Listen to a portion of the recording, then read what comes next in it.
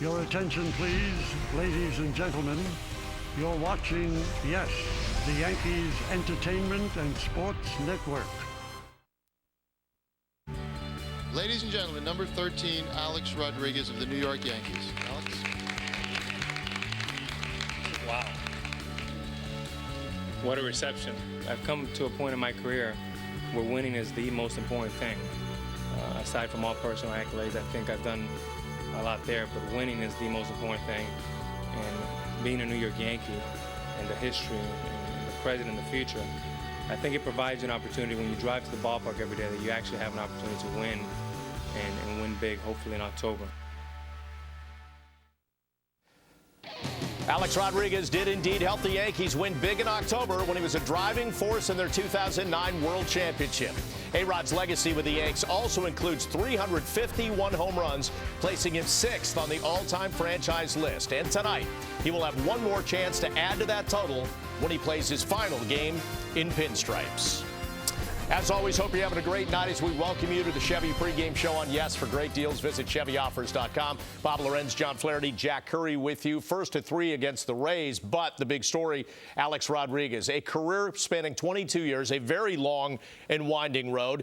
And the past week, you could probably say the same thing, Jack, but it all ends tonight in the Bronx. It ends tonight in the Bronx, and Alex said before the game, Bob, that he planned to savor every moment and every at-bat, and he should. He has earned that right to do that. But I think there's going to be both a joyous and a depressing element to tonight for Alex Rodriguez because he has to go home after tonight. And this is a guy who eats, sleeps, and drinks baseball. He did not want to go. The Yankees told him it was time for him to go. He will wake up tomorrow morning without a baseball game to play in, and I think that's going to be tough for him. You know, I think a few things tonight for Alex Rodriguez. He knows exactly what's going to happen. The Yankees are going to give him a nice send-off, a pregame ceremony, which is amazing to think about after what they've been through all of the years. He's going to bat third. He's going to be the designated hitter. Last game for the New York Yankees at Yankee Stadium. What he doesn't know, will he get that A-Rod moment tonight that he can kind of walk off of this field savoring a memory? Jeter had his night. He had the base hit. Mariano being taken off of the mound by Jeter and Pettit. Will A-Rod get that moment? You know he would love to have it. That is one chapter yet to be written. Let's find out what's going on in the Bronx right now. Meredith Barakovich standing by with the Clubhouse Report,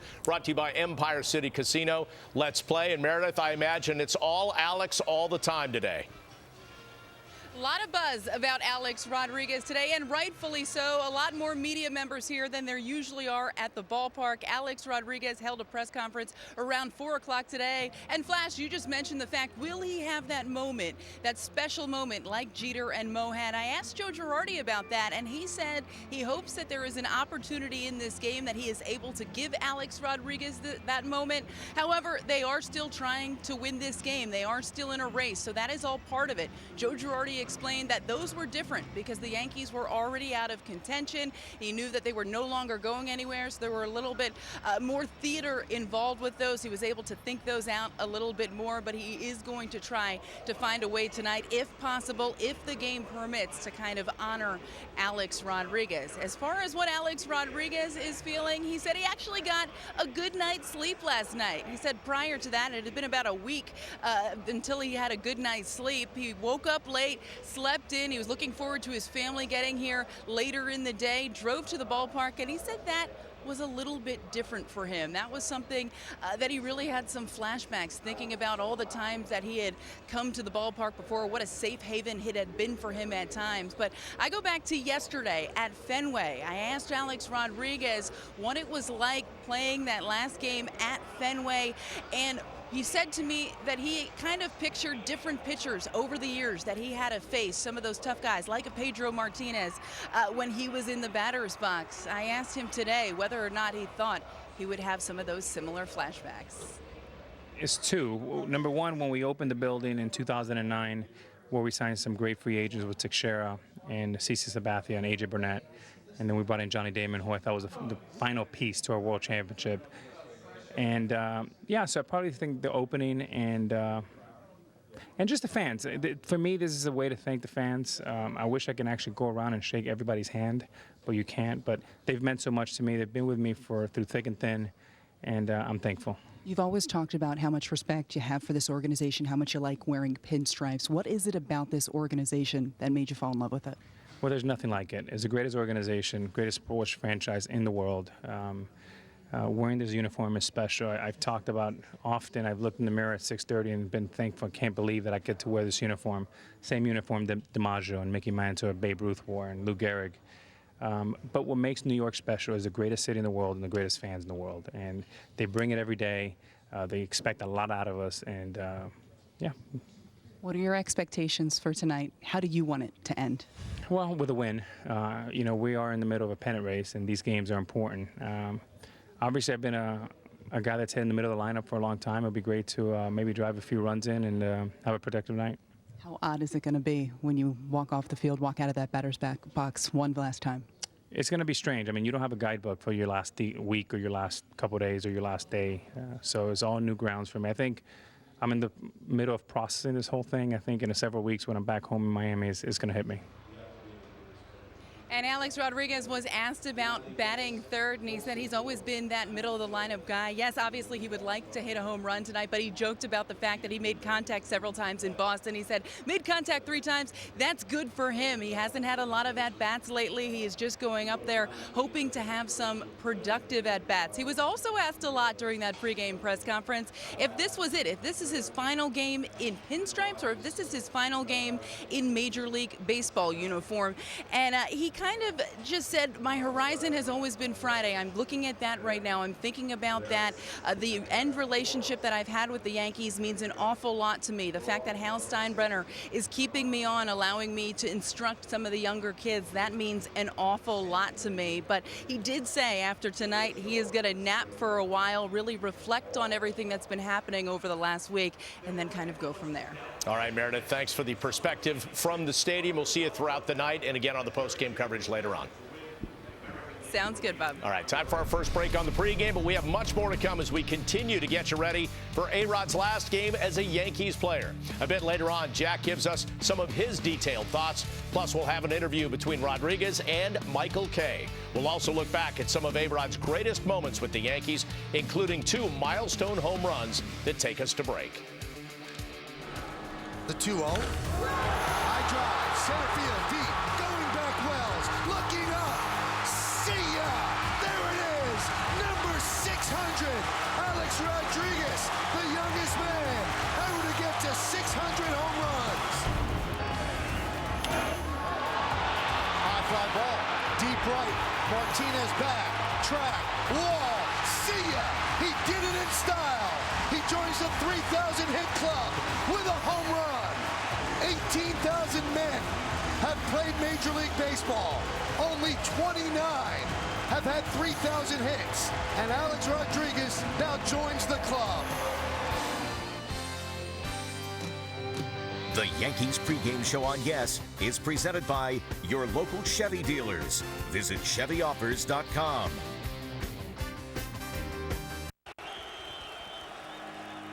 Swung on and hit in the air to right center and deep. It is high, it is far, it is gone! Alex Rodriguez has hit a game-tying 2-run home run in the 9th inning. An unbelievably dramatic 2-run home run, and the game is tied at 3. In the air to right, back is Abreu at the wall. That's gone. Game tie. It's a home run. Tied at 3.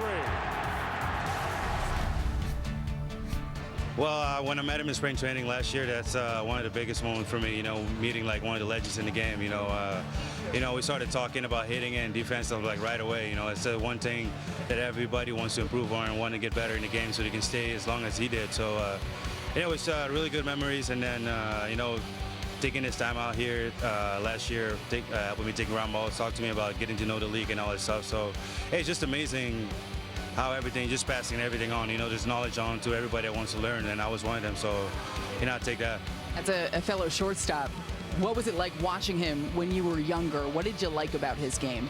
I mean, just the way he plays the game, you know, it's been in the game for a long time, and it's just, you know, everything he's done, you know, it's almost broke the home run record, but, you know, he's satisfied with everything he's been doing right now, so I don't think he's going to end out with, you know, with doubts, but, you know, it's today's his last game. We're really looking forward to that, and I hope for a really good game out for him, too. Well, so many hallmark moments for Alex Rodriguez since he joined the Yankees, and so many for his many teammates to have witnessed. We welcome you back as we continue coverage of his final game in pinstripes. And with that in mind, calling the game tonight at the stadium, it's Michael Kay, Paul O'Neill, and David Cohn. And Michael, it feels like what's happened to Alex can be broken down at this point into three parts. What's happened to him in his career, what might happen to him tonight in his final game, and then what happens to him from this point on. Well, with Alex, it's always complicated. You just don't know if this is his last game. That's why we've always been saying this is his last game in pinstripes. We've been told by several people that there are teams that would be interested in investigating it.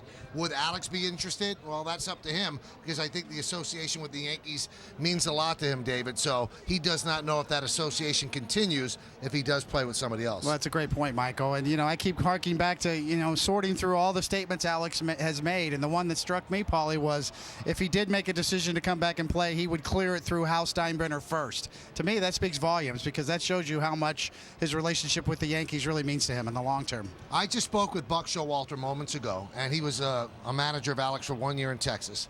And he said Alex is still a danger and a threat when he steps in the box. Alex thinks he could still play, Paul. From what you've seen this year, you think there's still a threat that Alex could play? Well, there's no doubt in my mind when a player believes in his head that he can still be productive and play, that it's hard to turn that switch off. And I agree with Buck Showalter. And even in his worst days out here this year, when he walks to the plate, you see the way pitchers pitch him. They're not just grooving fastballs. They still pitch like they're intimidated by Alex Rodriguez. Now, you wonder what's going through Alex's head today. He drove to the ballpark knowing this was the last game that he was going to play for the New York Yankees. And this is something that he's been doing at a high level since he was about 7 or 8 years old. How difficult is it? You went through it. You decided to quit, but you knew this is it. I'm never putting a uniform on again. Yeah, it's true. Actually, I took a year off and tried to make a comeback with the Mets. And my last game with the Red Sox that year in 2001, I left my uniform on after the game because I thought that could be my last game. So yeah, I remember 2 or 3 hours after the game, I looked down. I'm still in full uni, and I didn't want to take the uniform off. It was like a little leaguer. I was going to go home and sleep in my uni, Paulie. So yeah, I'm sure Alex is going to have that feeling tonight when it's all said and done. Your last game was a pretty big game. It was Game 7 of the 2001 World Series, and it was an excruciating loss. How tough was it to take off the uniform and know you weren't going to play again? It was very easy because how big the game was. It's Game 7 of the World Series. You don't think about what's going to happen tomorrow. Nobody was thinking about what's going to happen tomorrow. You realize it in the offseason, hey, I'm not getting ready for spring training. It was over. It was no big deal. But losing the game, obviously, was what I remember that night, not that, hey, this is my last game, until it was all over. Very few people get a chance to write their ending. Derek Jeter got a chance to write his ending at Yankee Stadium with a walk-off hit. Mariano Rivera taken out by Andy Pettitte and Derek Jeter. I'm sure that when he dreamed about how his baseball career was going to end, this wasn't the way Alex thought about it on an August 12th. No, really not. When you think about how long he's been around, 22 years, I mean, this farewell tour thing that's going on nowadays wasn't around back then. I mean, when you retired or you got released, you were done. Just get out of here. Thanks for coming. So nowadays, Alex has had the benefit of seeing Derek Jeter's farewell tour. He saw the special moment Mariano Rivera had on the mound with Andy Pettitte that day. Even Mark Teixeira with his press conference recently gets the rest of the year to kind of say goodbye. So Alex, when all is said and done, it's, hey, wait a minute, I'm getting released. Can I have one night? And, you can kind of see the thinking. Hal Steinbrenner was right along lines there. So, I give Hal Steinbrenner a lot of credit in that regard to go ahead and give Alex his night tonight. This is it, though, because after tonight, there's no tomorrow. I'll tell you what, Bob, it's probably the hottest ticket in town. And it's the hottest night of the season so far, so it should be a fun night at Yankee Stadium. Oh, you guys are hanging in there so far. Look forward to your call of the game, guys. Thanks. And you mentioned Derek Jeter a couple of times, and he has weighed in on Alex Rodriguez and his tenure ending in pinstripes. Said Jeter, I've spent 22 years playing against, playing with, and watching Alex from afar. And there are two things that stand out to me the most. The conversations that we had when we were young, hoping for the opportunity to play at the major league level, and then somehow finding a way to stick around. And the championship we won together in 2009. That was a season everyone on that team can cherish. What people don't realize is how much time, effort, and work that Alex put in on a daily basis. He lives and breathes baseball. I know it will be difficult for him to not be on the field, but I'm sure he will continue to give back to the game. Congrats, Alex.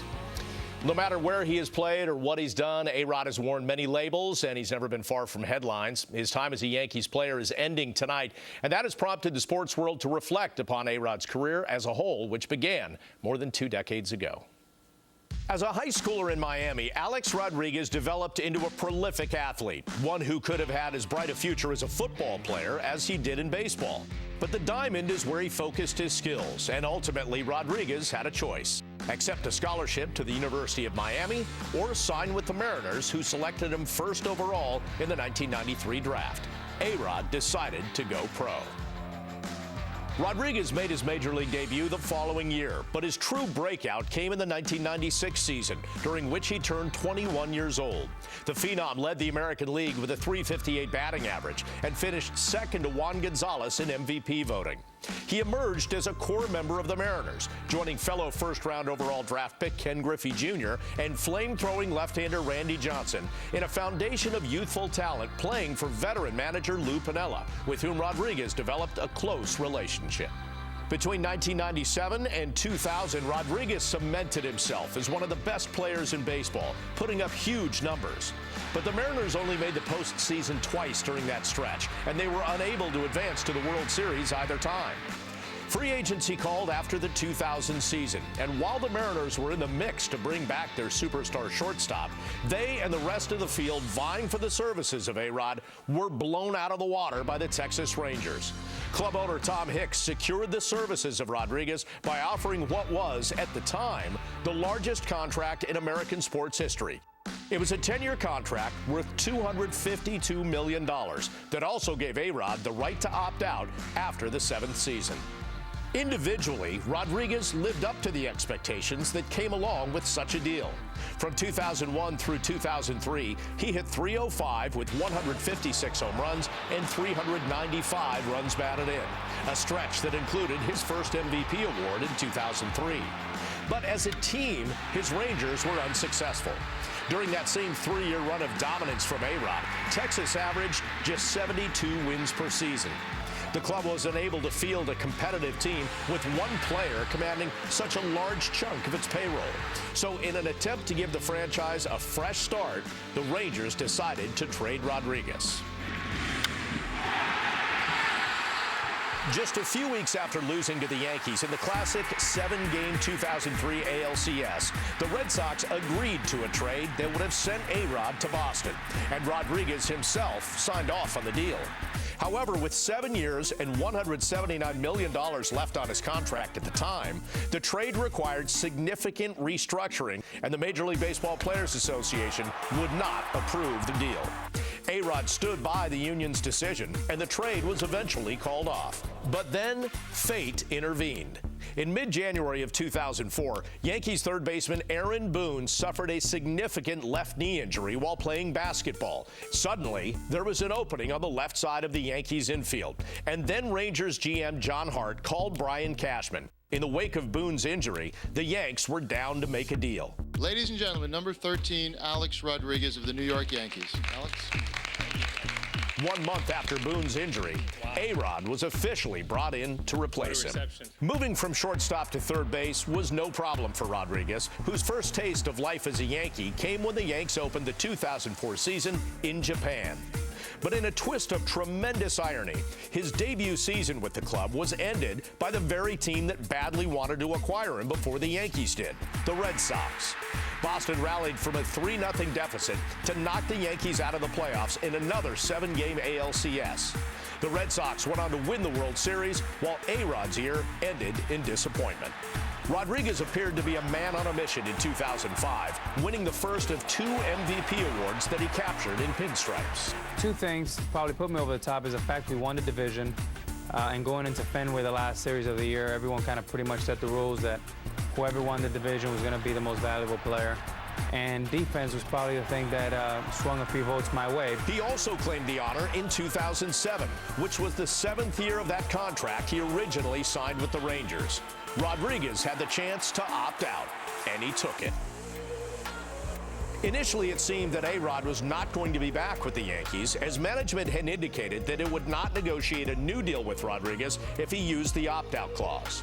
But working around his agent at the time, Scott Boras, A-Rod reached out to the Yanks, and an agreement was reached on a new 10-year, $275 million deal.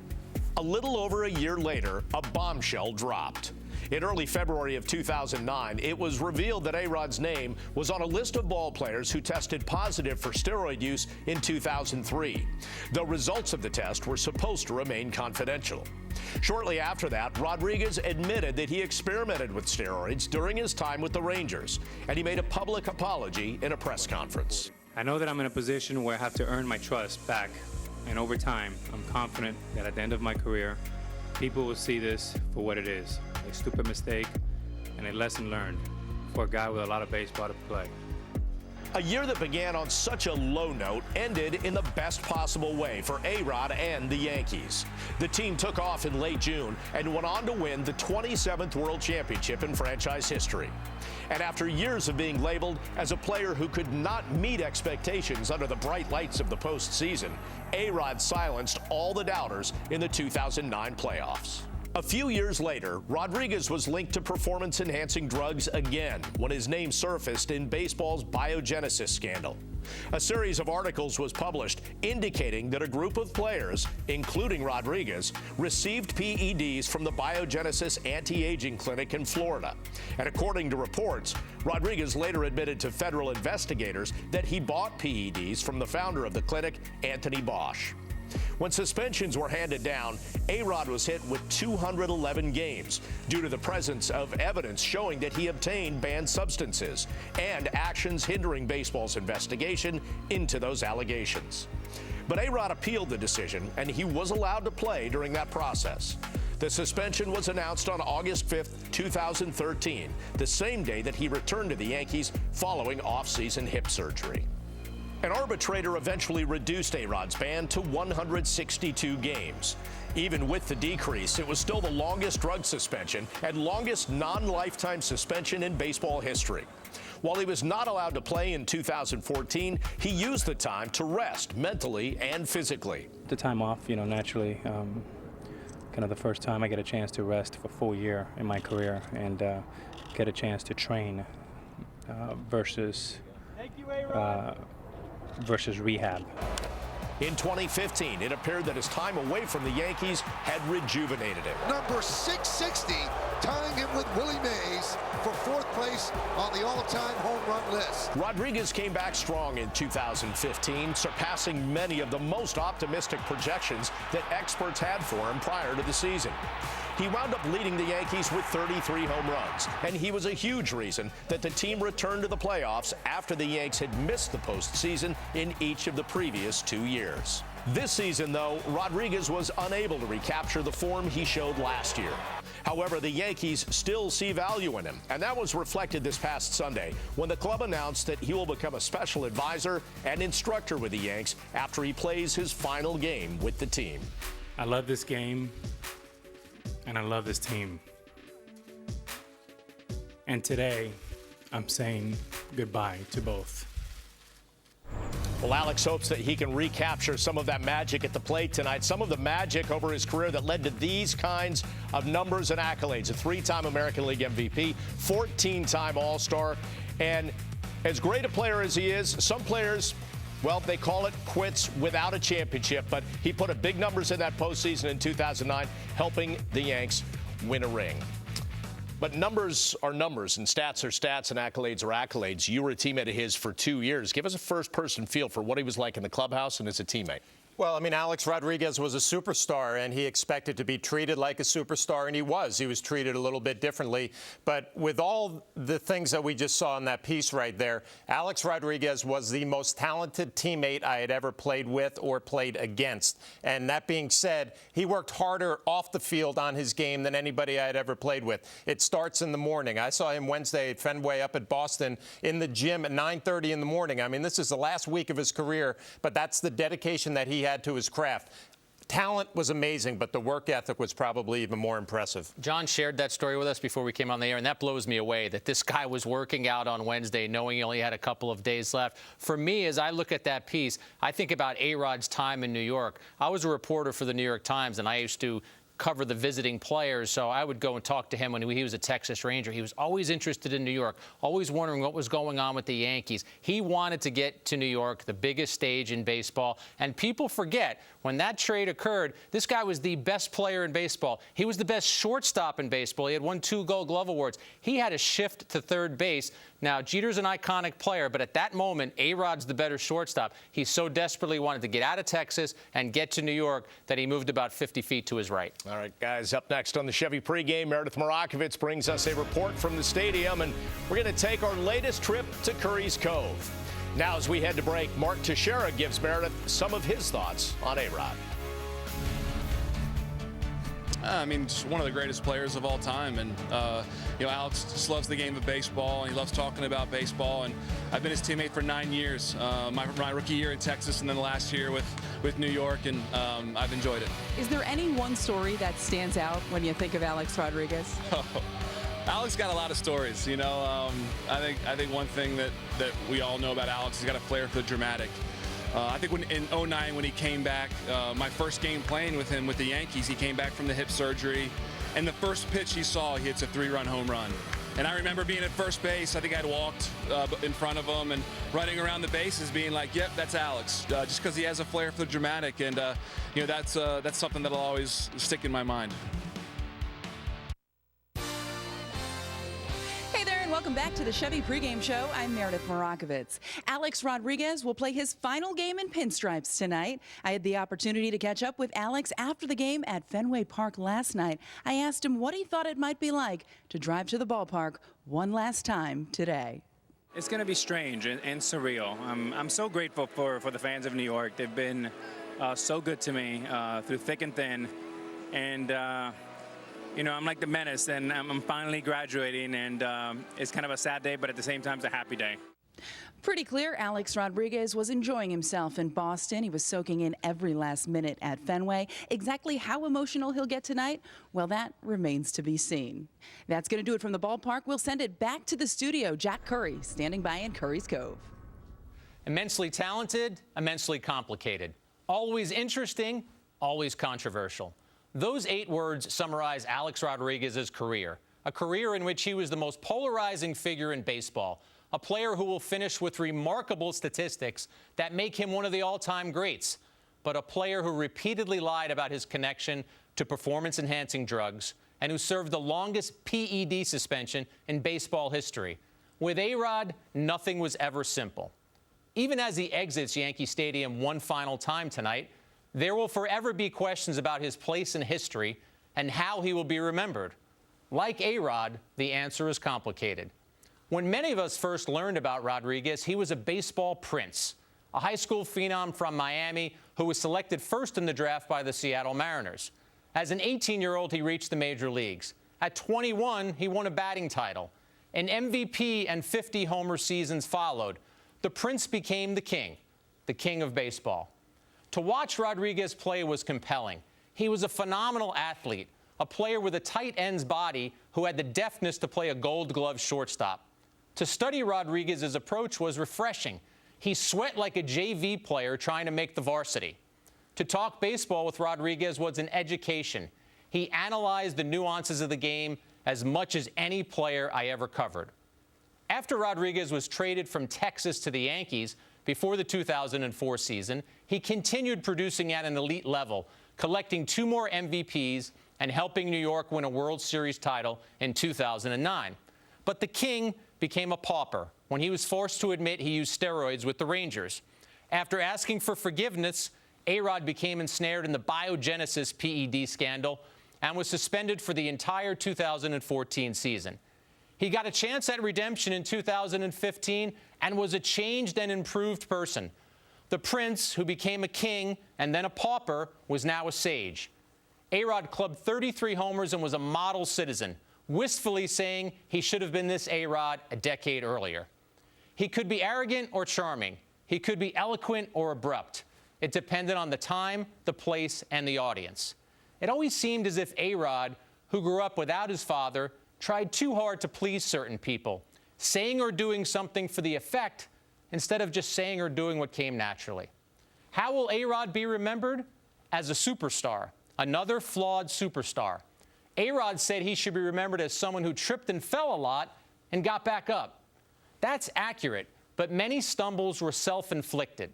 A legendary player is leaving the Yankees tonight. Even A-Rod knows, as supremely talented as he was, his legacy never needed to be this complicated.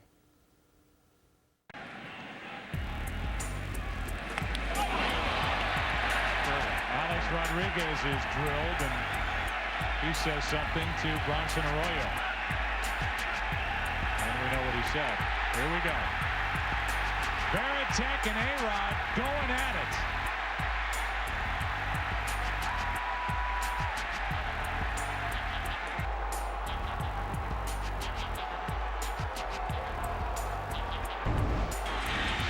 Off the end of the bat.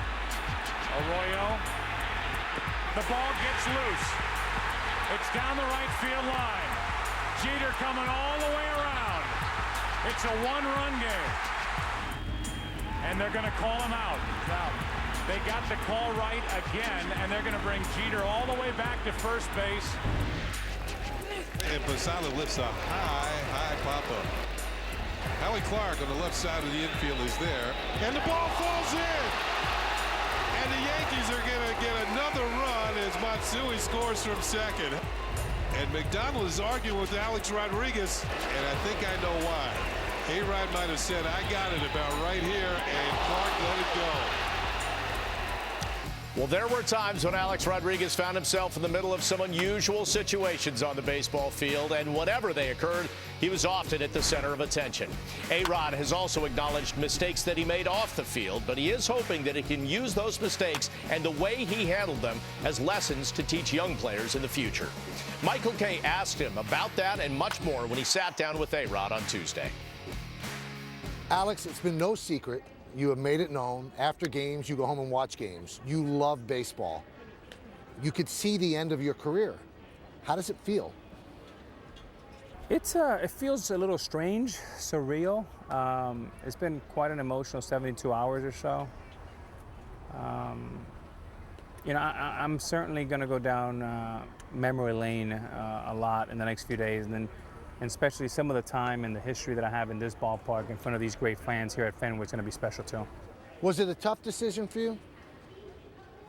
It was a tough decision, Michael, but the way Hal Steinbrenner approached it with so much respect, I thought it was an incredible opportunity for me to continue my relationship with the Yankees and the Steinbrenner family. And I'm a big believer, and we share the same beliefs about the Yankees, our prospects, and where we're going to be in the next 4 to 5 years. Did you think about saying, no, I can still play? Of course. But obviously the situation the last month has been very uncomfortable and awkward. There's a shift in the organization that's going on. The writing was on the wall once we traded Miller and Carlos. And this gives me an opportunity to stay involved and, again, mentor the young players that we have and really help them get ready to A to Z to understand what it takes to play not only big league baseball, but more importantly, winning baseball. There's one thing that hangs out there like a sore thumb. Now, knowing your flair for the dramatic, you might get it anyway. You're short of 700. What does that mean to you if you don't get to 700? Well, I mean, I think, look, there's nothing to be ashamed of to be 20 or 19 home runs short of Babe Ruth, right? 696 is still, like you said, a pretty good number still. It would have been fun. I would have loved to have gone for it. I thought it would have been a great experience for our fan base, for the franchise, for the young players. I also thought me being around the players for an extra 5 or 6 weeks, especially our young, great talent, would have been something productive. But that wasn't in the cards. And I'm at peace with the organization's decision. When the final out of the game is made on Friday, is that definitely Alex Rodriguez's last game? I haven't thought much past that, Michael. I mean, I am super excited that I'm going to have my mother, my daughters, I'm going to have the folks at the Boys and Girls Club and friends flying in from all over the country, some of my folks from Dominican Republic. It's going to be a day that I'm going to cherish, and especially cherish it with our fans. Frank Sinatra said, regrets, I've had a few. And you said in your speech on Sunday, I've fallen down, but I've gotten up. What's your biggest regret? We have a pretty good understanding what my biggest mistakes have been. But Michael, I think one of the things for me to take away and hopefully mentor and teach the next generation of Yankees is you don't have to be defined by those mistakes. How you get up matters too. When you made those mistakes, Alex, could you have ever envisioned finishing as gracefully as this? No, it was dark, and I didn't see any light at the end of the tunnel. But Michael, I think the biggest key for me is understanding that I screwed up, and I screwed up in a big way. And then my behavior was awful, and you have to own that. And I think that was step one. Step two was surrounding myself with the right people and making better decisions. Number three was making a lot of uncomfortable calls to a lot of people that I respect and hurt. And then you had to come out and walk the walk and work really hard at behaving in a certain way. And for the most part, I think I've done that. I mean, it was so confrontational with baseball and the Yankees. And now, in talking to Hal Steinbrenner the other day on the radio, there seems to be a genuine affection between the two of you. Are you surprised that it's come that far? I am surprised and humbled by the way not only Hal, but the whole entire Steinbrenner family has embraced me. And the fact that he recognizes that I have a talent to help our young players and help the organization and really, you know, the goal in New York is always to win championships, and I think we have a plan that'll get us back there soon. All right, time for another break on the Chevy pregame, but stay right there. Up next, we will bring you the rest of that sit-down interview between Michael and Alex Rodriguez. First, though, here's Brian McCann on what stands out to him about A-Rod. His talent. I mean, talent like that comes around never. What he's been able to accomplish, and then coming over here and seeing how hard he works and the teammate he is, it's been a pleasure to play with him. What will you remember about him? His willingness to give to the young guys. I mean, we're all young, you know, to him. I mean, his willingness to teach us the game. His attention to detail is second to none, and he's always there if you need to pick his brain.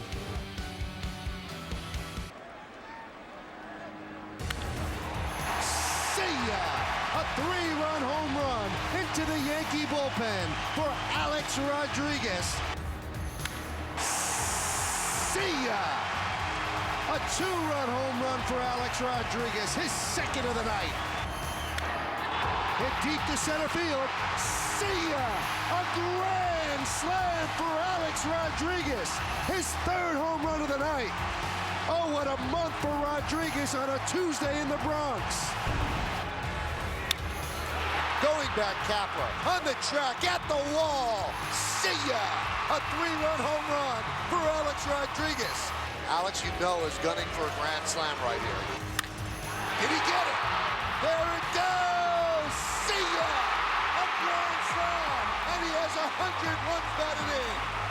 7 RBIs in the 6th inning for Alex Rodriguez. Alex Rodriguez with a tremendous home run. This ball hit hard to left center field. And Alex Rodriguez is having himself a big night. Pitch from Perkins, hit high in the air, deep center field. Back goes Hicks. This one is gone. A home run, and it's a tie ball game. He's done it. 3 for the crowd here in Minnesota.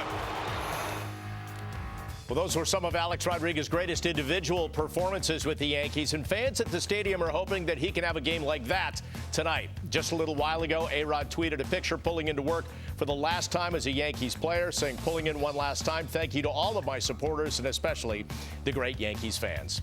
Welcome back once more on the Chevy pregame. The games we just saw represent a small sampling of A-Rod's performances that are etched into the minds of Yankees fans.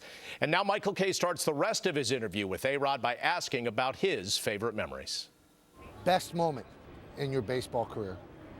That's an easy one. Well, it has to be Mariano Rivera on the mound, Victorino, ground ball to Robinson Cano to Mark Teixeira. That was the complete greatest moment of my life. All right, that is of my baseball career. That is a team moment. Yeah. All right, and I know championships are important. Personal moment on a baseball field where you did something that you will always remember when old man Alex is in a rocking chair that you go, wow, that was pretty cool? Well, I'm already old, but not quite in a rocking chair yet. I would say the Nathan home run. And for two reasons. I think number one, it was such an awesome moment at the stadium. But when I walked around the city of New York and all over, I think people reference that home run as one of their favorites. I'm going to give you mine, and I want your reaction. What you did in St. Pete when you needed 7 ribbies to get to 100, and that was going to be the last inning you played, and you got 7 RBIs and 2 home runs to get to the 100. Does that ring anything for you? Yeah, that was pretty unbelievable. I mean, you do some things on the baseball field, and you look up, and you're like, I had nothing to do with this, but thank you. The two other moments, I thought the 10 RBIs with Bartolo Colon at the stadium was rocking. It was such an awesome night, especially to do it in the Bronx. And then my first swing back in 09 off Jeremy Guthrie, 3-run homer with CeCe Sabathia on the mound. And I thought it set the tone for the rest of the year. And of course, we went on to win the World Championship. All right, I want you to put humble aside. Just put it aside. Are you one of the greatest players who ever lived? No matter how you got there and the mistakes you said you made, when you look at your numbers and the things that you've done, do you consider yourself one of the greatest players ever? Yes, I do. Is there anything that was missing in your game that you wish had been better? I mean, you can ask me that. I think every part of my game could have been better, but I'm a perfectionist and I'm never satisfied with what I do out there. I wish that we had a chance to win more championships. I thought in 09 to about 11, we had an opportunity to run off 2 or 3. And look, the clutch gene of David Ortiz, I mean, who would not want that? I wish over my career I would have had more big hits and more winning, walk-offs, home runs like Big Papi. Would your career have been different if the Yankees didn't blow the 3-0 lead to the Red Sox in 04? Because you probably win the World Series that year, and you were having a great postseason up to Game 4. Perhaps, but Michael, everything happens for a reason, and if that would have been different, I think 09 wouldn't have been as sweet. When I think about reflecting in 2009, it reminds me of how difficult it is to win a world championship. And it just takes more than a 25-man roster or your coaches, your managers, the front office. But it's people outside helping you park your car. It's the ushers. Is Danny Cunningham and the guys that take care of the field. It is a united army that it takes. And boy, was that difficult. We're sitting on the field, Alex, here at Fenway Park. And if the union had allowed you to devalue your contract a little bit, you'd have been a Red Sox. Do you ever play the what-if game with yourself? Well, I'm the only guy that tried to give away $40 million and they didn't let me. So I guess thank you, union. But yeah, I mean, the deal was done. We worked really long and hard with John Henry, Larry Lucchino, Theo Epstein, and Jed. It was a fascinating couple of times. Cynthia and I, whose family is from Boston, we were very excited of the prospect of coming to Boston and kind of continuing the great rivalry of Yankees-Red Sox. But things worked out extremely well for them, and I think they worked out well for us. You're looking right now over my shoulder at the Green Monster. If you had played here for the last 12 years, would we even be talking about 700 or would we be talking about 800? Well, I would have probably become a much more of a pull hitter, so I don't know if that would have been a good thing. Look, I think Yankee Stadium, for me, the old and the new stadium, are 2 of my favorite stadiums in the planet. I know you're going to say it's not my decision, and it's not. It's the writer's decision. Are you a Hall of Famer? Oof, that's a tough one, Michael. That's I don't have a vote. So I'm going to let other people decide that over a long period of time. Now, this is a hard question, and I feel uncomfortable asking it, but I will. There's so much debate about if Alex hadn't done the things that he had done, would he still have been a great player? And watching you play, my gut reaction is yes, I think you would have been. Would you have been the same player if those things didn't happen? I think so, Michael, and that's really the most disappointing part about some of my unbelievably stupid decisions. If you think about the arc of my career, arguably you can say that my best 2 years were at 19 and at 40. And very rarely do you have that in a player. And I love the game, I study the game, and it makes my mistakes sometimes where I lose a lot of sleep. But the bottom line is I made a mistake. I try to do my best to learn from that. And really the thing that I'm most proud of over the last 2 years is me mending relationships with, again, I've always said it, the commissioner's office, Hal Steinbrenner, my teammates, my coaches, my managers, people like yourself who obviously I was at fault for you and I kind of going south, and I knew you were disappointed in me. And here I am. I have an opportunity to help the next generation, and hopefully they learn from a lot of the mistakes that I've made. Well, a very candid conversation there, and that's reflecting on 22 years. But really, Jack, it all comes down to tonight and 3 or 4 at-bats. It comes down to tonight and against Chris Archer, and we're all talking about, well, what kind of night is Alex Rodriguez going to have? If he has competitive at-bats against Archer, a tough pitcher, 4-seam fastball, and a guy will throw a slider, I think the rest of the night can fall in line for him. And as we take a look at the lineup, there he is, penciled into the 3 spot, DHing Flash. Well, hitting third, and I think back to last night at Fenway Park, Alex was in a very relaxed mood. He didn't have that game face on. I wonder if that changes tonight after the ceremony, and then you get into the game and the at-bats. Will he enjoy the fans like he did up at Fenway, or will he have maybe that game face a little bit more than he did last night? Well, we're going to find out in a little while, but right now we are going to get you out to Yankee Stadium. A ceremony pregame for Alex Rodriguez has been moved up a little bit because of the potential of inclement weather over the stadium right now. The tarp is on the field. Don't know how it impacts the game, but right now we get you out for the ceremony, and the voice of public address announcer, Paul Olden. Your attention, please, ladies and gentlemen. Tonight marks the final game in pinstripes in the illustrious career of Alex Rodriguez. Please direct your attention to the video board in center field as we look back at A-Rod's career.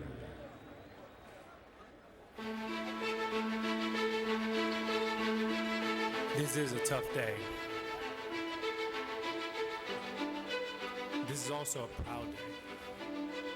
I was 18 when I broke into the big leagues. And the number back toward the mound, got a chance to be a base hit. Cooper will have to make everything perfectly, and does not, and there it is. His first major league hit, an infield hit, and he will keep that baseball. At 18, I just wanted to make the team.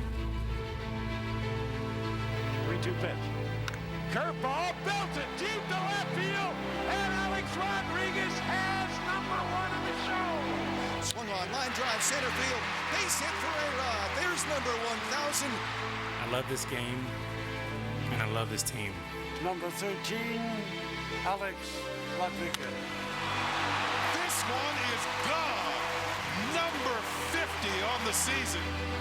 The 2-0. There it is. Number 600.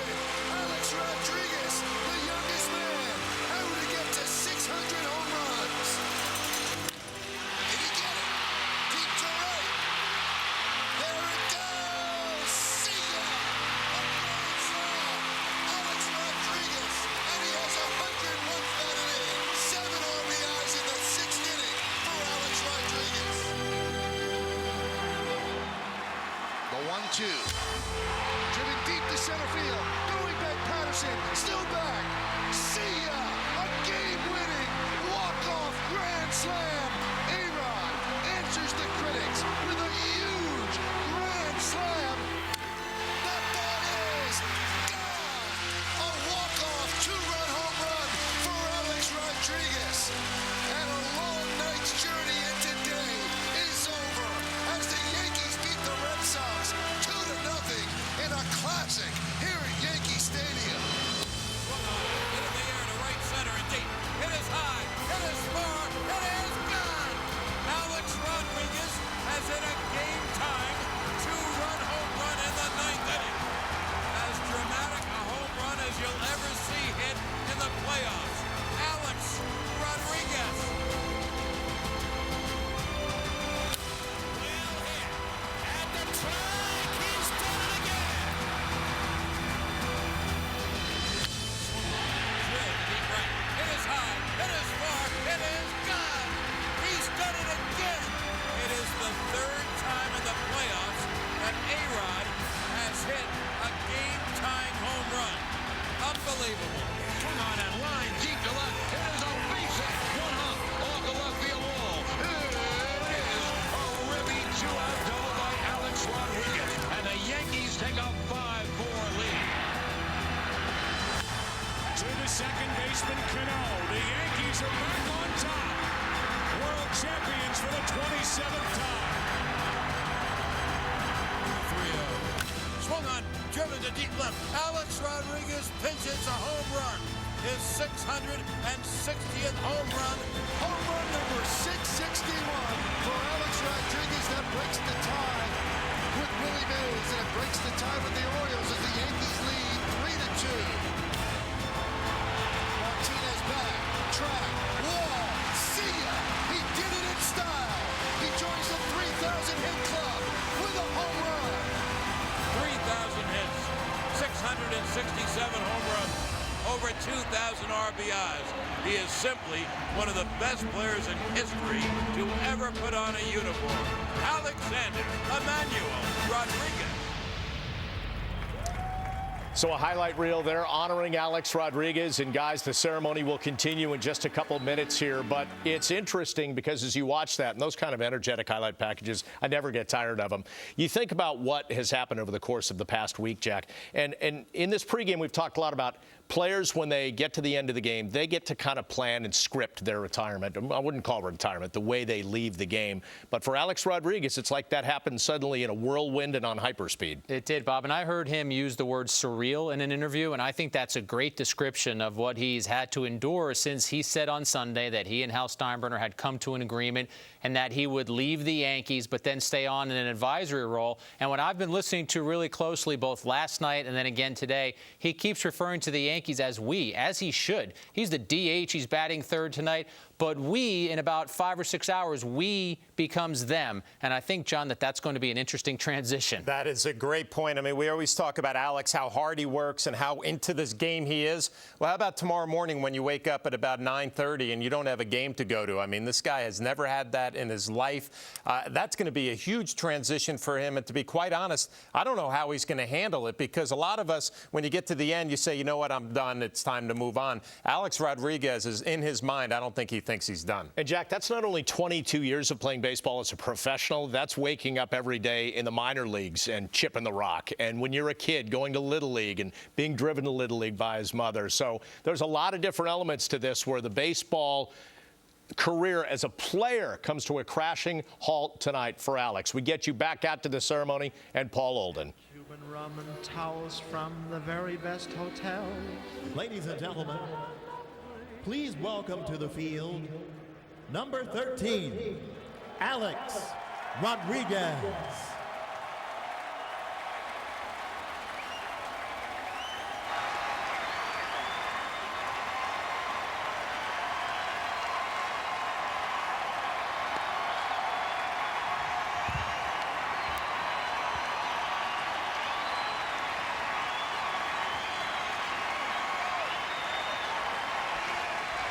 Ladies and gentlemen, it was very important to Alex to have his family with him here tonight for his final game.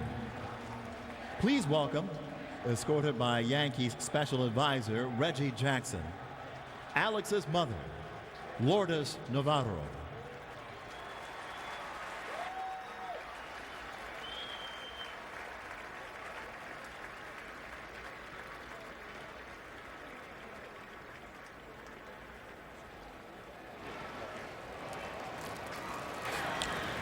Now welcome, escorted by teammates D.D. Gregorius and Starlin Castro, Alex's brother and sister, Joe and Susie Dunnan.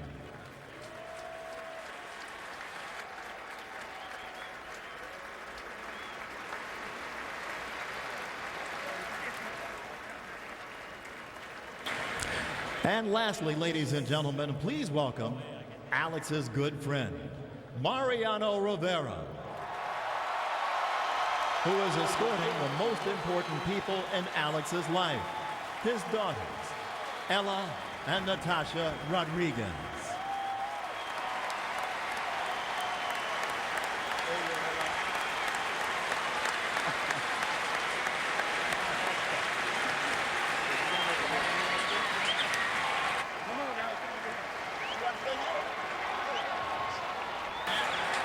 Alex, you've spent 12 of your 22 seasons with the Yankees.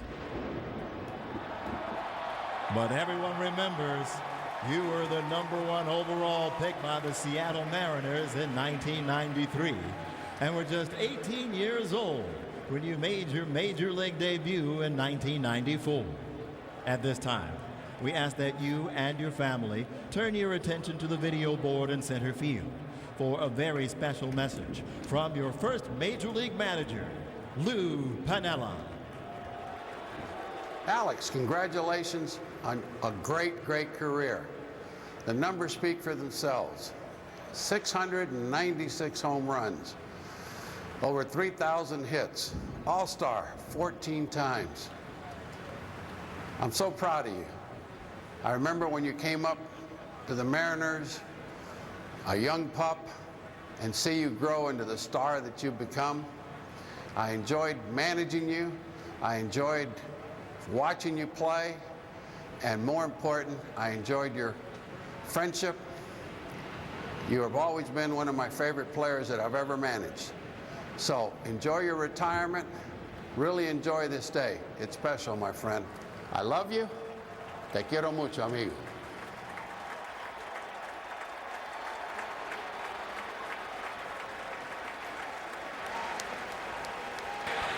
Now, ladies and gentlemen, please welcome to the field Yankees general partner Jennifer Steinbrenner Swindle, who will present Alex with a base that was autographed earlier today by all of his teammates to help commemorate today.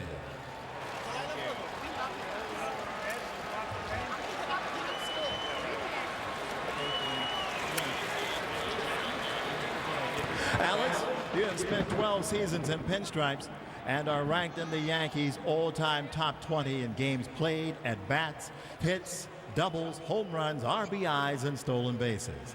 In addition, you hold the Yankees' single-season record for most home runs and RBIs by a third baseman, won 2 American League Most Valuable Player awards, and were named to 7 All-Star teams, and was an integral part of the 2009 World Championship team. Here to thank you and present you with a framed, matted number 13 Yankees jersey from the 2016 season on behalf of the Steinbrenner family and the entire New York Yankees organization. Our New York Yankees managing general partner Hal Steinbrenner and his wife Christina. The inscription on the frame reads, "Presented to Alex Rodriguez, in commemoration of your final game with the New York Yankees, August 12th, 2016, Yankee Stadium." Ladies and gentlemen, let's have one more Yankee Stadium ovation for Alex Rodriguez to honor him for his accomplishments and thank him for all of the memories he's given us.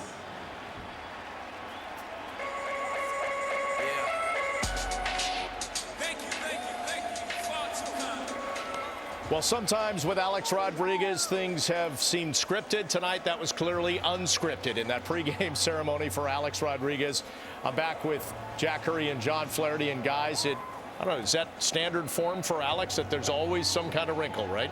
You know, I feel bad for Alex, but it seems perfect the way his career has gone. There have been a lot of storms along the way.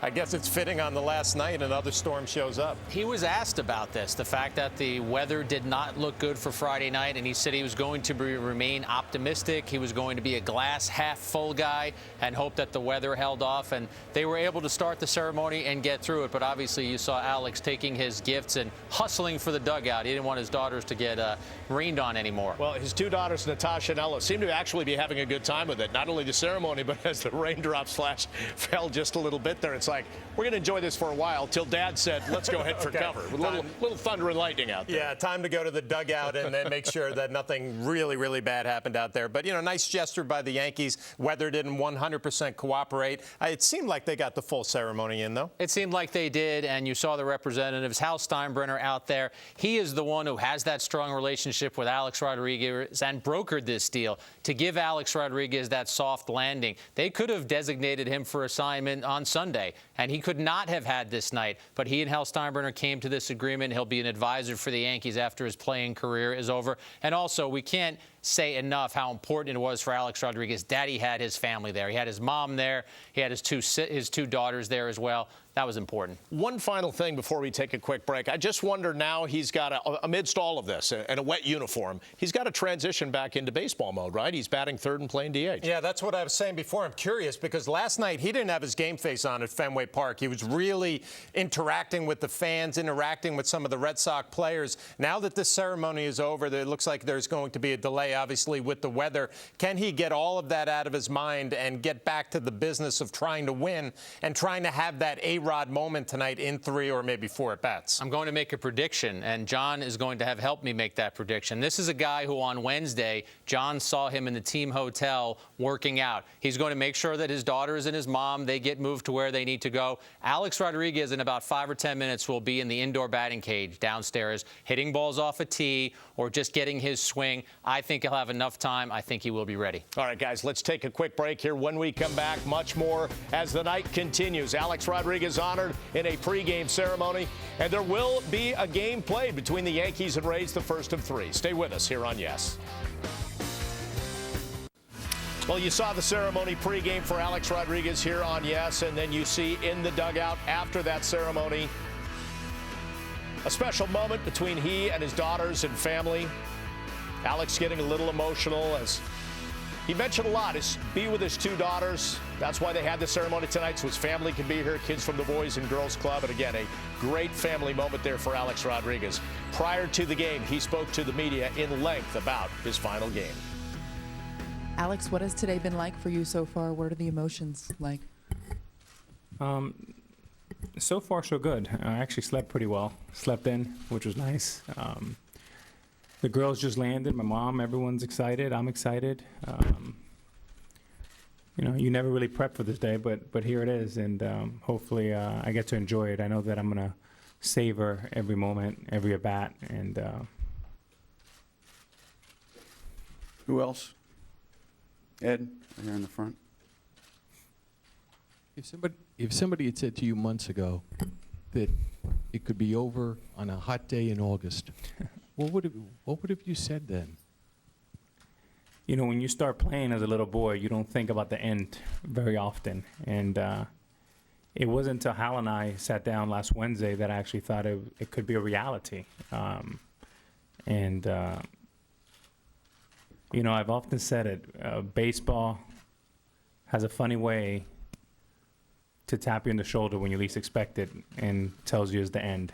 And I'm at peace, and I'm really excited. I mean, this is a happy day for me and for my family.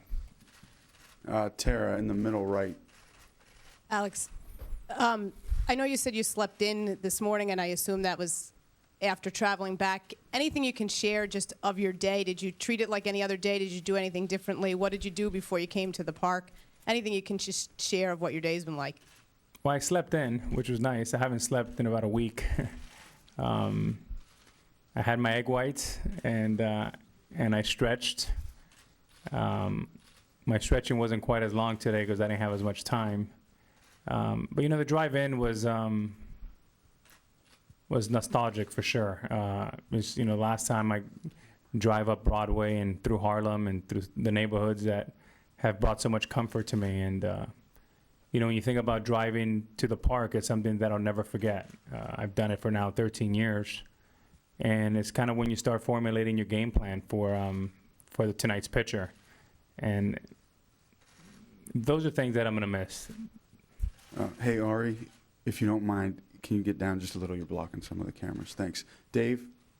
Alex, the Yankees have now kind of crept back into the playoff race, and part of that was due to you last night and moving a runner over the night before. So, one, do you take some pride in contributing to that? And two, how difficult will it be to not be a part of it if this turns into, you know, an exciting pennant race? Yeah, you know, I have a lot of faith in our group and give those guys a lot of credit. We've played hard down the stretch. A lot of things have happened, but I think Hal has set the tone for us. He said we're still in this race, and I believe it. And you know, that comment probably wouldn't be a realistic comment 10 years ago, but the way baseball is today, crazier things have happened, and there is a lot of talent in that clubhouse. And when you think about what Gary Sanchez has brought into our clubhouse just in the last week, it's exciting, and it's fun to watch. And if we can get Castro going, this team can do some special things. It can surprise people for sure.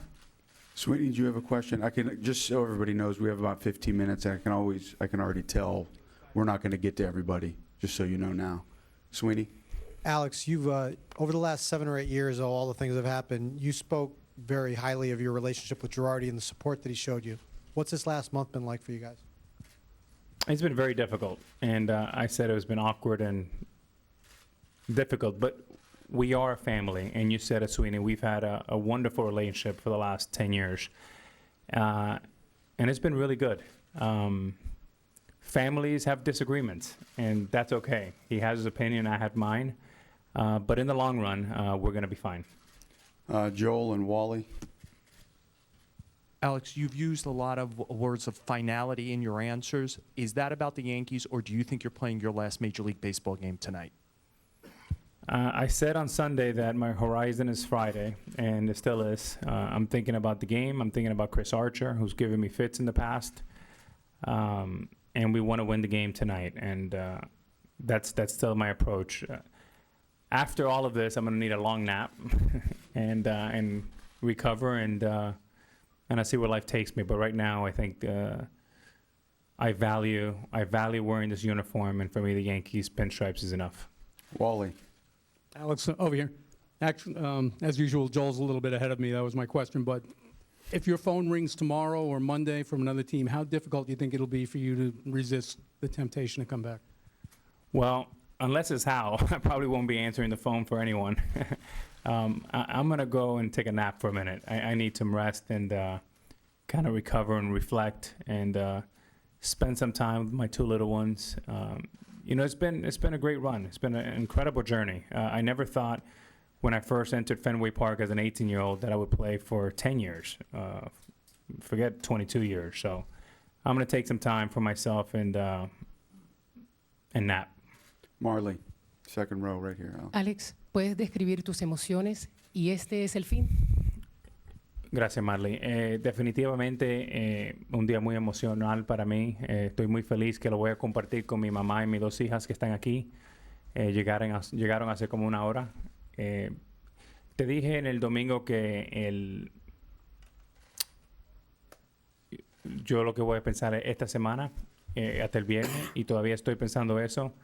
Vamos a ver qué pasa después de eso. Standing up to your left, Alex, all the way. Hola, Alex. ¿Era la despedida que soñaste alguna vez de aquí de los Yankees, lo que va a ser esta noche? Definitivamente estoy muy feliz con la organización de los Yankees, el dueño Hal Steinbrenner, la oportunidad que me ha dado de seguir mi carrera con los Yankees en otra forma que no sea pelotero, pero advisador para él, consejador, Marley, ¿verdad? Consejador para él. Y estoy muy feliz, gracias a Dios. Mark, right here, front row left, Al. Alex, what does it mean to you to have your final game with the Yankees, have Joe hit you third, and also, aside from a win, have you envisioned sort of what the ideal night would look like for you tonight? I mean, third is, I've hit there most of my career, so it's kind of cool to hit it somewhere in the middle of the order. But honestly, just being in the lineup would have been just fine for me. We are in the middle of a pennant race, so wins are important, and I'm glad that the last few games I got in there, we were able to win those games, and hopefully we have another one today. And when I get home, I'll continue to watch, and I'm sure that I'll be in touch with a lot of our young players as well. Personally, I mean, obviously, I've been a middle-of-the-order kind of guy. I mean, look, I made contact 3 times yesterday. That was a great night. I was in the plane with Zilla. We were celebrating the contact ability. The ratios are good. So if I can put the ball in play a couple times and Chris Archer takes it easy on the old man today, that would be cool. Second row middle right here. Alex, aquí. ¿Cuál es tu mensaje para la comunidad dominicana, claro, y también hispana en general, que tanto te ha apoyado y sobre todo que muchos dicen quieren más de Alex después de esto? ¿Qué les dirías a ellos? Bueno, mi mensaje a la comunidad dominicana es darle muchas gracias por todo el apoyo que me han dado los últimos 22 años. Ha sido un ride increíble para mí y mi familia. Y hoy para mí es un día que yo le doy gracias a todos los fanáticos, no solamente los dominicanos, pero todos los latinos en el mundo entero y todas fanáticas de los Yankees de Nueva York. ¿Cómo? ¿Que quieren más ellos en el futuro? Oh, bueno, hoy yo estoy concentrado nada más en mi carrera de los Yankees y terminar hoy fuerte con un juego de ganar. Dios sabe qué pasa en el futuro. We'll take a few more. Clap to your right. Alex, do you see yourself next week or in a couple days when the dust is settled that actually you go back to watching the Yankees on TV every night? I mean, do you still feel connected enough to say, I'm going to make time to watch them on TV? Well, if I wake up on time tomorrow, I would watch tomorrow's game, but I may have a couple cocktails tonight, so I may not wake up by game time tomorrow. But I'll definitely watch Sunday's game. Can you guys pass it over to Barry? Hey, Al, as the historian you are of baseball, where's your place in baseball history and Yankee history? How do you consider it, considering the breadth of everything that's happened to you in your career? You know, that's not for me to say, Barry. That's for you guys and for the fans. For me, today is about really thanking all the fans and all the coaches, managers, people that gave me an opportunity. I think about Woody Woodward, who drafted me with Roger Youngward. I think about Lou Piniella and Edgar Martinez, who were great teachers and mentors to me at 18 years old. I've always said I wish I had 5 more years with Lou Piniella because I think I would have benefited from his tutelage and his mentorship. I don't know how to answer the rest of your question. Take a last one right here. Ron. Does leaving like this with the ceremony and the fanfare feel like everything's fulfilling, or is leaving in the middle of the season feel a bit cut short and a bit of a brush off? Look, I'm going to take this whole week and really going down memory lane and reflecting on all the good things that have happened. I've thought a lot about 2009 and the World Championship here. That's a memory that we all have forever. And also, Hal's given me an opportunity to stay involved with the organization. With all my screw-ups and how badly I acted, the fact that I'm walking out the door and Hal wants me as part of the family, that's hitting 800 home runs for me. And that's something that I'm going to be able to share with my daughters for a long time. Thanks, guys.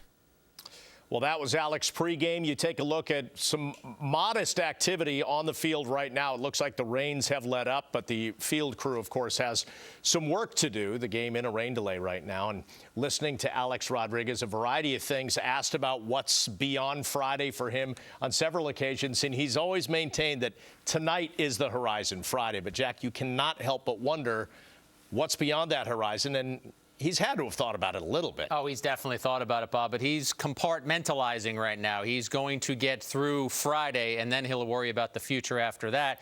He's definitely had to think about it because we know that there are teams out there that are investigating it, that at least internally are talking about the idea that would Alex Rodriguez be a fit for them in September or a fit for them in 2017. But what I think he's doing is he's not letting himself go beyond tonight, get through tonight, and then worry about the future. And by the way, I thought the most powerful thing he said was right at the end there when he was asked if this ending kind of leaves you unfulfilled. And he talked about how Hal Steinbrenner welcoming him in the Yankee family to stay there means more to him than if he had hit 800 home runs. That was a pretty cool way for him to end it.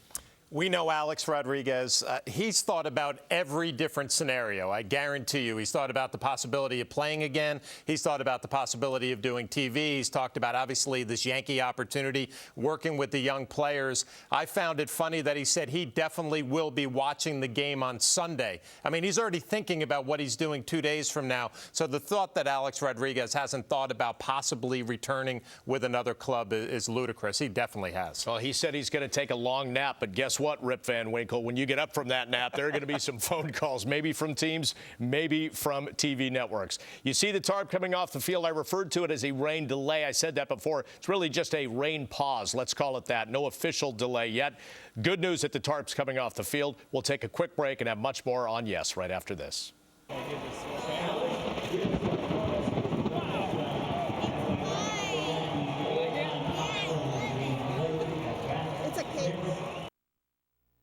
A lot of tweets pouring in about Alex Rodriguez. Robbie Cano saying thank you for everything you've done for this game and for me as a teammate and friend. #legend. And one of his former Rangers teammates, Michael Young, saying without A-Rod, my Rangers career would have lasted 2 years tops. Prep, work, love of the game. That's Al. We welcome you back once again. Bob Lorenz and Jack Curry with you as our coverage continues. Joined now on the phone by a great Yankee and Alex's first Major League manager in Seattle, Lou Piniella. Lou, let me ask you this. When he came up, I'm sure some young guys come up and you say, okay, he has some level of talent. But when Alex came up, what did you see in the skill set? Did it wow you? It did wow me, yeah. Look, this young man was extremely talented. There wasn't anything that he really couldn't do. I watched him take batting practice the first few days was there, and I said, wow, what bat speed, the way the ball jumped off the bat, and the carry he had on the balls. And then you watch him play shortstop. He had wonderful range. He had good hands, had an excellent throwing arm. And at that time, he could even steal some bases. There wasn't anything that Alex couldn't do on the field, truthfully. Lou, I wanted to ask you about a specific incident, August of '95. The Mariners are losing to the A's by a run. He strikes out on 3 pitches to Eckersley. He gets back to the dugout, and you said, kid, I love you, but you got to give me some better swings. You see that he's kind of down. You go over and give him a kiss on the forehead. What caused you to sort of give him that tough love in that situation? Well, look, I've always been somewhat of an emotional manager. I love the players that I managed and coached. Alex was special. I knew that he was trying to overdo, and he was pressing a little bit. And I told him, I said, look, let your ability take over. Don't try to overdo. You're too good to be swinging at bad pitches out over the plate. Eckersley was expanding the plate on him. And I said, you'll be fine. And I did. I don't remember the kiss, but I know I gave him a good hug. And listen, managers have different ways of doing things, and my way was always a little bit of an emotional thing, and I think the players enjoyed that. But look, I recognize that this man here was going to be special. It didn't take me long. I was blessed over there in Seattle to have Alex and Junior and Edgar and Jay Buhner, all wonderful young men and hitters. And I was so happy to see how his career blossomed and he became the superstar that he became. Lou, he has incredible numbers, Hall of Fame type numbers, but Alex Yes. has also talked about the mistakes he made and talked about the PED situations that he got involved in. When you look at his career, how do you think he should be remembered? He should be remembered for what he did on the field. The numbers speak for themselves. Almost 700 home runs, over 3,000 hits.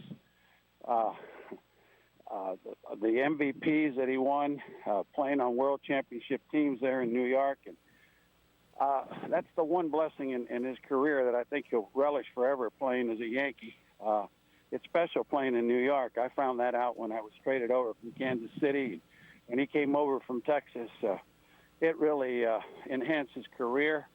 He played with wonderful people there in New York, players like Derek, and played for Joe Torre and Bernie Williams and Tino and the rest of them, Posada and O'Neill, the pitchers that he played with, Clemens and Andy Pettit, Mariano Rivera, just wonderful players and great players. And Alex, look, he made mistakes, okay? He really did. But nobody's immune from making mistakes. I've made my share of mistakes in baseball as a player. I've made my share of mistakes as a manager. So I say turn the page and let's go forward. Enjoy this evening. Hope you do well. I hope that you help the Yankees win a ball game, and enjoy this day because it's something you'll remember the rest of your life. Well, Louie, thank you for spending a little time with us. Have a great night. We hope to see you soon. You got it. I look forward to the game tonight and watching your comments. Thank you. All right, we'll take a quick break here. When we continue, much more coverage of Alex Rodriguez. We'll take a break, and we'll be back right after this.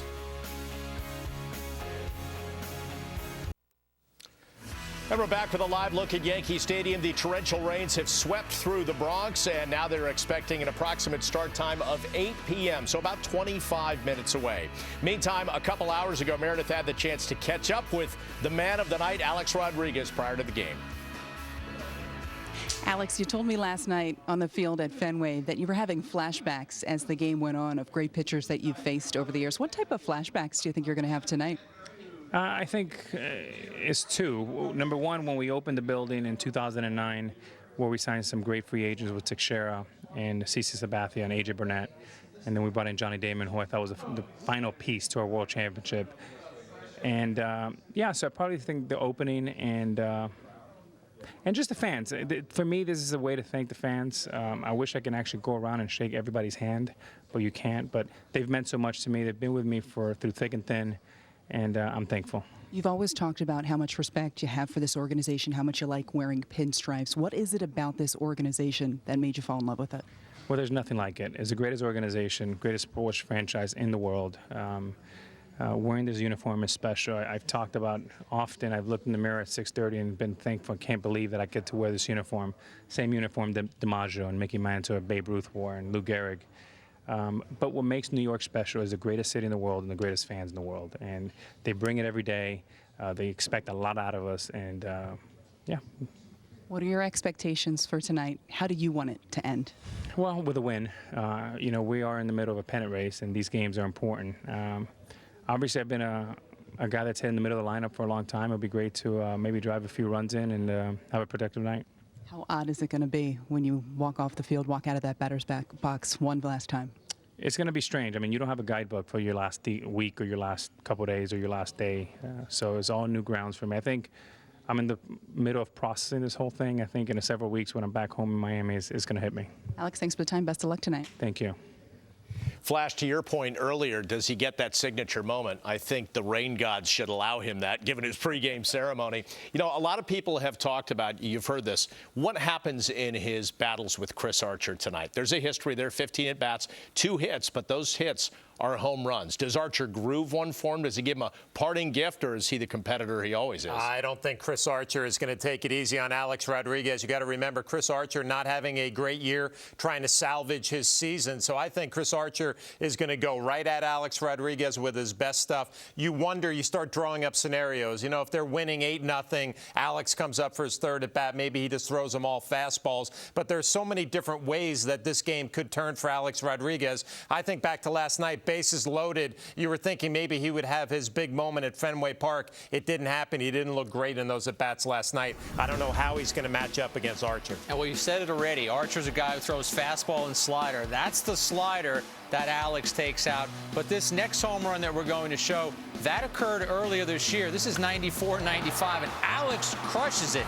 Now, I had a conversation with him about 3 or 4 weeks ago in which he was trying to talk about how he was going to get out of his struggles. And one of the things he referenced, oddly enough, was that at-bat. He said, listen, I've still got some bat speed. Look at that home run I hit against Archer. It's just a matter of swinging at pitches that are in the zone. Obviously, he did not have that bat speed because the Yankees didn't elect to keep him around. In fact, against fastballs this year of 95 or a higher velocity, he's only hitting about 150. So we'll see what this matchup entails. But I also want to echo what John said. Archer's going after him. There will be nothing grooved. Archer would love nothing better than get 4 strikeouts, as much as A-Rod would love to get 4 home runs. Well, again, here's their history. And I will say this, too. The Chris Archer pitching now is not the Chris Archer that threw that ball over the fat of the plate. He's pitching better, just 7 earned runs allowed over his last 4 starts. And what you saw in Boston, I think you talked about this while you were broadcasting those games, guys coming back inside. And Archer has that little bit of tail that can get it in on his hands. Yeah, that's what I'm going to look for tonight. I mean, the lefty Rodriguez was really bringing that fastball in on Alex Rodriguez.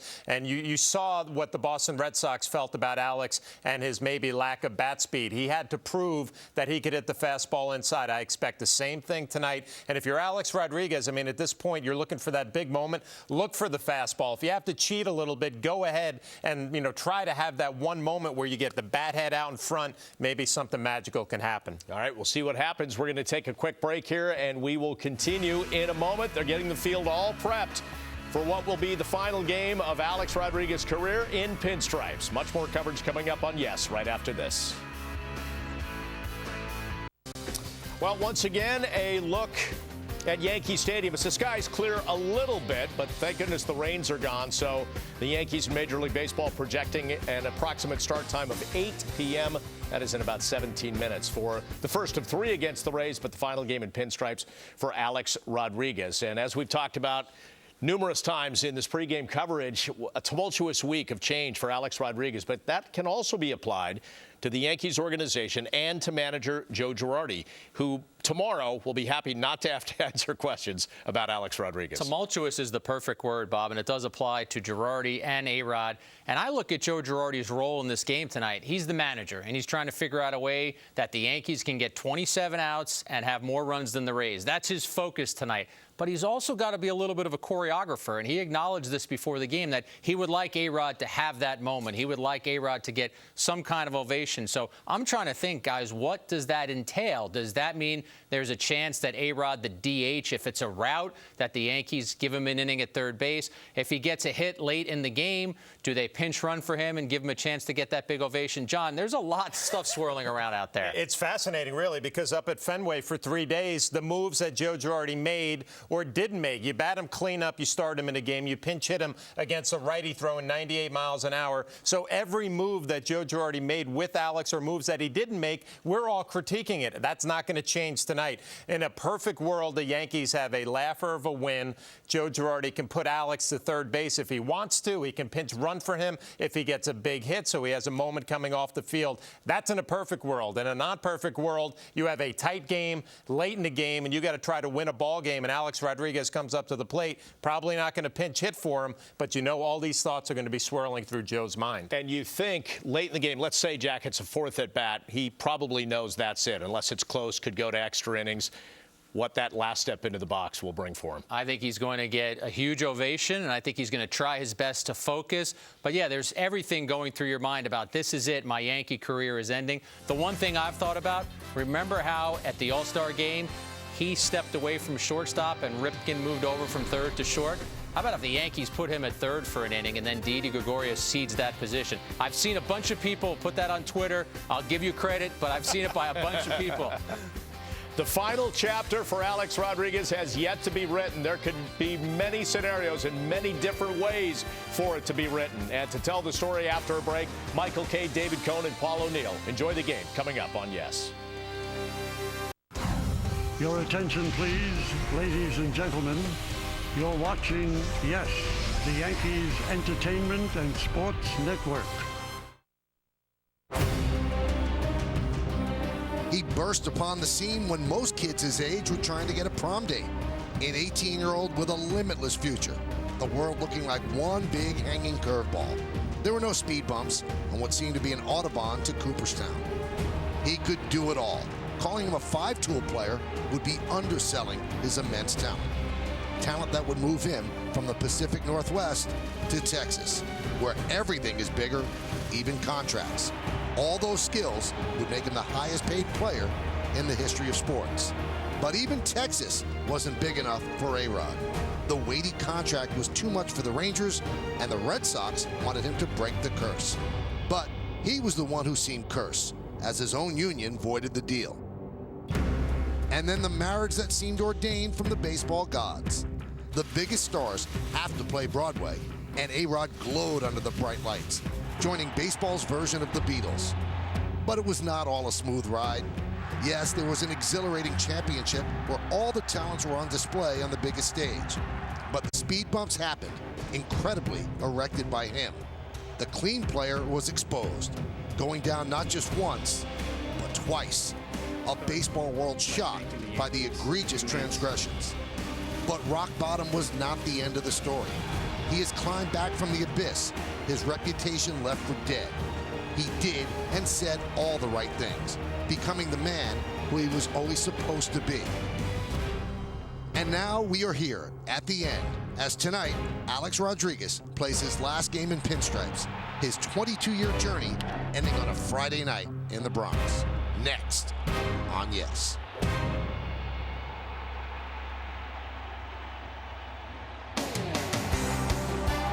Well, right now, there's a rainbow over Yankee Stadium. But an hour ago, when they had a small ceremony for Alex Rodriguez, there was not a rainbow. As for most of his career, there were storm clouds. He got a nice ovation from the crowd. Mariano brought his two lovely daughters out.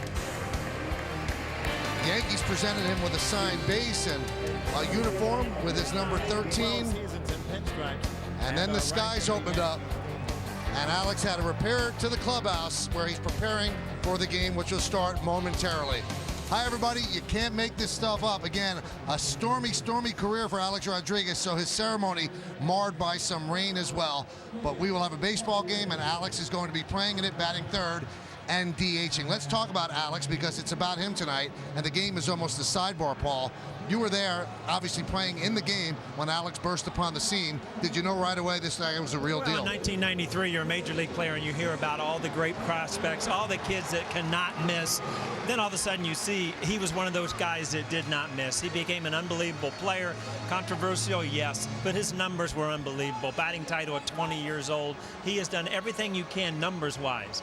There isn't a kid or a person that's a baseball fan in this generation that doesn't know Alex Rodriguez. Now, every player who ever puts on a uniform at some point has to take it off, and it has to be emotional because for the most part, if you're a Major League Baseball player, you've been great at this since you were a little kid. You've gone through it, David. What is Alex feeling right now?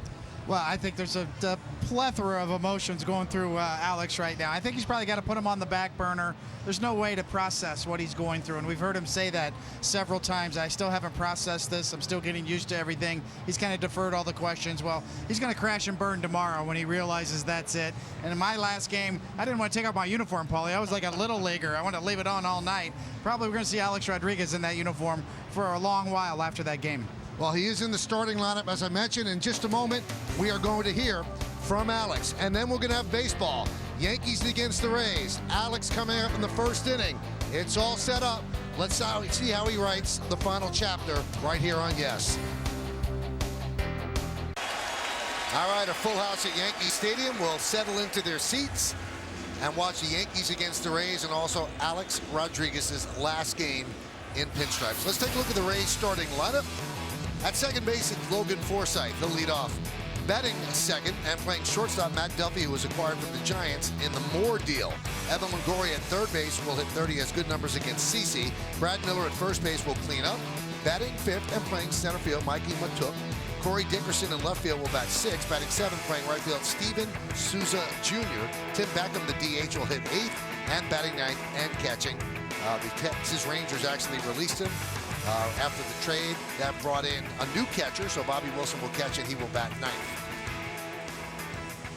See the big lefty, CC Sabathia, is going to be on the hill tonight. And on the season, those are his numbers. It'll be his 21st start. 4.18 ERA, 91 strikeouts, 47 walks. And let's go ahead and give you the pitcher scout report brought to you by your Tri-Honda dealer. And Reversal of Fortune Part 1. Boy, everybody knows Sabathia got off to such a good start. He had a 2.20 ERA in his first 11 starts, and then a 6.62 ERA over his last 9. And the exit velocity leader, Paulie, the style he's doing now, the cutter style, and back to a kind of an Andy Pettit induced cutter, has really served him well because he's producing a lot of soft contact. 86 miles per hour off the bat on average. The ball comes when Sabathia throws it. So that's the lowest in the major leagues, minimum 200 at-bats. And moving up the list, he's 3 strikeouts from tying me on the all-time strikeout list, Paulie. So that's probably going to happen. Must be an old fella, huh, Kevin? Yes, exactly. Another one bites the dust, and Sabathia is nipping at my heels, and he's going to pass me by most likely tonight. Rays coming at 46 and 67. They're in last place in the East. Yankees 58 and 56. Logan Forsythe will start it off. He's getting ready, and he's set in the right-handed batter's box. CC Sabathia is ready, and let's do it here in the Bronx. First pitch is up and away, and we are underway. Home plate umpires DJ Rayburn, Vic Carapaz at first, John Hersbeck at second, Bill Walke at third, and A-Rod is an interested observer. He'll bat in the bottom of the inning.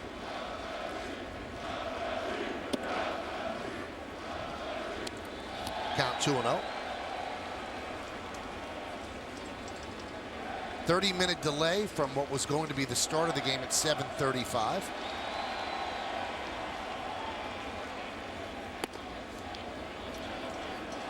It's okay. It just knocked us right into prime time, right, Michael? There you the go. 8 o'clock hour.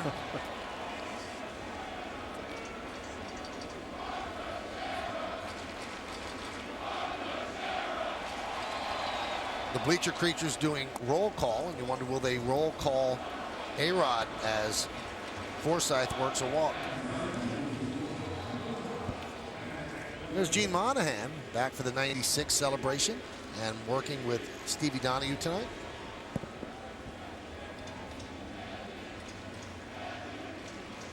Well, that brings back memories when you see Stevie and Gino out there on the bench. And they do have the A-Rod chant. Let's see if he acknowledges it.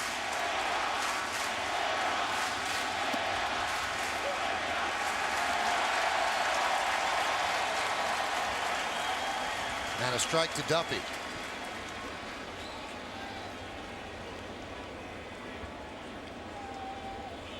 Well, if you could only go inside that mind and really find out what he's thinking right now and his emotions. Ground ball at third, tough hop, there's one, on to first, it's a double play.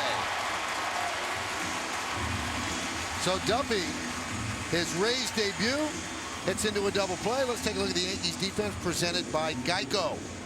In the outfield, Gardner's in left, Ellsbury in center, Hicks over and right. In the infield, it's Headley, Gregorius, Castro, and Teixeira. That's third to first. Brian McCann is behind the plate. And Karsten, Charles, Sabathia is on the mound. Well, Coney, go back to what you were talking about, that cutter. I mean, you get good ground balls, too. Good double play. Good cutter from CeCe right there to get 2 outs quick.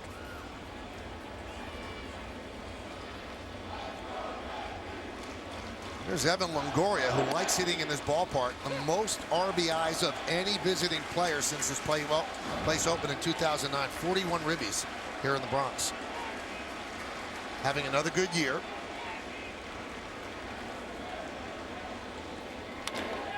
Allen is driven deep to left field. Backing up Gardner. He's on the track at the wall. See ya! A home run for Evan Longoria.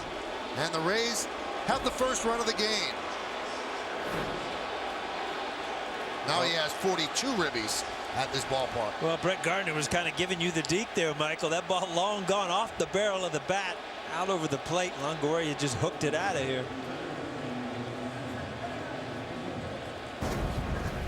Yankee killer. Evan Longoria loves playing the Yankees. And once again, makes Sabathia pay for a mistake out over the plate. The 12th home run in the last 9 starts that Sabathia has given up.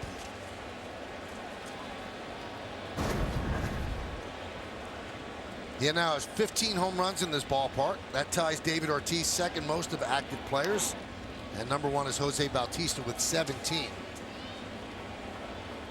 So active visiting players.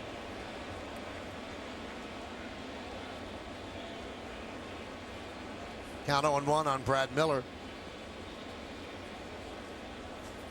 Now, David, that was the big difference in the first 9 starts for CeCe this year. He didn't allow the home run, but it has reared its ugly head in the last 11 starts. Yeah, you got to figure that, the old, the back of the bubblegum card or regression to the mean, that Sabathia was below where he was probably going to end up. But it's been a snapback for Sabathia over the last 12 starts.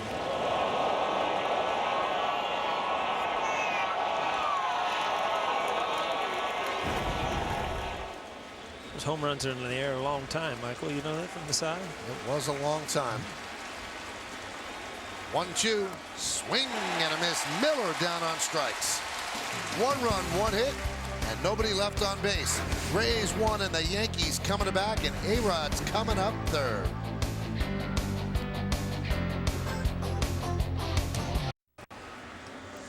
Rays get a run in the top of the first. Now it's the Yankees' turn. Tonight's Yankees starting lineup presented by Lexus. Brett Gardner's in left leading off. Batting second, the center fielder, Jacoby Ellsbury. Alex Rodriguez, the DH, will hit third. Cleaning up, the first baseman, Mark Teixeira. Brian McCann will catch. He'll bat fifth. Batting sixth, playing shortstop, D.D. Gregorius. Starlin Castro at second, bat seventh. Batting eighth, the third baseman, Chase Headley. Aaron Hicks in right field will bat ninth. 12 years with the Yankees, and A-Rod with 351 of his 696 home runs. It's a young Chris Archer on the year's 25th start. The record's not so great. Strikeouts are, though, 168 and 143 in 2/3 innings. And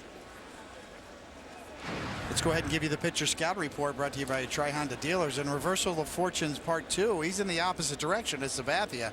He started out slowly with a 5 ERA in his first 6 or 7 starts, but over his last 7, down around 3, and last 4 down around 2.39, and he is the leader in Ks per 9 innings and losses. Kind of unusual, but no run support, 11th lowest. And that kind of goes hand in hand. He's pitching much better than his record would indicate, and been pretty great versus the Yankees. 2.13 ERA versus the Yankees. Third best since 1920 with a minimum of 10 starts. Alex Cobb, his teammate, is first on that list. Hoyt Wilhelm is second. Both of those guys had an under 2 ERA with a minimum of 10 starts against the Yankees. So Chris Archer third on that list. Old Hoyt Wilhelm. Yes, the knuckleballer.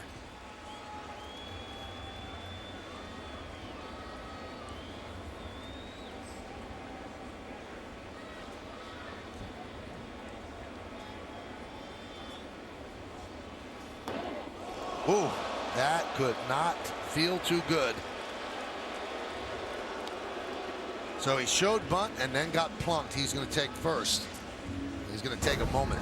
This all depends if it hits his shoe or his shin. We're going to see it right here. Just on top of the ankle there, on the shin bone. That you're right, Michael. There's not much padding there. Direct hit. It's a problem. You get your weight on that front foot, trying to bring that bunt with you. No way to get it out of the way. 95 miles an hour. Some things you don't miss by being up here, Coney. Some of the things you really do, but that's one of them right there. That'll hurt the rest of the year. Well, he tells Joe Girardi and Steve Donahue, okay, go away. I'm okay. And Stevie used to run out with that cold spray. It's just like, it's not going to do anything. It's only going to get worse. Let's go. You might as well just keep going.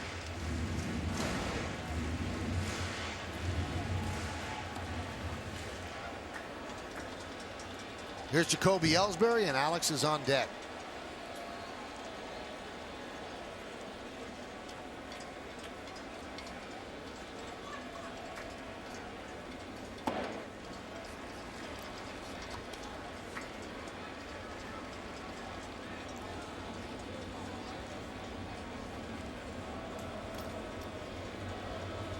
The numbers against Archer, 18 for 28. Highest by any active batter against any active pitcher. Those are some ridiculous numbers. I know it's 28 at-bats, Paulie, but wow.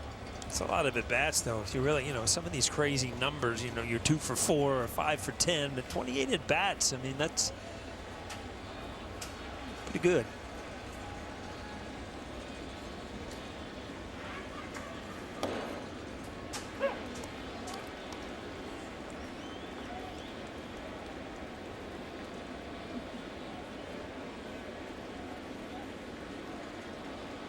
Place is jammed here at 161st and River. The 2-1. 3-1.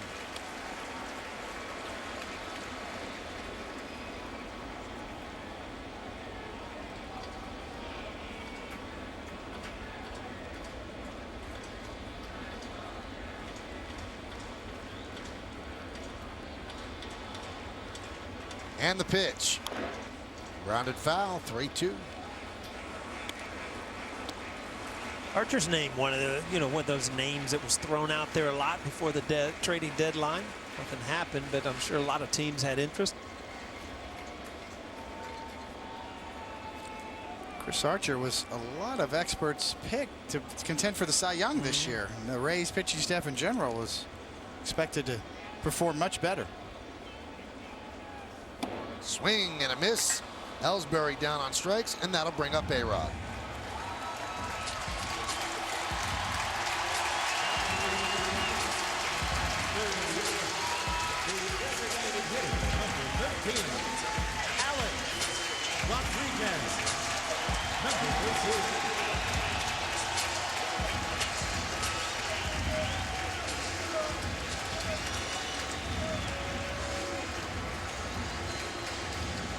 It's a very warm hand from the crowd. And digs in. 56 home runs lifetime against Tampa Bay.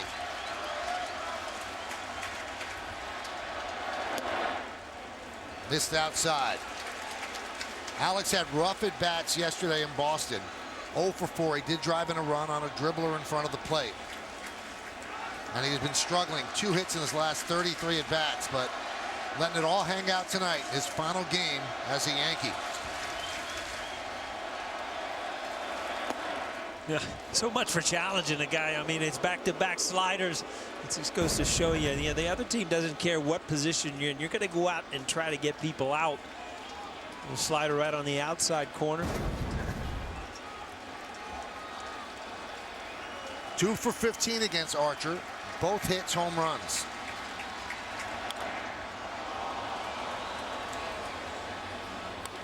Most here at the stadium standing. Anticipating. His family, his daughters, his mom in the pink.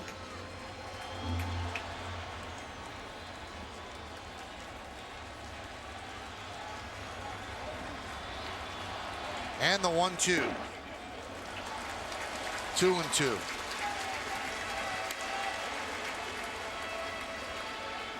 The ceremony the Yankees had before the game, really surreal.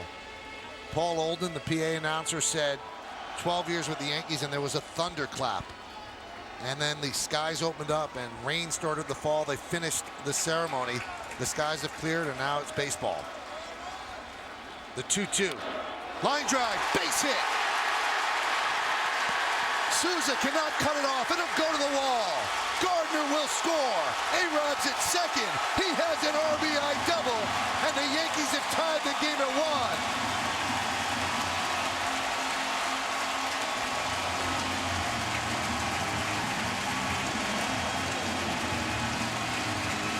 1. It was so important for Alex, for those 2 little girls, his daughters, to be here to see his final game, and now they see Dad with an RBI double.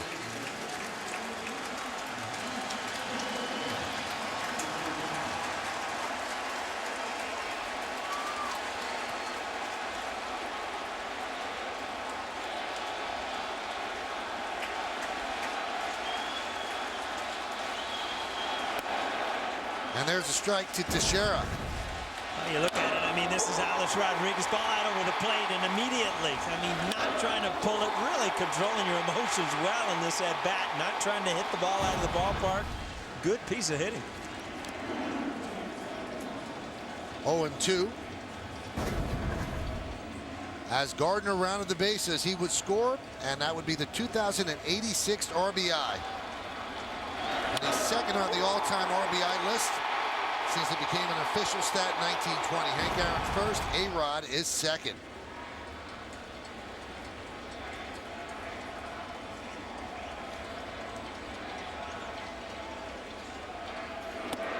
Strike 3, Teixeira down looking. This as the pitch is being delivered.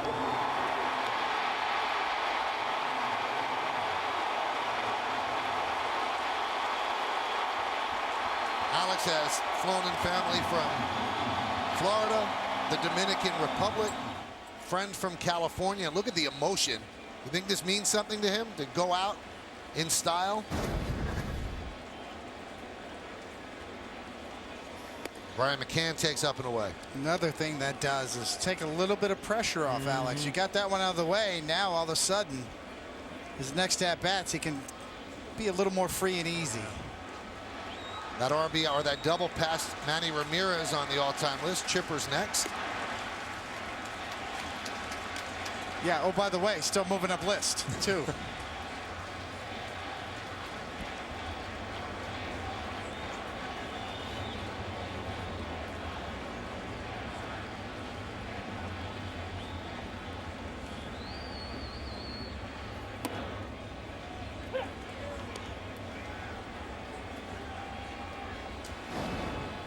Two and one on McCann. Since the All-Star game, Brian is hitting 174. His average at 231. He has 1 hit in his last 12 at-bats.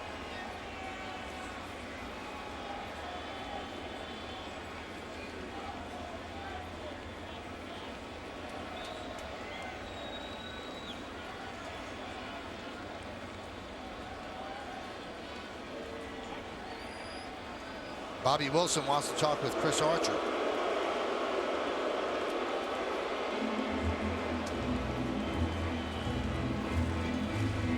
There's A-Rod, 3-time American League MVP, 14-time All-Star, 10-time American League Silver Slugger Award, 2-time Gold Glove winner at shortstop, and obviously won a championship with the Yankees in 2009. The 2-1. 2-2. Thought it was interesting, Paulie. You know, you develop relationships with umpires too, and you see John Hirschbeck, the longtime veteran umpire, right there by Alex, certainly conversing with him. They had a nice little conversation in between pitches. Spent a lot of time together, those two. I'm sure Hirschbeck's rung him up a few times too. Just going to say he's probably in the back of his mind saying, man, I'm so glad you're at second base instead of behind the plate. And, you know, things have changed now. And they check on umpires, but boy, a travel day on a Sunday. John Hirschbeck is not who you want behind home plate.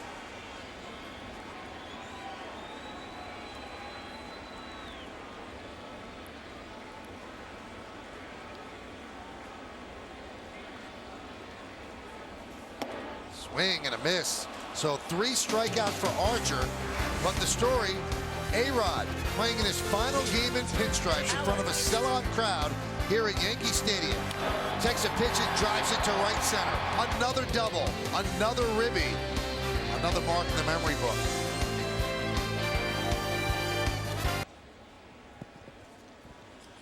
Time for the wild card standings presented by Mazda Driving Matters. It's tight. Red Sox have the second wild card. Tigers a halfback. Mariners 1. Astros 2. Yankees 3.5. So the Yankees get back the run that CeCe served up on the home run to Longoria. It's 1-1 as we start the second. Matuk takes a strike as he leads off.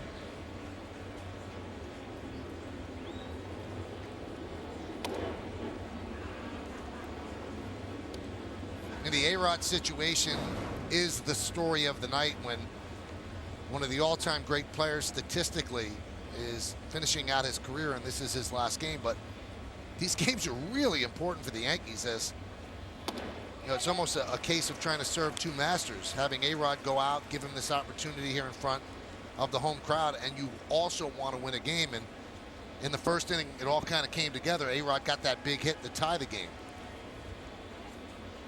Yesterday, the Yankees won a game, and Alex did not swing the bat well, but the bat looked pretty quick on that double.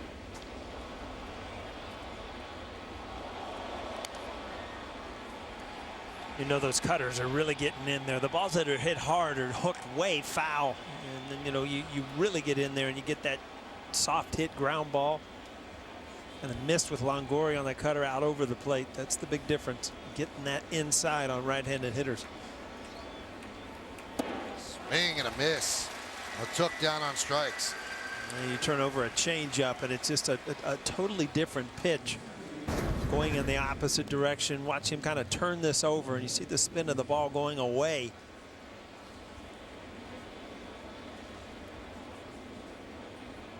Classic circle change grip. Perfectly located.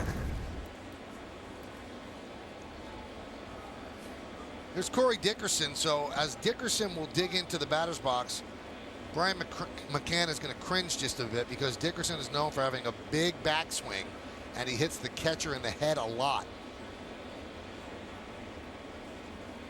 We did a game earlier in the year. I mean, he clobbered him a couple times before the games.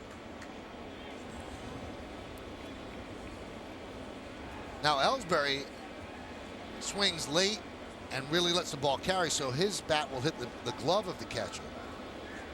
But Dickerson will follow through and then have the bat hit the head of the catcher.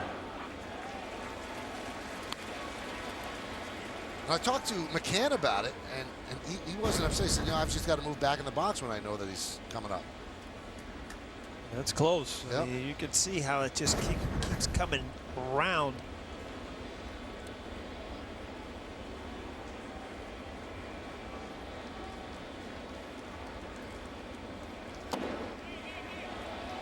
That tipped his bat for strike 2.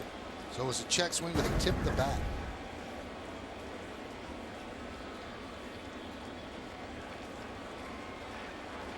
Strike on the pitch as well.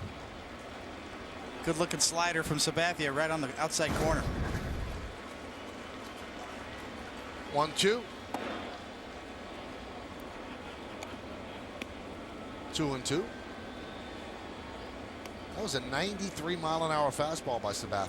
You know, CC will use that cutter away, but he'll also use the cutter in and the fastball in. So he's got two pitches he'll use in on lefties, but then just with the slider away. Right there, the two-seamer, that'll eat up a lefty. That's probably, looking back, the toughest pitch for a lefty to handle off a left-handed pitcher, because you just don't pick it up as well, and the movement continues to come in under your hands.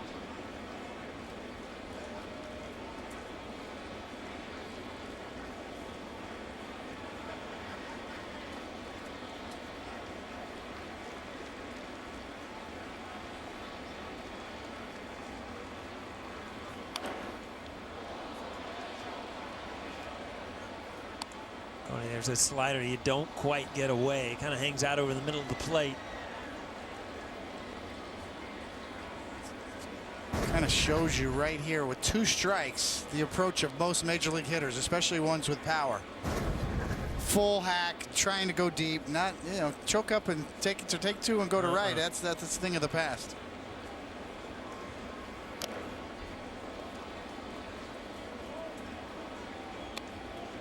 There is no such thing as protect mode anymore. You can see Dickerson swinging from his heels twice now with 2 strikes.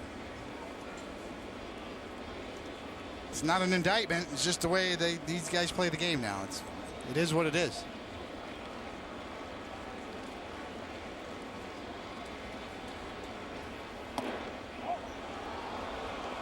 Three and two.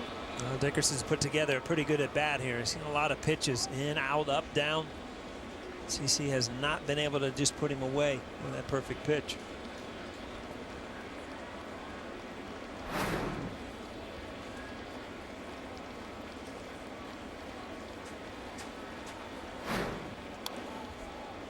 Still 3 and 2. Used to drive you nuts as a pitcher, Coney, when the guy wastes, 10, 12 pitches in the bat. It is frustrating because it's harder to keep making those pitches, and now especially with a 3-2 count, the more times you have to come back in, the more liable you are to make a mistake.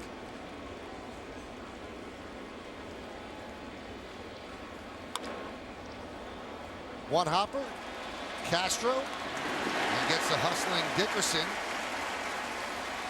for the second out.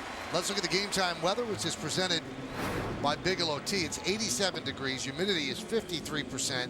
Wind is 7 miles per hour. It's mostly cloudy, but I'll tell you, it feels hotter than 87. It's very thick air here at Yankee Stadium. The storm that blew through during the ceremony cooled it off a bit, but the humidity building up again right now. I didn't see thunderclaps in there like we had earlier. That wasn't in the forecast. That's in the pregame? The pregame cast. Here's Steven Souza Jr.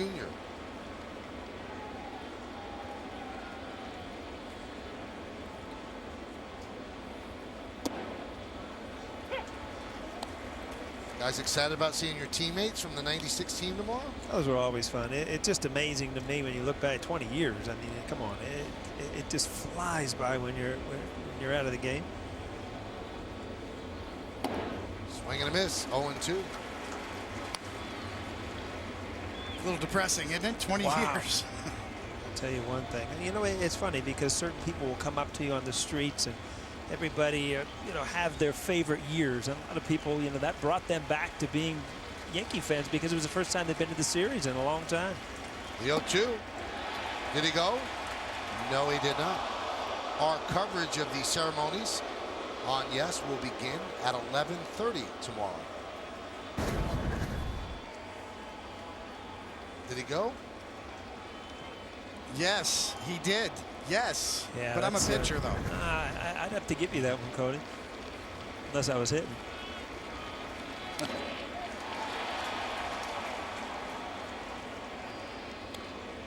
Sabathia has good consistent velocity tonight, 92-93.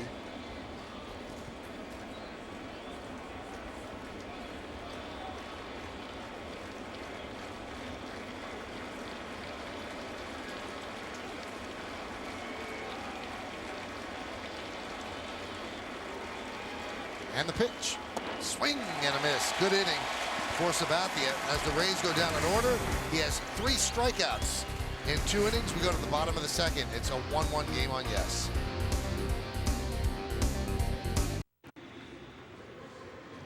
Welcome back to Yankees Baseball. And yes, I'm Meredith Morakovitz, and it's time for tonight's injury report brought to you by Montefiore, doing more in state-of-the-art healthcare. Nathan Eovaldi was placed on the 15-day DL today with right elbow tendon issue. Obviously, he left that game Wednesday after 12 pitches. He went to get an MRI. He will now seek a second opinion. Joe Girardi said he has not yet done that, but we do know Luis Severino is back here. He is expected to make the start on Sunday.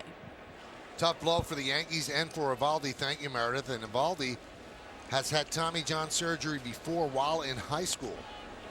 And you hope that it doesn't have to happen again.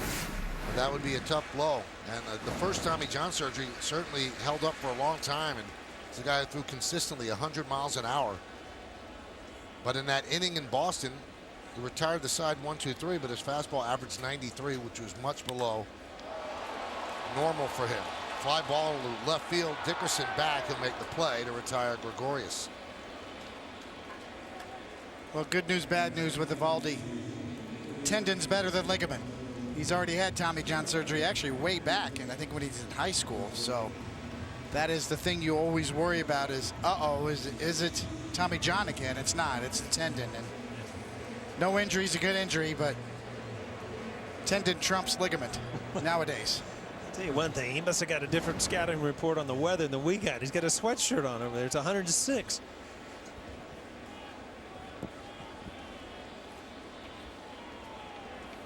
Cooling off with that thing, Cole.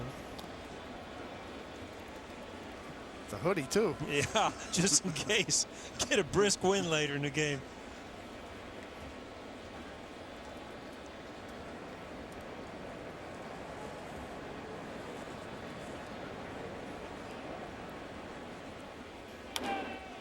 Castro with a fly ball down the right field line and out of play. Well, what's the move, David, if it is a damaged tendon?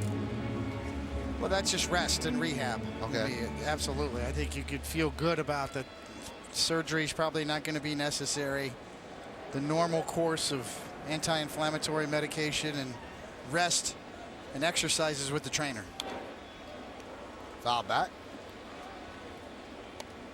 I mean, at this point of time, you've had this injury before, all the way back to high school, to college, I mean, into the pros. Do you have to somewhat change your delivery at times? I mean, you've worked on the same thing for years and years, huh?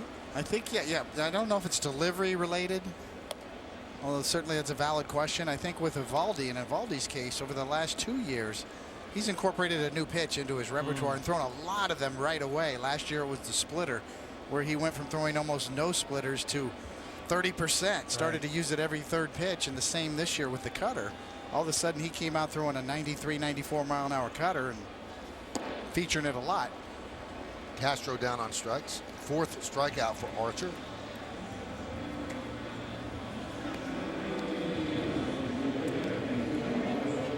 I think that's the first thing you look at, Paulie, is what are you doing differently? Well, throwing a lot of cutters. Yeah. Well, I'm throwing a lot of splitters, and I used to didn't throw very many. So I'm not saying he should back off of those, but maybe, you know, if you're looking for a reason, you know, it's possible that maybe he got a little too happy with a new grip and threw a little too many of them too soon. Headley takes a strike with 2 outs here in the second. Rays and the Yankees tied at 1. The Yankee run in the first inning. Gardner hit by a pitch, and then A-Rod rifles a double to right center to drive in Gardner.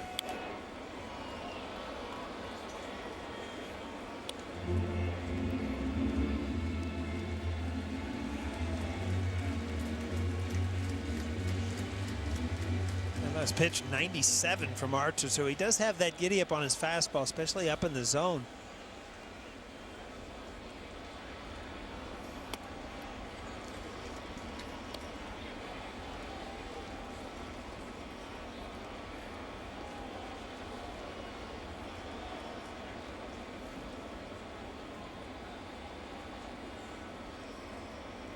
And the 1-2. Late swing, foul back.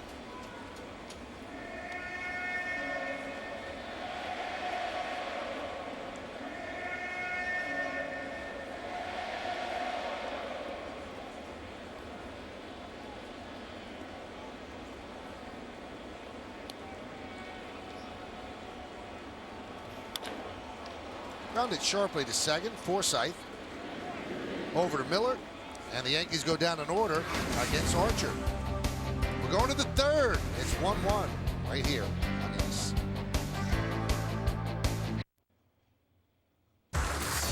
Let's take a look at tonight's Cold Hard Facts. They're brought to you by Clean, Crisp Coors Light. This is A-Rod's career rankings all time with the Yankees. So he's 6th in home runs with 351, 11th in ribbies, 10th in runs, 11th in stolen bases, 52 home runs in 2007, most by a third baseman in Major League Baseball history. CeCe deals to Beckham outside.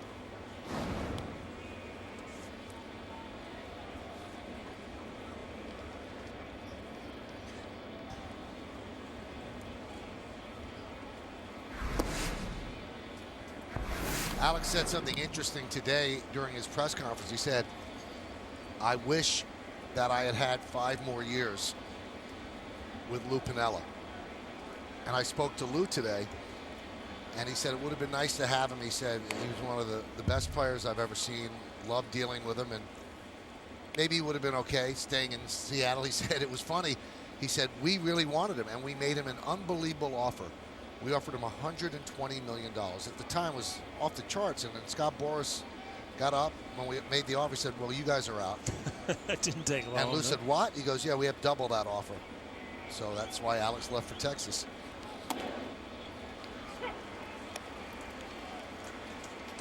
You know, Lou's argument, and the sidebar to that story, Michael, was that they could have made that $120 million over fewer years. So Alex's average annual value would have shot up a lot higher, and then he could have been a free agent again sooner. But obviously, most agents, when you have $250 million on the table over 10 years guaranteed, it's hard to turn down. But theoretically, Alex could have made more money. He could have jumped up to $30 million per year, way before $30 million was a thing as it is nowadays. But the one trigger that Boras put into the contract that ended up paying off for him, here's a ground ball to short, was he had the opt-out after the 7th year. So he signed a 10-year $252, but he opted out after the 7th year, and then the Yankees re-signed him again at $10,275. So he certainly made out okay.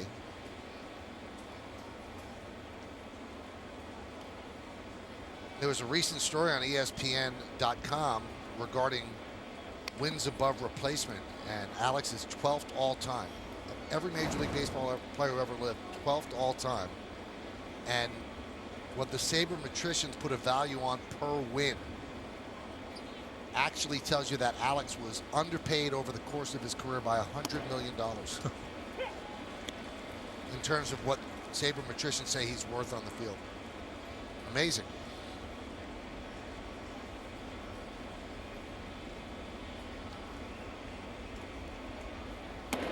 Outside to Wilson. Wilson was with Texas, and then they made the trade with Milwaukee to get Lucroy, and he was put on waivers.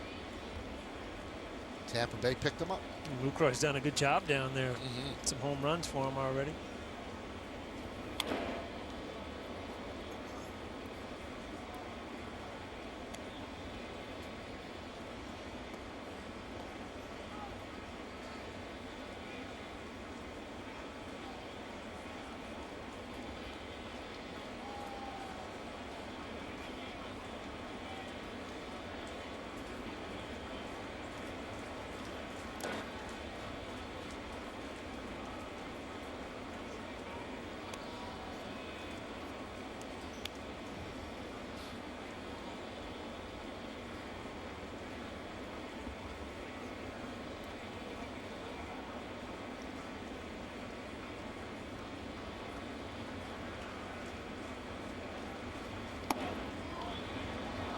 You know, the wild card makes very odd rooting interests. So let me throw this to you, David. If you're a Yankee fan, Houston's playing Toronto tonight. Who are you rooting for? Now, Toronto's in first place. Do you think you have a shot at first, or do you think your better shot is the wild card, and Houston's one of the teams that you have to climb over? Right now, Houston leads that game 5-2 as Wilson walks.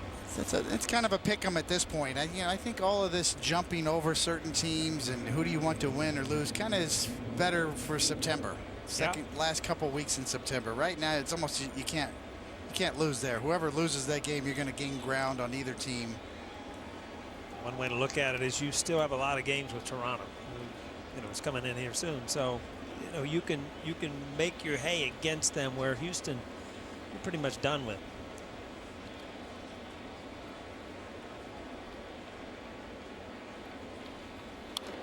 My focus was always in the clubhouse, Paulie, and you were there. We would talk all the time about let's just get to 10 over 500. Let's get to 15 over 500. For the Yankees, first it's 5 over 500. I mean, they've made a lot of progress here, but it's been 1 win, 1 loss, alternating every other day. Forget about how many teams you have to jump over. Forget about who wins and loses. Let's get our target goals. Let's get to 5 over. Let's get to 10 over. And then when you get to 10 over, then you're pushing over 10 over. Now you're in the mix. Right. Caught there by Gregorius to retire Forsythe. Getting back is Wilson.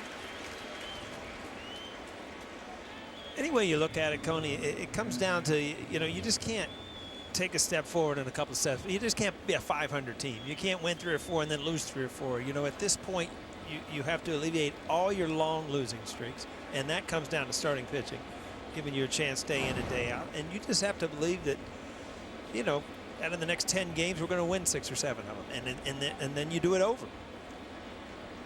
You did all that work grinding all year to stay around 500. Now when the hot streak comes, it can pay off for you.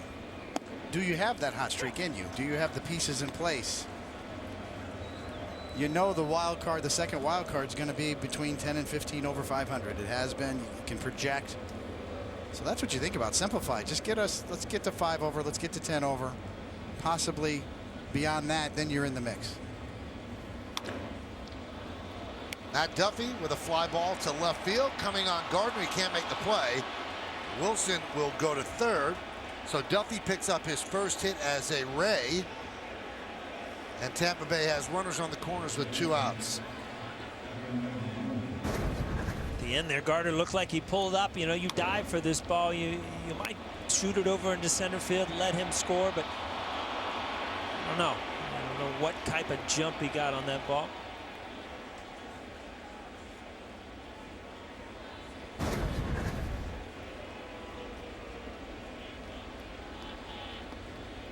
Remember, he got hit right above his foot. You wonder if he's not moving as well as he would like. Here's Evan Longoria. Home run to left field in the first inning, is 26th of the year. 65th ribby. I'll give you an example, Paulie. The second wild card pace right now is at 87 wins. In order for the Yankees to reach 87 wins, they'd have to go 29-19 the rest of the way. It's not unheard of.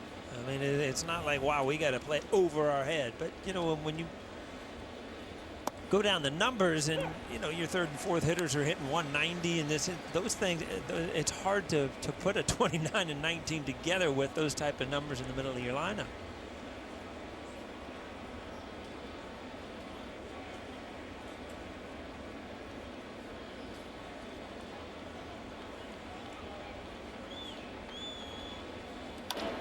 Ground ball through the right side for a base hit. Wilson scores another ribby for Longoria, and Tampa Bay leads 2-1. Talk about some people hitting against the shift. Look at this. This ball's away, and he just inside outs it. Big hole on the right side. Nobody home. To a lot of fans, can hitters hit the other way when they need to against the shift? Longoria can. See, I don't understand the shift in that spot when you know that he has a propensity to hit against the shift. Don't you just take your chance playing the defense straight up, because you're giving him a hit there? Not only that, Michael, Longoria is the one guy in the lineup I'm not letting beat me, and he's done it twice already in his first 2 at-bats. And you had a base open there, and in the first inning, there was nobody on base. So I have no problem showing Longoria first base with a walk anytime he can beat me. Especially with this lineup when you're lefty on lefty now, you know, with the next hitter. As you see here, Miller is batting behind Longoria. Sabathia, lefty on lefty, is a better matchup than Longoria any day of the week. Even though Miller's got 20 home runs, he's hit some impressive home runs this year against the Yankees, that sweep in Tampa most recently. But I take Sabathia lefty on Miller over Longoria 8 days a week.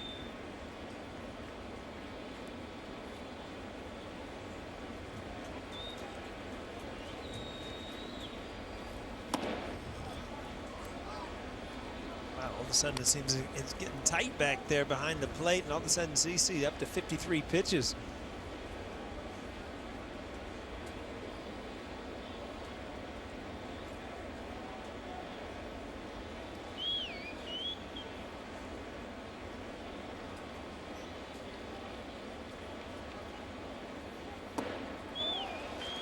Two and one.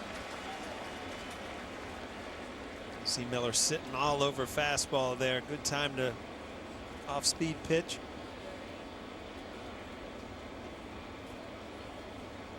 One thing Sabathia is, you know, he's never pitched around guys. His whole career he's been a dominant pitcher, blowing people away.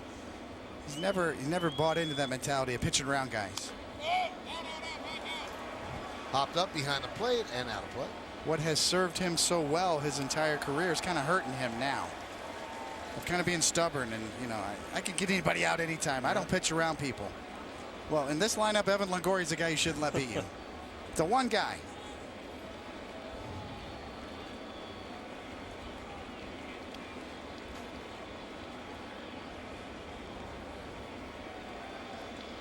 Such a fierce competitor, Sabathia. Such a great career. One of the great big game pitchers of his generation, without a doubt.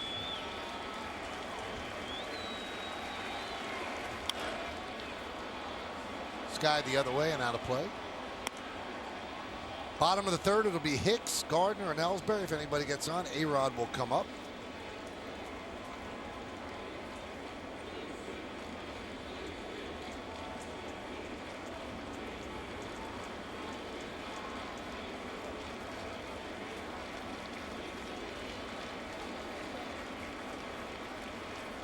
Swing and a miss. Big strikeout of Miller. But the Rays retake the lead. 1 run, 2 hits, and 2 men left. We go to the bottom of the third. 2-1, Tampa Bay.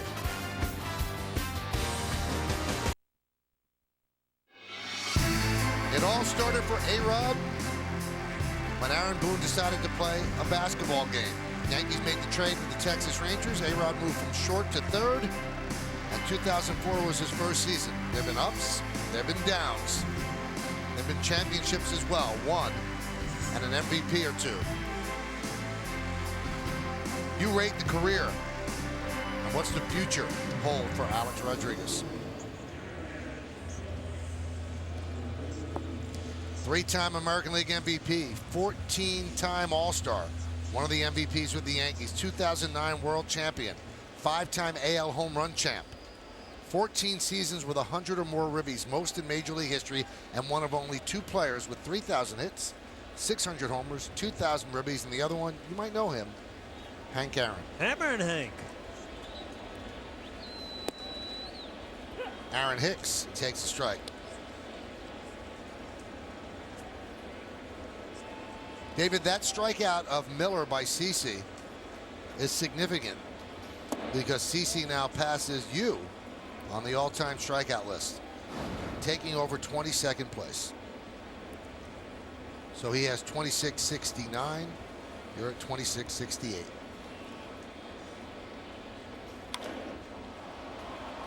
High fly ball left field.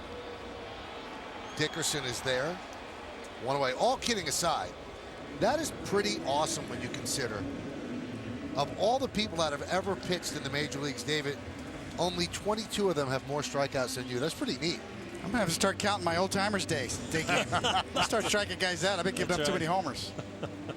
Quit laying them in there. Start snapping a few off. Next up on the list for CC is Frank Tanana. He's 4 away. You think? Other than Cy Young, I think I punched out against everybody on that list. Nah, Cy, a little before my time. He was tough on lefties, I heard. Was he? I probably got the day off. That's why I didn't punch out. Here's Brett Gardner. 1-0. Crowd is very quiet. It almost seems like they're all here to see every one of A-Rod's at bats, and the time between at bats is just a time to chill.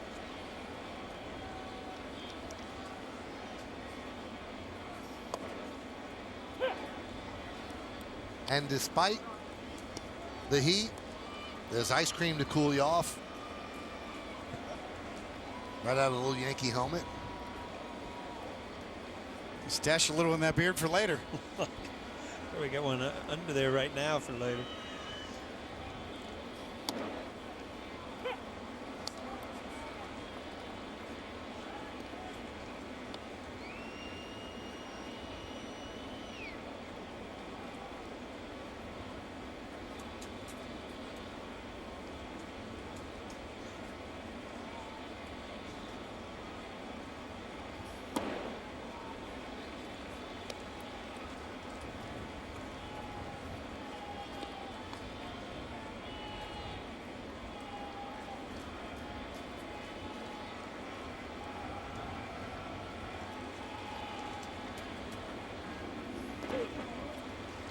Because our information guy likes to break it down for the people, Paul. 12 strikeouts you had against David, 15 against Finley, 7 against Glavine, and you did not face Tanana. I faced him in an exhibition game. How'd you do? I think I struck out. That's what I remember. Funny thing about that is, like, 12 Ks against Koenig, that might have taken like 50 or 60 at bats. 15 against Finley might have taken like 16 at bats. In Glavine, I probably had 20 or 30 against him too. Some damage against me, I know that. Some homers. I took care of you opening day in New York one time. Yeah, Your you did. I Yankee appreciate debut, that. Got me off on the right foot. 4 for 4. You knew we were going to be teammates down the road, right? I remember snapping on my pitching coach on the mound after you got one of those hits. So do I. I was standing out there while you were just boiling, screaming. I didn't want to make eye contact with you. I thought you were yelling at me.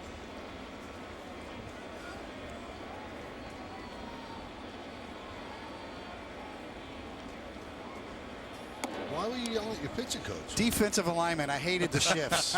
I could not play nowadays with the shifts, I'm telling you. They had Paulie playing center fielder right over in right center here, and I knew Paulie could drill the ball the other way so well, and he split the gap in Death's Valley here.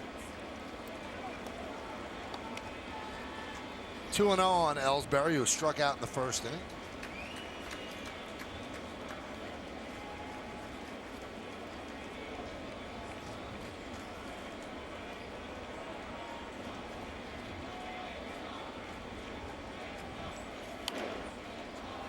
Two one.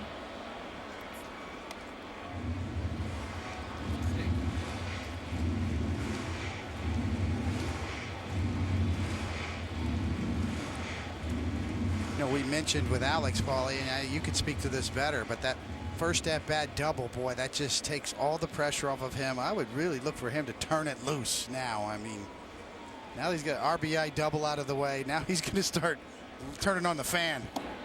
Tell you what, there's nothing like coming out of a game, getting off with a hit the first time up. It does. It relaxes you, and it also, like, you know, you haven't played a lot lately. It also tells you in your back of your mind, you know, I can have good at bats, and I can hit some balls hard.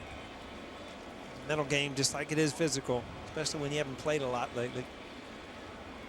Swing and a miss. So we'll have to wait until the fourth inning for another A-Rod at bat. The Yankees go down in order against Archer. He's retired 8 in a row. It's 2-1 Tampa Bay.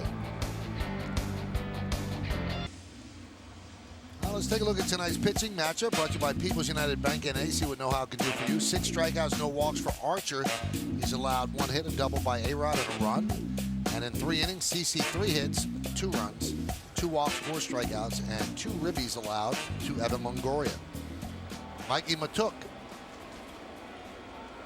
will lead off. First pitch is low.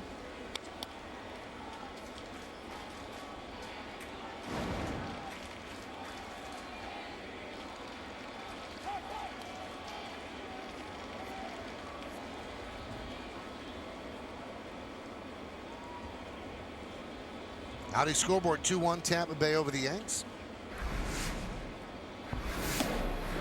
Now, the end of the night tonight, Alex Rodriguez will no longer be on the Yankee roster, so they do have to make a move, and there's a lot of speculation about who that player is going to be. Might it be Aaron Judge? Well, just trying to piece it together with no information. Shane Hennigan from the Scranton Times-Tribune, the beat writer for Scranton Wilkes-Barre's Rail Riders, reports that Tyler Austin is not in the lineup tonight at AAA, and he has had an unbelievable season where he has really forced himself back onto the radar. And Scranton's at Rochester today. Shane's an outstanding reporter. Great follow. He's usually dead on with that sort of thing.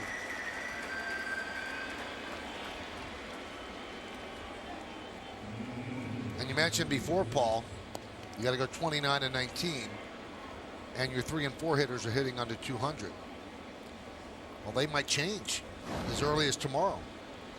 Austin could play first base, has been playing first base. Gary Sanchez will be in the lineup every day. And that was the hope of Hal Steinbrenner when he made those deals. He said, our offense really has been a problem. I know we're dealing with Carlos Beltran, but maybe when we bring up the kids, the offense will actually be better than it had been. Well, you're looking for a lift, without a doubt. And the impressive part, Paulie, about Tyler Austin is you know, he's still only 24. A right-handed batter, can play both corner, first or third, or outfield.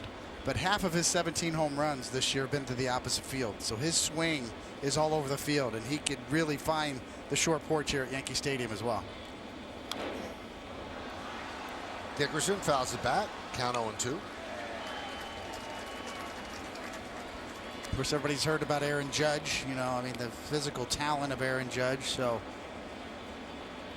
yes, that's what you need. You're looking for some pop in that lineup. Guys that did what Gary Sanchez did at Fenway Park and hit it off the back wall, you know. It also gets guys ready. I mean, the quicker you get them up here, the quicker they get a little seasoning, and it's, you know, you're closer to figuring out what this organization is going to be in a couple of years. So Dickerson down on strikes. 6 strikeouts for Sabathia. Yes, 6 strikeouts. He's got good stuff tonight, does Sabathia, as you see Gary Sanchez there. And now on the franchise list, he is now tied Mike Messina, as they are behind Lefty Grove. So CC and Messina are 6th.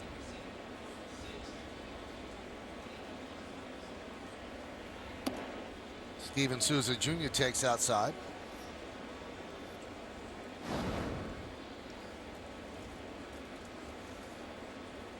Sabathia's stuff is very good, and really has been even through this tough stretch.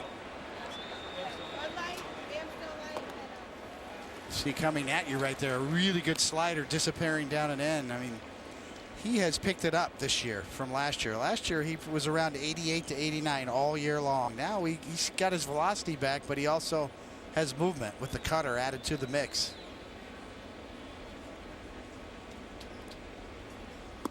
His name actually came up in trade talks because the scouts around the league actually like what they see from Sabathia, and they know his resume is so good, and his postseason resume on top of that, that a lot of teams were sniffing around Sabathia saying, hey, you know, is he available? Obviously, he's got a big contract scheduled to kick in for next year, but his stuff has been good.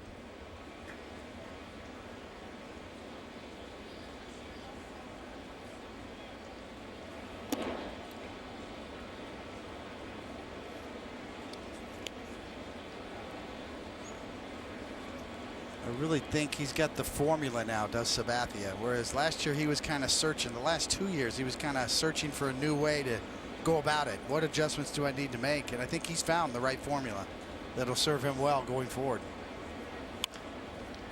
Ground ball to Didi, and a 1-2-3 inning for Sabathia. Leading off for the Yankees in the bottom of the 4th, Alex Rodriguez, drafted in 1993, first round by Seattle. First in the big leagues as an 18-year-old in 94. Became a starting shortstop in 96. He's been a Yankee for 12 years. He doubled his first time up. Stay tuned.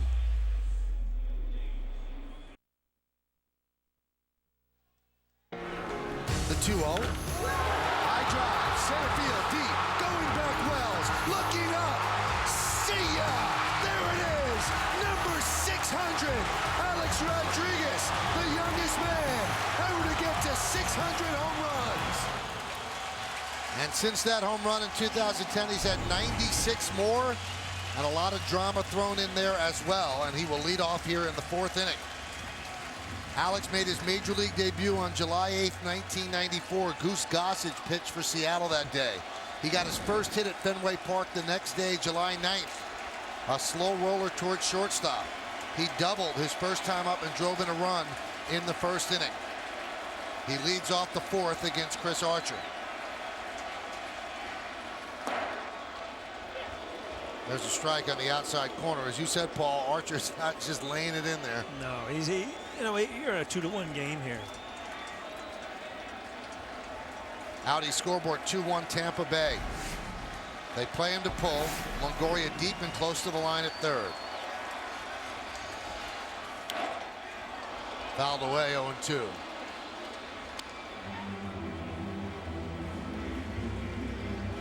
Seems that every time A-Rod comes up, everybody in the park stands up.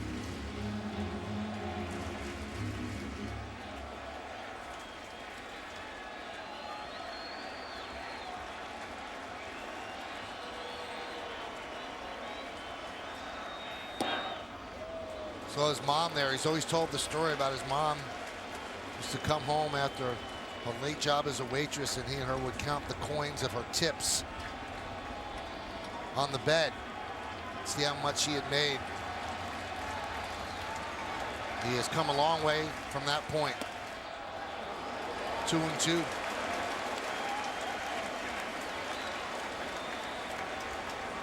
"12 years with the Yankees, his first year in 2004, a championship in 2009. And the curtain will come down on that Yankee career after this game. Soft ground ball is short. Duffy. One away. You know, it's hard to cover the Alex Rodriguez career arc without talking about the mistakes that he has so readily admitted. And so many people feel either anger or joy toward Alex. There's no gray area. And obviously he admitted PED use from 2001 to 03 when he was with Texas, suspended 211 games in the biogenesis investigation, admitted PED use to the Drug Enforcement Agency. That one's foul back. And then the suspension was reduced to 162 games. He missed the entire 2014 season. And really, when you look at Alex's numbers, the 696 home runs, the over 2,000 ribbies, the over 3,000 hits, it's up to every individual person out there to apply their own gauge on what's right and what's wrong, and what counts and what doesn't count. As Teixeira lines a single, we can't tell you what to feel. We can't say you're wrong if you feel negative toward Alex, or if you're right, that you feel positive toward him. He has admitted that these were silly mistakes. He said the stupidity of it really bothers him. I asked him during the interview that we had at Fenway Park, are you one of the greatest players who ever lived? And he said, yes. I said, would you have been if you didn't do what you did? He said, I really believe I would have been, and that's what aggravates me the most and keeps me up at night. Why did I do that? Because I could have been that player even without that.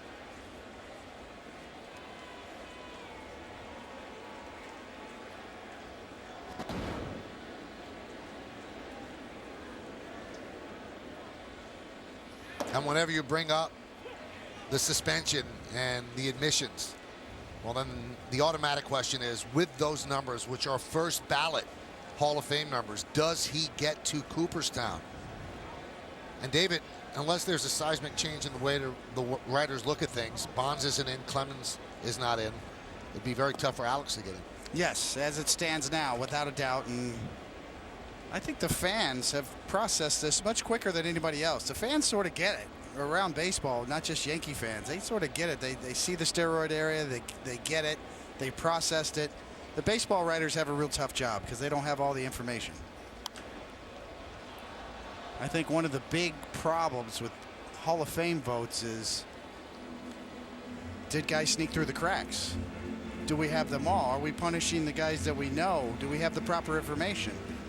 How do you make a determination here when there's whispers and innuendo and then there's admissions like Alex has done? There were so many players that were supposedly part of it that weren't, and then there were players that were, and that, you know, you're right, Coney. There were just so many unknowns back then.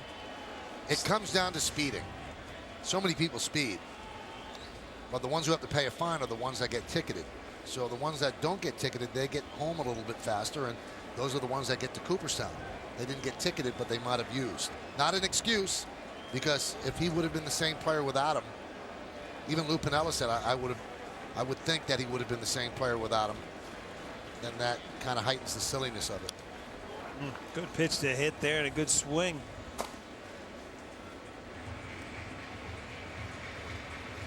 Well, clearly it was a blurred lines era of the game that needs to be addressed one way or another. You can't just erase that history. You know, the history happened. So some way or another, it needs to be acknowledged, whether it's an asterisk or whether it's another way. Now, in fairness to A-Rod, since coming back from the year suspension, really been a perfect citizen. Done all the right things, said all the right things, acted the right way, has signed the autographs, has been kind to people. He's always been a good teammate anyway. So he has had an opportunity at a second act, and he's made the most of it. Foul back. Yeah, as far as comebacks go, from down and out as you can get, and Alex Rodriguez probably was more down and out than anybody in the history of the game. You have to go back to the Black Sox scandal in the early 1900s, but what an incredible comeback. Mission accomplished from what he did last year to having this night tonight, and now as an advisor to the Yankees after tonight, and a potential owner of a major league team potentially on down the road. That is one heck of a comeback. Regardless of how you feel about steroids or how you feel about Alex or how you feel about any of this. The amazing thing is he's so patched up his relationship with the commissioner of baseball. Rob Manfred was the guy who was the lead investigator that actually got him that one-year suspension of biogenesis, and they are on very, very good terms. So he's done everything he's had to do to now be a member in good standing of the baseball family.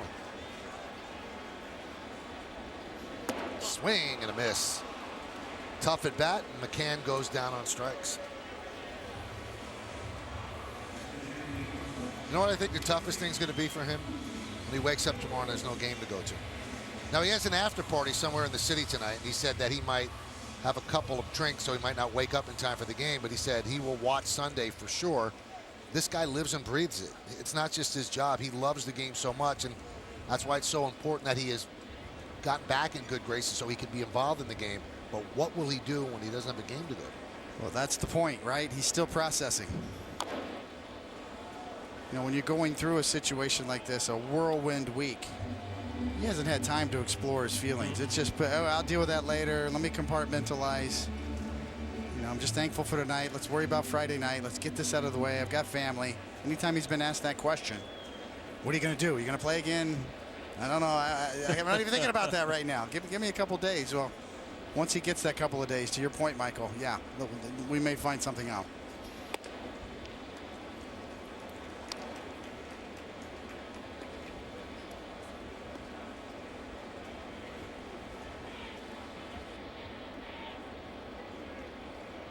One on Didi. Runner at first. 2-1 Tampa Bay. Foul back to the screen.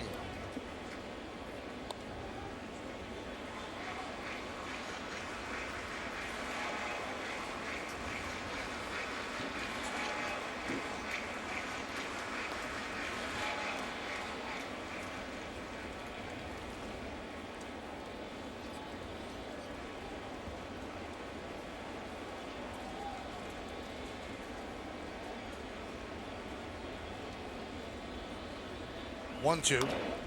Hot shot, base hit, down the right field line. Teixeira chugging around second. He'll go to third. Heading to second with a double is Gregorius, and the Yankees have runners on second and third with 2 outs.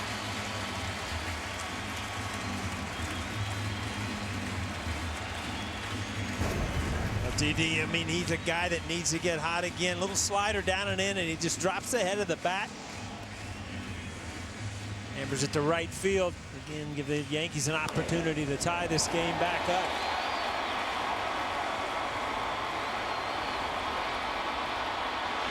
Take a look at the swing on Yes No. Brought to you by your Tri-State Mercedes-Benz dealer. Kind of a cricket swing. Dig it out of there. So easy for left-handed hitters. I really can't explain it, Coney, how they just love the ball down and in. You just kind of just drop the head of the bat, and if you stay through it, that's what happens. And Didi has been so good on the inner half of the plate all year long. Any mistakes, inner half, fastballs or sliders like that, he has been all over. Castro lays off the pitch low and away, and that's been a problem for him for a lot of the year. That's the pitch that gets him. 1-0.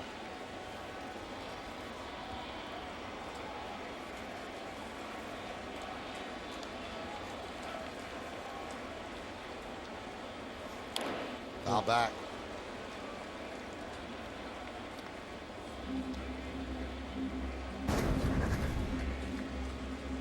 It's a pitch that you almost get. Try to do a little bit too much.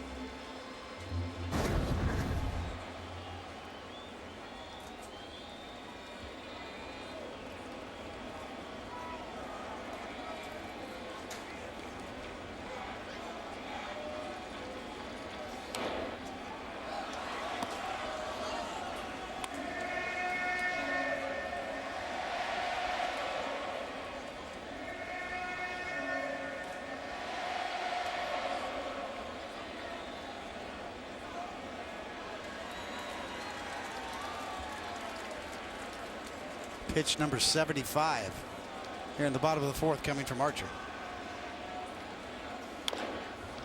Grounded in the hole and through for a base hit. Teixeira scores. Here comes Gregorius. He'll score. A seeing eye single through the left side for Starlin Castro. And the Yankees retake the lead. They're up 3-2. A big RBI situation. Breaking ball, and you're right, Michael. Little four-hopper right through the left side. And with 2 outs, Gregorius with a good jump makes it easily.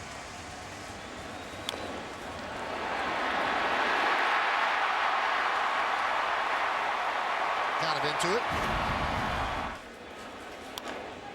Ground ball, base hit by Headley into right field.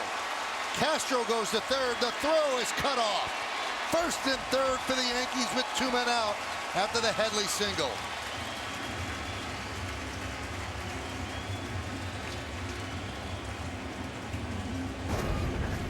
Okay, Coney, when you're a hitter, you can put the ball in play, good things happen. And when you were talking about strikeouts earlier, I mean, these are 2 ground balls, but you know, they find holes, they put pressure on the defense. And again, Chris Archer back in trouble with 2 outs.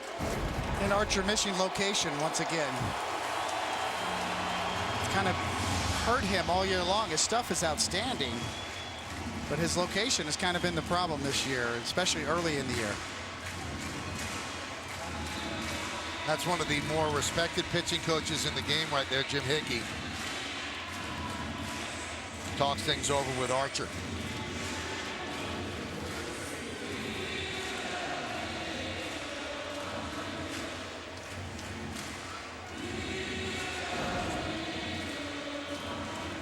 And that's going to bring up Aaron Hicks.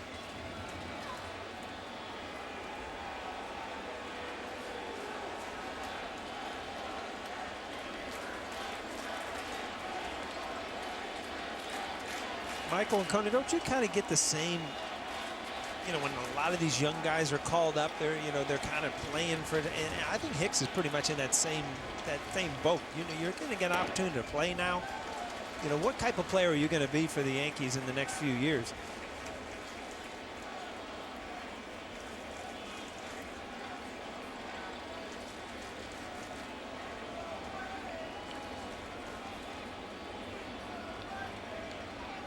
The 1-0. 2-0. Well, it's kind of the classic situation, right? You're a young guy like Hicks, and you're struggling with lower numbers than Alex Rodriguez, and hey, we have to be patient, give him a chance. And with Alex, oh, you're done. You're old, and People are so quick to jump to that, using the age as the example. High pop-up. Miller makes the play, and that'll do it. But the Yankees take the lead, 2 runs on 4 hits. And 2 men left. Is there pie in Alex's future? Hi, everyone. Bob Lorenz with your Audi update. Red Sox taking on the Diamondbacks at Fenway and handling Ramirez. What a night. First 2 innings, 2 monster 3-run home runs. To left field, then a second one of the game. To center field, 6 runs batted in. Yes, Gary Sanchez running into it first. Didn't have that ill an effect. Red Sox lead 8-3 in the 7th. Fellas, back to you. Well, I was just thinking about that, Bob, when you were saying hit the 2 home runs. I kept thinking about how much pain he was in after Gary Sanchez ran into him last night at Fenway, but no harm, no foul, as they say. As Tim Beckham will lead off here in the 5th inning. Yankees lead 3-2. Line drive down the left field line. It is a base hit. It's going to go into the corner. Playing it out there is Gardner, and Beckham has a leadoff double here in the 5th inning against Sabathia. Did Didi just catch that ball between his legs? Pretty slick. Can sneak in and hang by you, Michael. Watch this.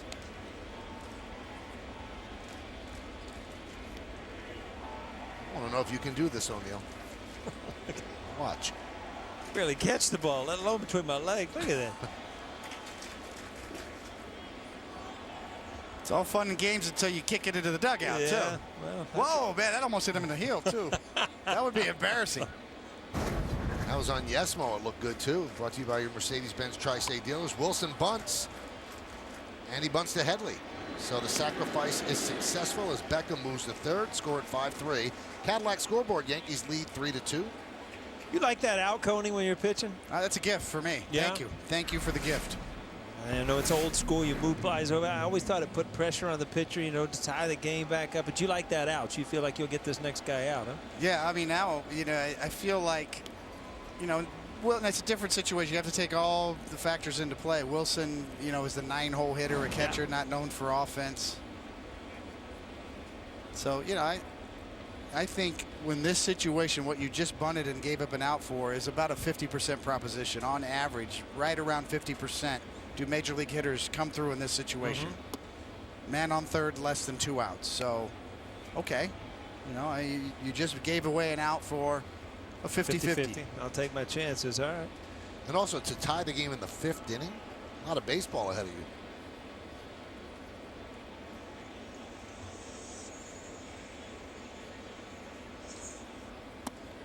Strike, 1-1 to Forsythe. Now Forsythe is a good hitter, so you've set him up in a good spot here to drive in a run, and now the infield's in as the Yankees choose to try to cut down that run, so that puts Forsythe in a much stronger position here.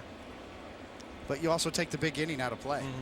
Maybe Wilson tries to shoot one to right, and now you've got something going bigger than just playing for 1 run.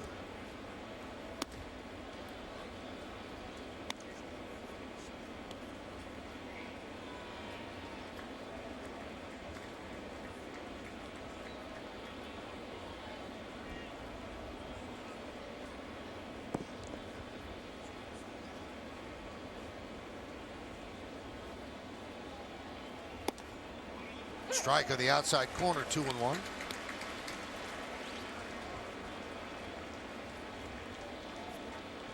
Two and two.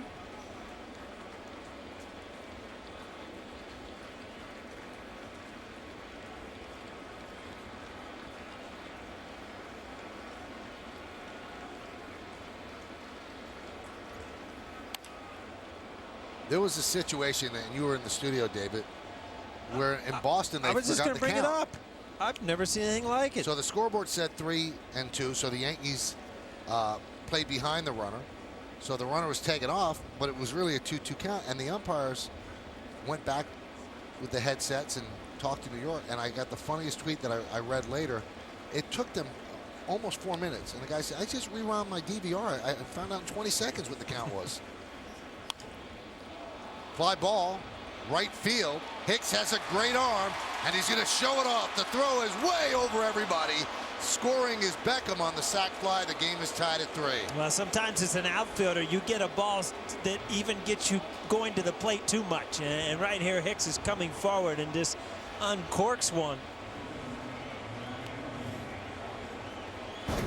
Talk about everything going towards the play, and right here you just release it a little high, and with his arm strength, it's not coming down.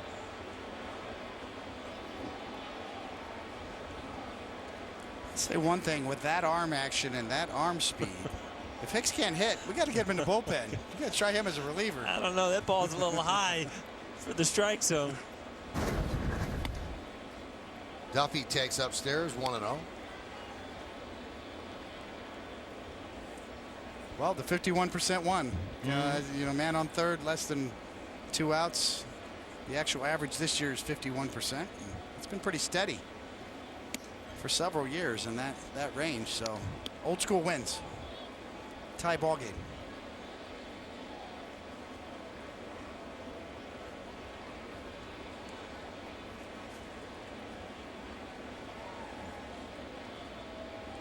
When you're unleashing a throw like that, Paul, are you trying to hit the catcher on the fly, or do you want to bounce it on one hop? Well, there's nobody rounding the base, so you want to give him a good hop or get it there all the way. But right then, you have so much momentum going towards the plate. Like I said, it's hard to keep it under control at times. But on a base hit, your job is to keep that ball where it could be cut to hold down that runner. But in that particular play, you can let it fly.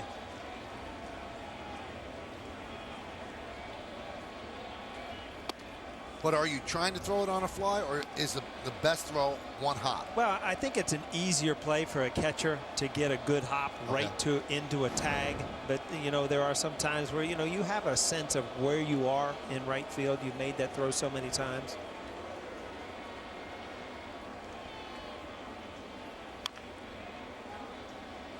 Three and two. Duffy wrapped into a double play and singled to left. Excuse me, Michael. I think, when you try to throw the ball there in the air, just speaking from standing on the mound and watching guys like Paulie try to do it, there's more margin for error. You see more air mails. If you try to throw it on one hop, then you're going to keep the ball down and keep a potential tag into play. You try to uncork one all the way in the air. A lot of times that's the one you release a little too soon, ends up on the backstop. Rounded to third, short hop. Headley throws high, and the play is out as Teixeira somehow came down on first with his glove. He just saved Headley an error. Outstanding defensive play by Mark Teixeira, but we'll see it the Rays challenge. And he's out. A great call by Vic Carapazza, the first base umpire, as Teixeira's glove hit first right before Duffy's foot hit the bag.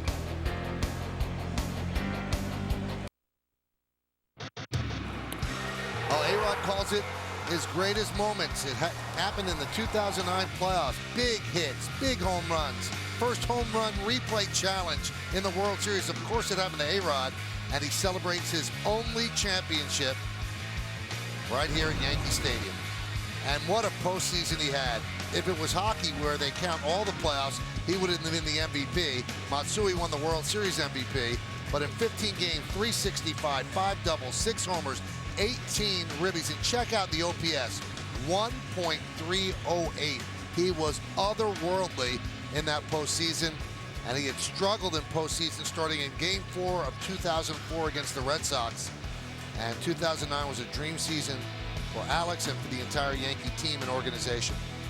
The first year of the new stadium, no less, and that makes it a very important championship to be able to christen this new stadium. Otherwise, we might be starting to talk about the old stadium a little bit more, right? And that's not what you want when you move into a new stadium. Oh, I agree with you. There would have been talk of jinx, so you upset the ghost, and they got that right out of the way by winning the first year of this ballpark. And Alex said his greatest moment, the Cadillac scoreboard, by the way, 3-3, was Victorino's ground ball to Cano, which was the final out. Mariano was on the mound. Cano threw to Teixeira, and the Yankees had their 27th championship, and Alex had his first.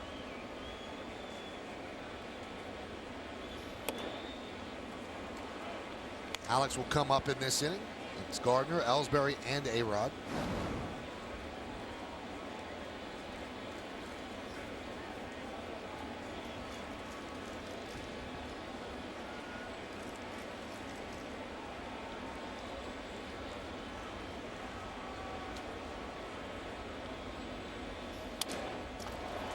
Soft ground ball is short.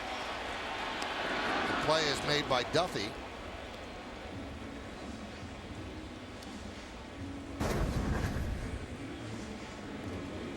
I thought Gardner was going to beat this off the bat when I heard the sound and the English with Duffy. Wow.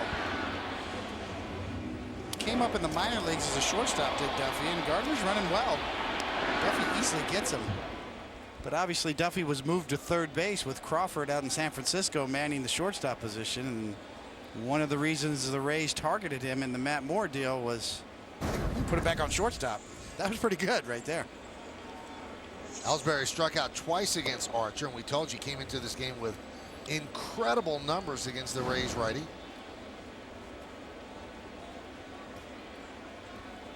Jacoby was 2 for 10 in Boston. Alex 1 for 2 tonight.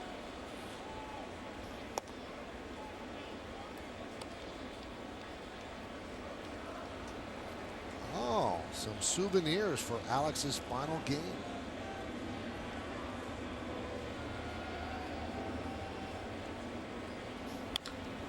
That one is lined to right field, and right there is Souza for the second out. And here's Alex.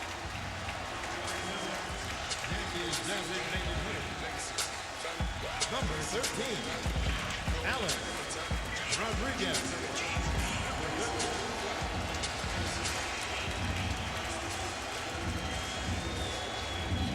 And again, everybody gets up.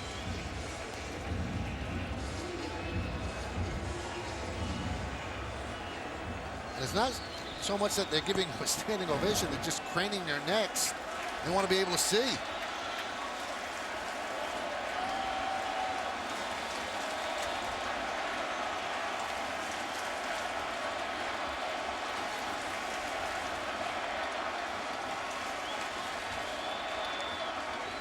And Archer deals.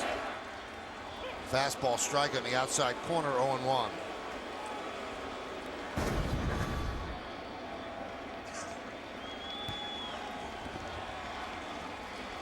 Pretty good pitch. Right there on the black. Maybe. 0-2.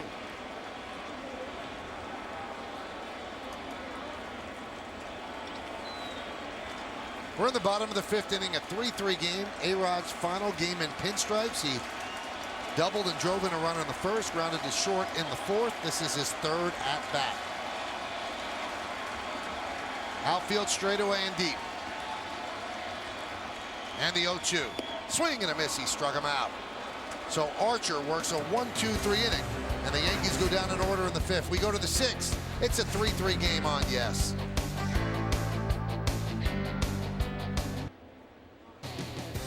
Yankees Baseball on Yes is brought to you in part by GMC. We are professional grade. Learn more at GMC.com.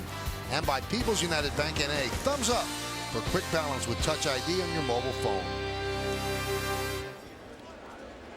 Evan Longoria against CC Sabathia as we start the 6th, and there's a strike. David, how would you pitch this guy? First base is right over there. Go ahead. Unless he leaves the strike zone. Huh? I mean, leading off the inning, you go after him a little bit. But you just do not let this guy beat you under any circumstances. No, nobody's on base now. Now you got an 0-2 count. Look what he's done against Sabathia. Yeah, you have to be aware of that. Now he hit the solo shot in the 1st inning on a mistake. Okay, fine, solo. But the base hit, you know, with a base open, that, you know, that was something that would have bothered me on the mound.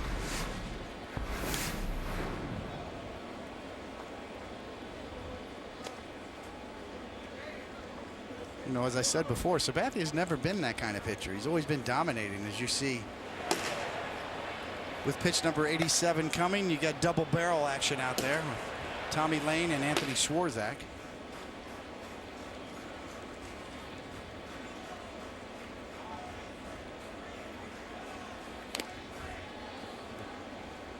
Fouled that one back.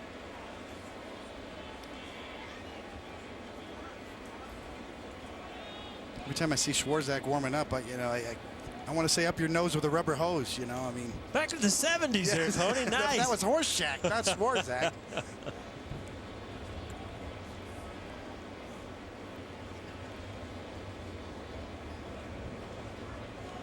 The 0-2. Ouch.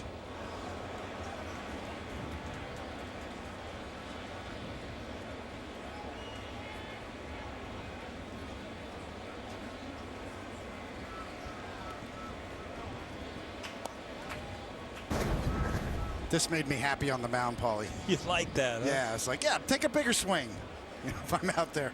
Chances are you get another one down and in again. Yeah, hit that one. Missed the guard, too. Even better. It's all coming out now, Cody. That's why we get along.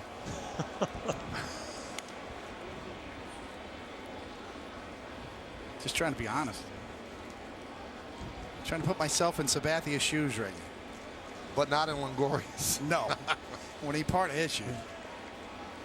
The 1-2. 2-2.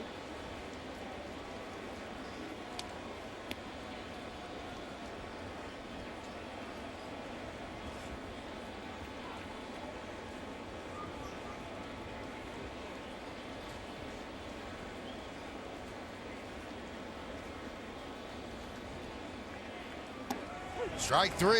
Longoria done looking. Follow Yankees Baseball Live with the MLB.com at-bat app. Stay up to the moment at any moment with game day, live game video highlights, StatCast, news, and more. Download MLB.com at-bat, the #1 app for live baseball on your phone and tablet.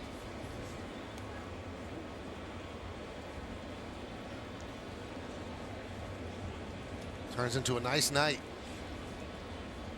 Boy, was it ugly right before that ceremony began. It was almost spooky. How dark and foreboding the clouds were over the left field grandstand.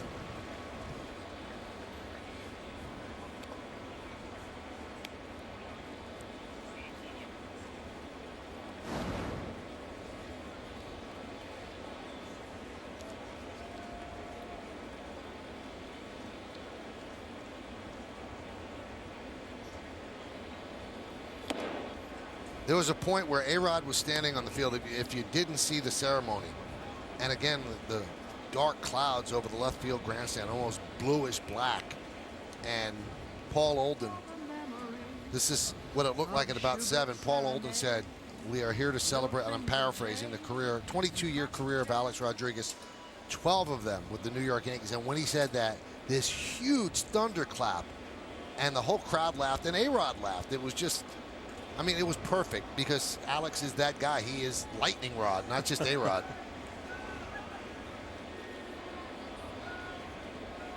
The 1-2. Grounded foul. Listen to this.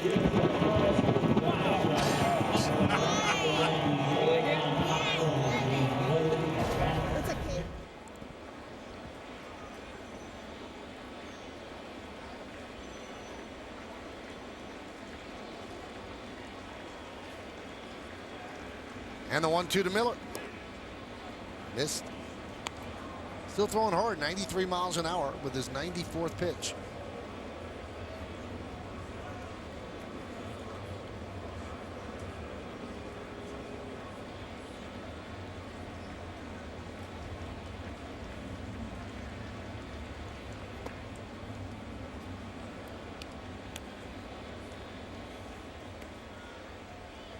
And the rain came down so hard that they had to repair to the dugout quickly.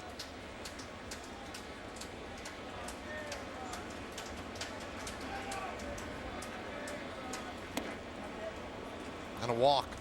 So Brad Miller with a walk after striking out twice against Sabathia.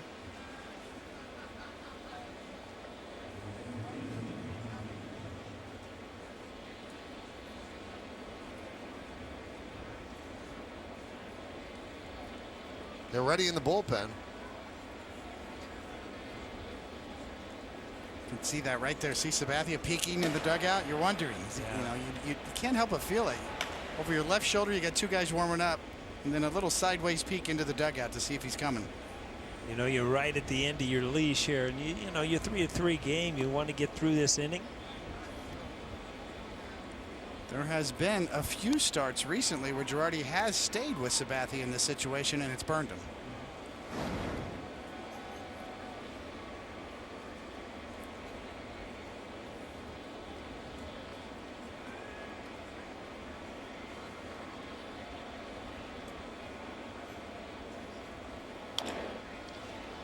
Chopped to third. Nice play by Headley. There's one on the first. Double play. An impressive 5-4-3 double play to end the inning, and I'm sure they'll decide whether or not to challenge this. Let's see. Oh, I'm sure they'll challenge that. He looks like he's safe.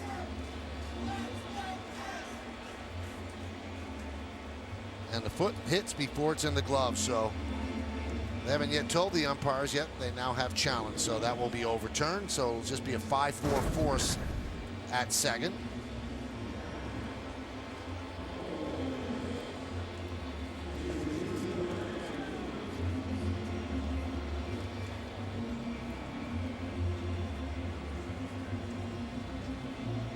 Pretty nice play by Headley on the short hop and got the ball to second right away.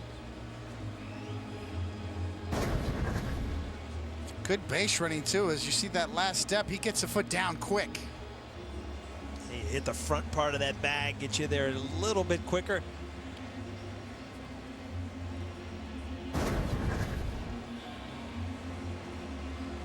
Kevin Cash is pretty positive this will be overturned, and it is. So that's what replay's supposed to do. Bad call at first base, and they got it right. So now they're 2 down with a runner on first. Corey Dickerson at the plate. Paul, you ever think about all those years we played and you just had to live with the call and the history of baseball would be different? And you knew exactly sometimes you were safe. It's weird. But you know what? It has improved the game. I don't know if it's improved the time and things like that. But, you know, getting the calls right, it makes important. It's very important. Would you be a fan of, kind of like in tennis, a Cyclops computerized strike zone system? Yeah, you know, there's something about the human part of it, you know, just off the plate, just the bad call. And I don't know that, you know, it's not a computer game. I mean, there has to be some kind of thing involved. Teixeira makes the play, beats Dickerson to the bag, and CeCe has pitched 6 and given up 3 runs. We go to the bottom of the 6th. It's a 3-3 game.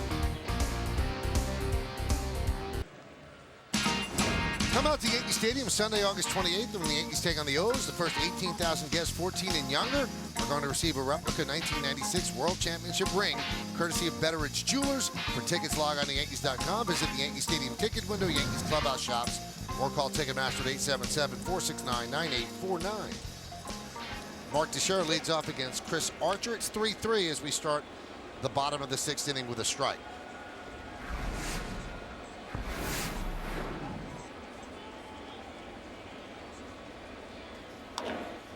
Hit sharply and past the diving Forsythe to the right fielder Souza.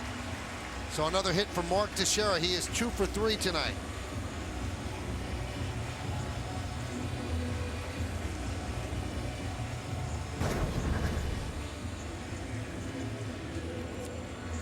Just enough. Right off the tip of the glove.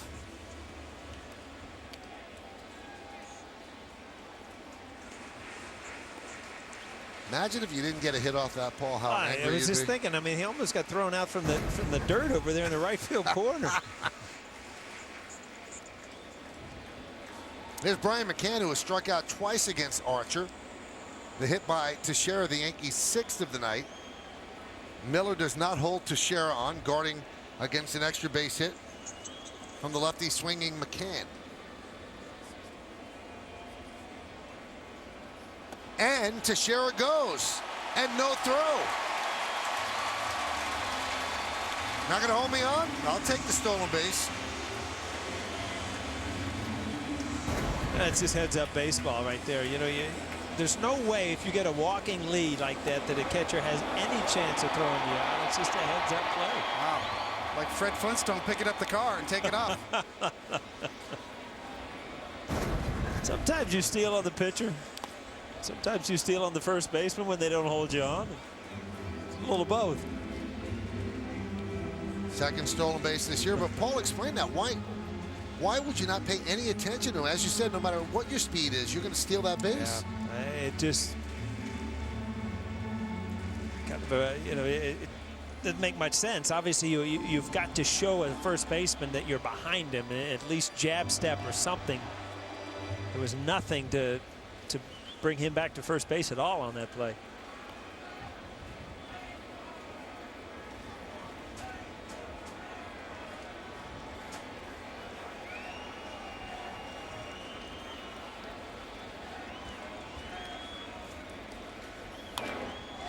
High fly ball, right field. Souza will make the catch. Tagging is Teixeira, but he just draws the throw, and the throw is wide. But Teixeira stays put. Tell you what, that's a pretty deep fly ball. So that's quite an arm. It was off target. And I noticed that coming in from second base on the play before. Mentioned that before, trying to throw it all the way in the air again. And this is what happens when you're a little bit off, trying to fire it all the way in the air. No way Teixeira could have known that, obviously.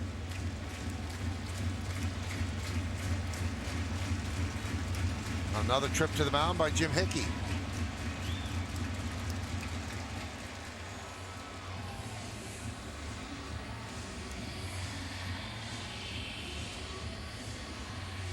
Jim talks with his hand over his mouth like he's gossiping in class. You know what I know about Cone? You know, that sort of deal. If he knows a lot about Cone, we should have a talk, because it'd be interesting.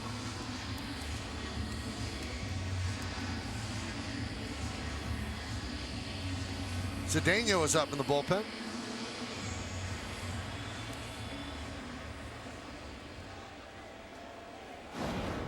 The Rays carry 7 righties and 1 lefty in the pen. Cedeno, the lone lefty. So here's Didi. Doubled and scored a run his last time up. He's 1 for 2.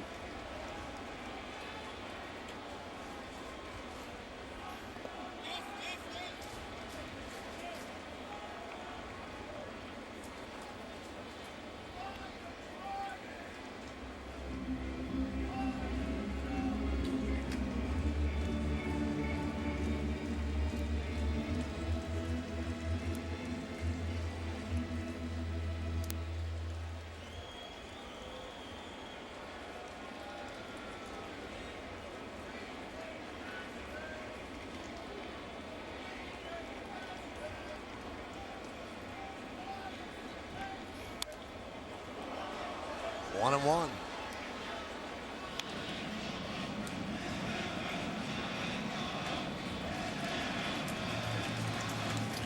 Well, one thing, Paulie, about Didi Gregorius is he's uber aggressive. He's not looking for a walk. He's swinging the bat, and he's hard to strike out. He's hard to walk. Great hand-eye coordination.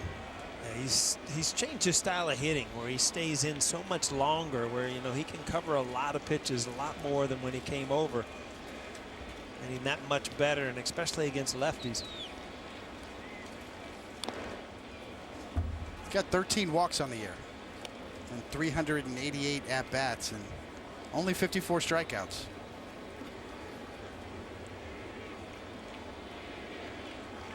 Batting average, well, he was up over 290 at one point. You see Tyler Clippard getting going here. 287 in this at bat now, Didi Gregorius.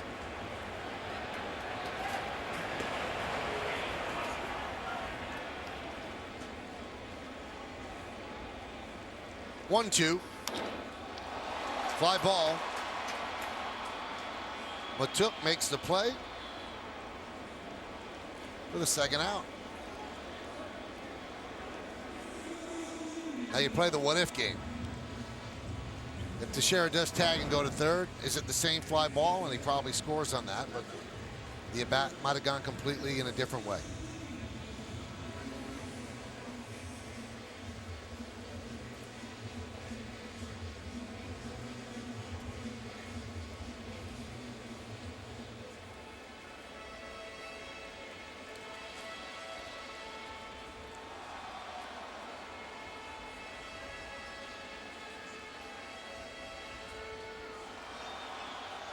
Who initiates more of that conversation there? Big play, you know, big point of the game here, 3-3.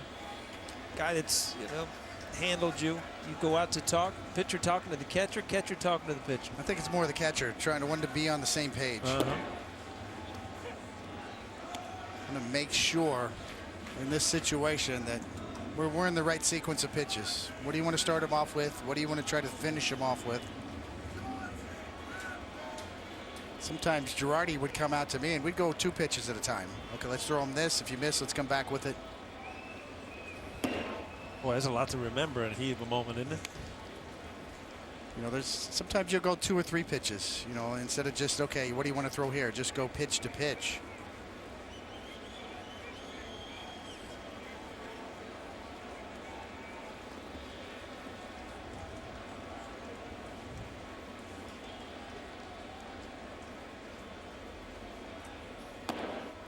Two and one on Castro. Castro squeezed one through the left side of the infield for a 2-run single in the 4th inning. Well, you see, every once in a while, Archer will just force that slider down and away and just really lean to make sure that he doesn't leave that thing out over the plate.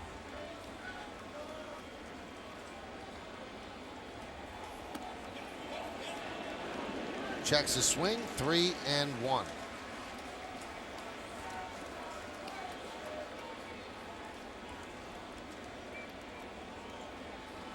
You know, how did you go about it as a hitter, Paulie? You know, in 1996, you walked 102 times. You know, I was just going to say, Didi, that'd be the next thing you do. You don't understand. He's hitting close to 290. We're talking about you know, you had 50, 60, 70 walks. A lot of those are outs that you make by swinging the bad pitches. 3-2. You know how many times you go 1 for 3 in a game with a couple walks instead of 1 for 5, and it adds up over the season. It's not taking away your aggressiveness. Help me here, Coney. It's just keeping in that strike zone a lot more, time and time again. Yeah, it's the combination of being aggressive but yet still selective at the same time. I mean, in 1996, you had a .411 on base percentage, well over 100-point swing. You hit over 300. 302 was your batting average, right, but .411 was your on base percentage. Nowadays, you don't see that as much. I mean, Starlin Castro's batting .256, but his on base percentage is .295. Right. So, you know, to me, I look at those gaps, and certainly you don't want to take away aggressiveness. He's got great hand-eye coordination, but at the same time, there's got to be a little more selectiveness mixed in there. High fly ball, center field. Matuk back, track, wall. He leaps. It's gone. A 2-run home run for Castro, and the Yankees lead the game 5-3. Just over the leaping giant Matuk, and a big 2-run home run for the Yankees' second baseman.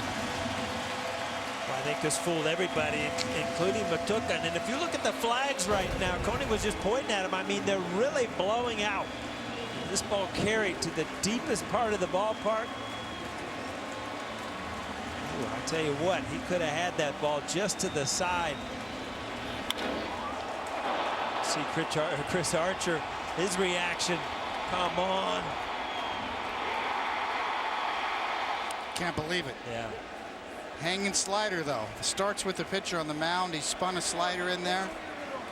It was a fly ball. Archer thought it was going to get caught. So did the center fielder. Drifting, drifting, drifting. The ball just kept going. Headley fouls it back. So Castro has driven in 4 of the Yankees' 5 runs. And they lead this one 5-3.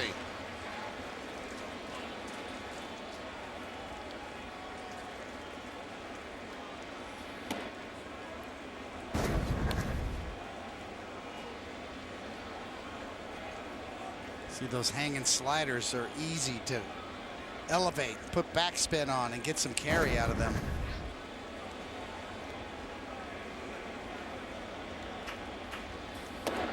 Strike 3. Headley down looking. But a 2-out, 2-run home run by that man, Starlin Castro. We go to the 7th. Yankees are up 5-3. When the Yankees made the trade with the Cubs for Starlin Castro, Hal Steinbrenner talked to Alex Rodriguez and said, I really want you to work closely with this guy. And they have become very, very close. And when that ball cleared the wall in center field, Alex Rodriguez's reaction tells you how close the two of them are.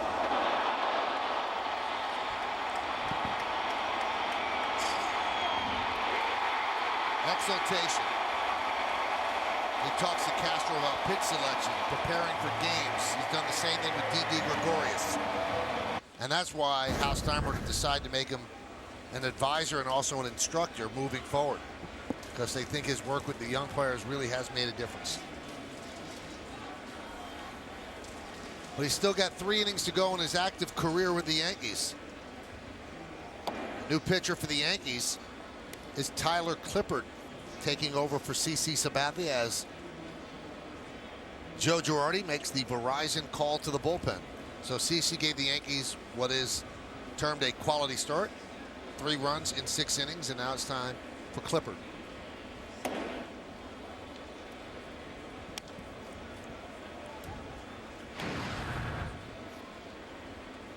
Between the Diamondbacks and the Yankees, his 46th game, 51 strikeouts and 41 2/3 innings. The changeup, that's his money pitch, but he does effectively use the fastball. That one's popped up off the bat of Souza. And Teixeira makes the play.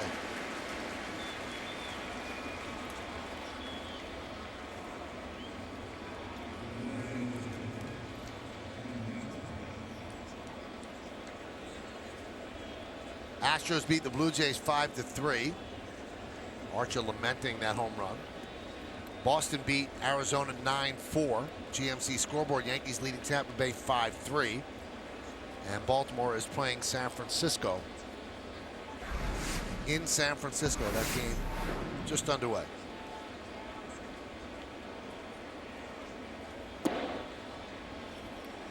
Detroit and Texas supposed to start at 8:05. That's what's on the board right now, but no score.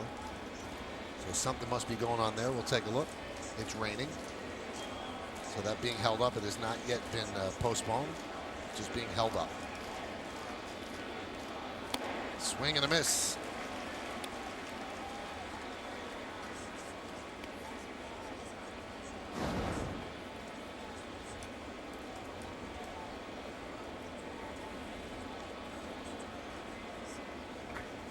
Fox Sports' Ken Rosenthal reporting, according to his sources, that Tyler Austin will in fact be called up tomorrow to replace Alex Rodriguez on the 25-man roster. There's Kenny.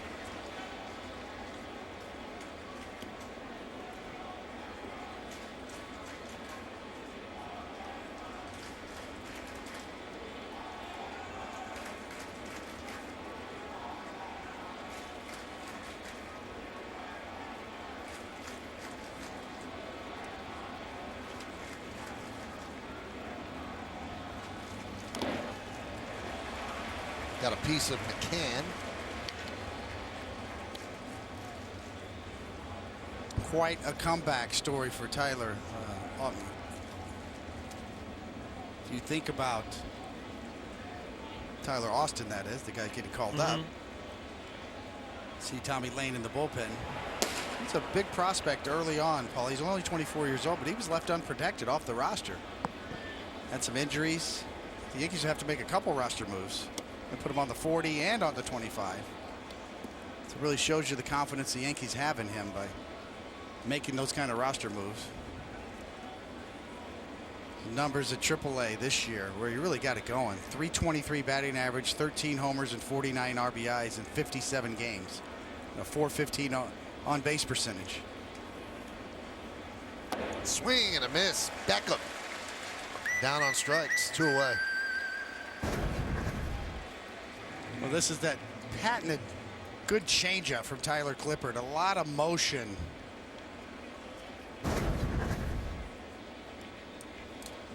You know, Connie, when you look back at the minor leagues and, you know, that first year that you put on that 40-man roster, that's just like, hey, all right, the organization believes in me. And boy, I tell you what, if you're not put on that roster that first time around, it's hard to get back on. And you know, much to Austin's credit, I mean, he didn't give up, but he went on and had a great year.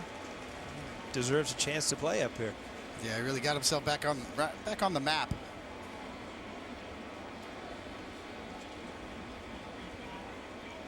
But those are the kind of stories you love. It sends such a good message to your whole minor league system, you know, that you get rewarded for working hard and producing. Wilson pops it up. Left side. McCann gives a look, but it's in the seats. You know, for years that was not the case with the Yankees. When through a stretch through the 80s, they traded away a lot of their young prospects. And it's when they stopped doing that, when Gene Michael took over for a few years there and stopped doing that and kept the core together, and the Bernie Williams and the Mariano Rivera and the Derek Jeters, and then added a trade, bring in some guys in an occasional free agent signing. That's when it all works. The 0-2. Nub slowly. Fielded by Clippard, and he pitches a 1-2-3 7th inning as the Tampa Bay Rays go down in order. At the end of 6.5 innings of play. Get up and stretch. Yankees 5, Tampa Bay 3. Hi, everyone. Bob, John, and Jack with your Tri-State Ford update. So a big night for Starlin Castro at the plate, trying to send his teammate A-Rod off in style. Yeah, A-Rod is really the story of the game, and you know, you look forward to that last at bat as a New York Yankee. Will he have that big moment? He had a really nice moment in the first inning with that double and the RBI. Clearly enjoying himself. We saw how excited he got after that double. We see how excited he is in the dugout, but the joy is going to give away to finality soon. It's coming up, the end of his Yankee career. All right, guys, he's scheduled to bat 4th here in the bottom of the 7th. Back to you. All right, thank you, guys. Yes, if somebody gets on, he will get up. Time for the greater coverage of baseball, brought to you by T-Mobile. Home runs by team. 189 for A-Rod in Seattle. Then 156 in 3 years, by the way, with the Texas Rangers. And the New York Yankees is at 351. What's amazing about the Ranger years, David, 3 years he played in every single game. And I believe he played in every single inning of every single game until the last game of the 3rd year. Pretty amazing. Well, there's no doubt Alex has talked about those Ranger years were the years he felt that he needed to justify that contract, which led to a lot of the off-the-field problems.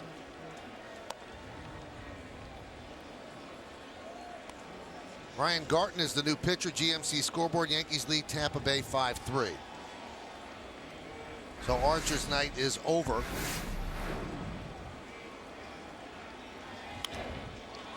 And Hicks hits a fly ball to left field. Going back, Dickerson on the track at the wall. See ya!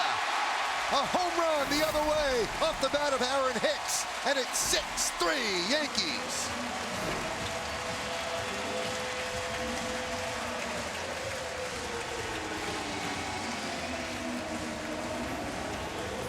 You see Garton's reaction. I mean, the ball is carrying to left field and left center field, and every once in a while as a lefty, you're a little late on that ball and you could just catch one down that corner. Got it up in the strike zone and you just hit it enough on the barrel to carry, what, 320 feet maybe? Right to the first row.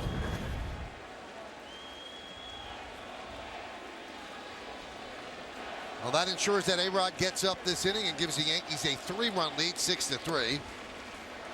And the pitch to Gardner is outside 1-0. Brett was hit by a pitch and scored on A-Rod's double in the first.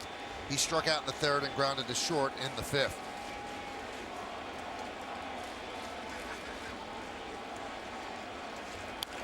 Grounded foul. Hey, the Yankees have now scored 6 runs. Go to papajohns.com tomorrow to receive 50% off the regular menu price of all pizzas online with promo code Yankee6. 5th home run for Hicks. 22nd run batted in.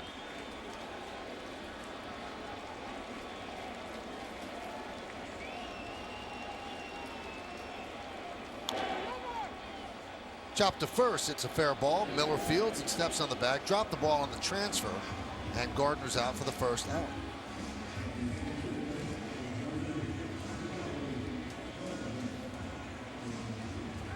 Let's go back to Bob Arends for a quick update. Bob.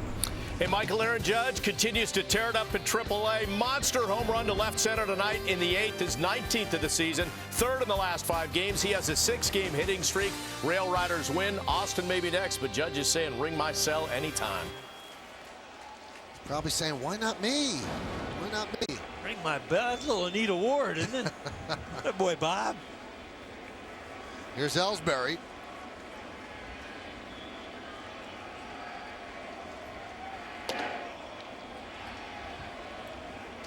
One and 0. Ellsbury's 0 for 3 tonight.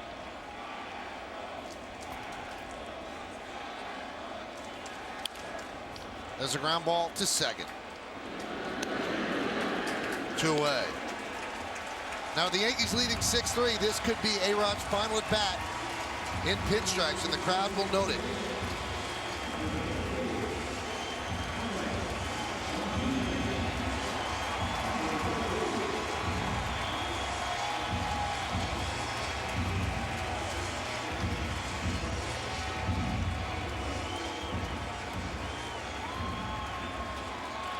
A 22-year career, 696 home runs, 12 seasons with the Yankees, 3 MVPs, 1 World Championship, and this might be the final at bat.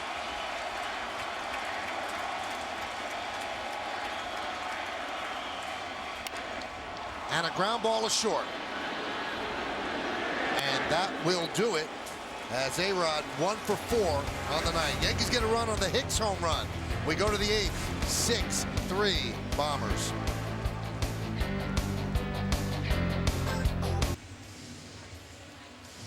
All right, in between innings, this conversation took place between Joe Girardi and A-Rod. That might have been his final at bat, but is that it? Could this be about taking the field? Maybe 1 out in.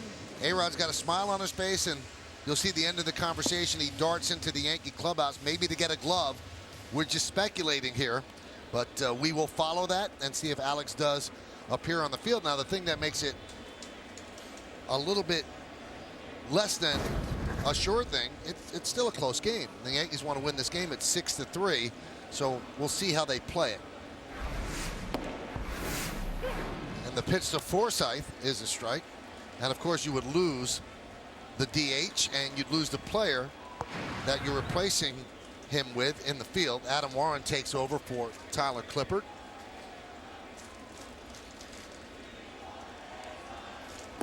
Crowd chanting, "We want A-Rod," some in the crowd.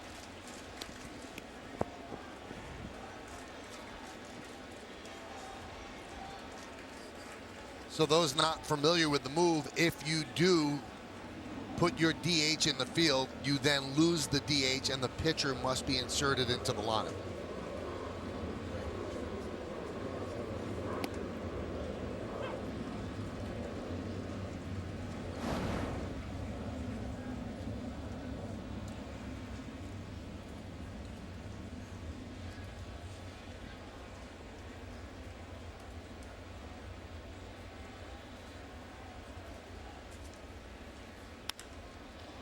Fly ball, left field. Gardner will make the play. Forsythe retired here in the 8th.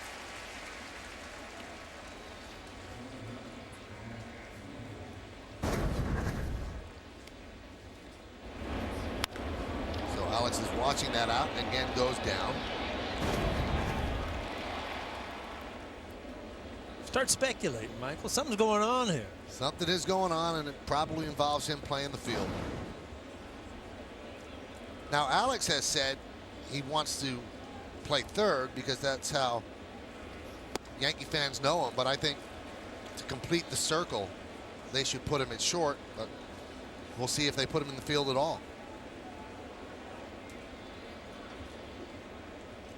And in talking to Buck Showalter today, who managed him 1 season in Texas, he said the thing that gets lost about Alex, and there's a fly ball to center off the bat of Duffy for the second out.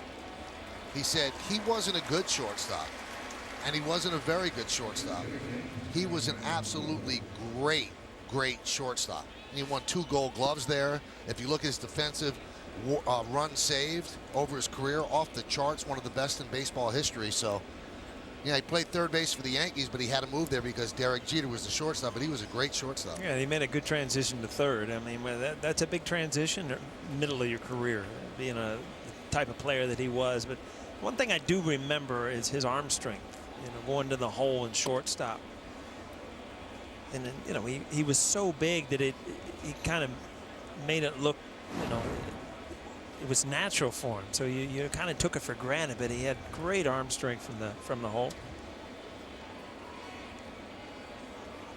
The 1-0 to Longoria, and fouls it away. Well, you mentioned, Michael, that originally he was going to get traded to the Red Sox, and it was nixed by the union, but Nomar Garciaparra was going to get traded so that he could play shortstop for the Red Sox. That was part of the deal. There was another team involved, the White Sox. And rumors had it that Nomar Garciaparra was going to be shipped out of town, and Alex was going to play shortstop at Fenway. And if my memory serves me correctly, David, wasn't Nomar going to be traded for Maglio Ordonez? Yes. That was the rumor. It was a pretty significant deal, significant pieces. White Sox are right in the middle of it. A young left-handed pitcher named John Lester was in that deal, supposedly rumored too. A lot of stories, a lot of lives would have been changed if that deal had actually gone through. And a lot of the blame goes to Aaron Boone for playing pickup basketball. It's all fate, Michael. Yes, it is. And Longoria gets a 2-out walk.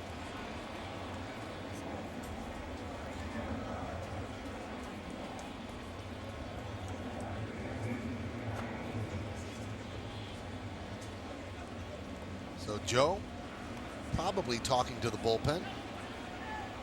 See if Betances gets up. Betances really had a nail-biting 9th inning yesterday at Fenway Park. And it is not Betances, it's Lane. It's one thing, as you see Tommy Lane rather than Dellin. One thing we've seen about Dellin Betances over his Yankee career is he can work himself into trouble, but he can get himself out of trouble too. It's the beauty of that strikeout, being able to get strikeouts with men on second and third base. It's just he's one of those guys that if he controls 3 pitches in a count against you as a hitter, you're gone. And unless he makes a blatant mistake, you're not going to hit him hard. Big cut. 0-2 on Miller.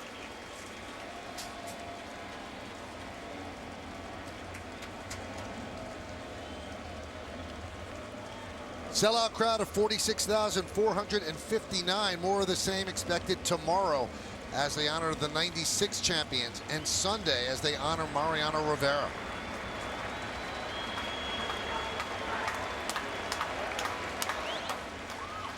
And the 0-2. Want to remind everybody, the ceremony honoring the '96 championship team, we will come on the air on Yes at 11:30 tomorrow. So 11:30. And you'll see the whole ceremony. And obviously, if you're coming to the ballpark, get here a little earlier than you would for a game, because the ceremony, of course, will be pregame. Well, just to finish off that little trade story with the Red Sox, a guy named Manny Ramirez was rumored in that trade too. Swing and a miss as Miller down on strikes. Good inning for Adam Warren. The Rays strand 1. We go to the bottom of the 8th. 6-3 Yanks.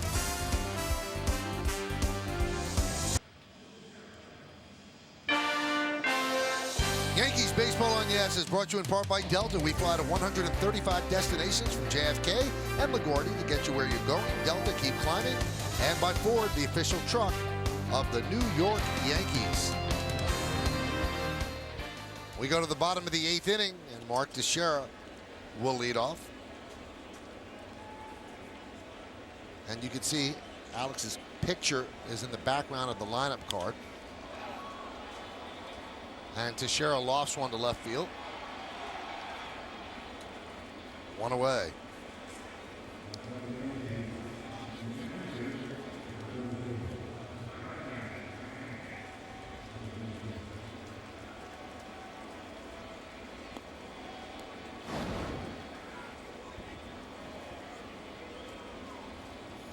6-3, Yankees over the Rays on a night when the game, although important, seems secondary to A-Rod's goodbye. Hyundai scoreboard shows you 6-8-0, leading 3-4-0. I tell you what, Michael, it's, you know, we have talked about Alex all night, but we have mentioned the wild card. 3.5 games, and you know, baseball has a way of evening itself out. Tampa Bay swept the Yankees, which we started kind of a chain reaction. Would not surprise me one bit if the Yankees swept these guys this weekend, and all of a sudden you wake up on Monday morning, you'd be a couple games out of the wild card, and you know, there's so many games left. You're not even into September yet. A lot of things can happen. Off the glove of the pitcher, out to, I believe that was Forsythe, so you score at 1-4-3.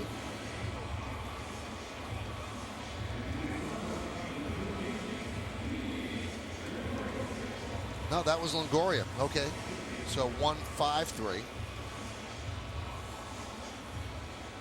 See, Michael, I'd let you just get away with it. They call it. They call you on it. Got to be called on it. People are keeping track of this. Yeah, we saw that guy in the upper deck. He had his scorebook. Not as neat as yours, but it's not too neat today. Here's Didi. Pitch upstairs.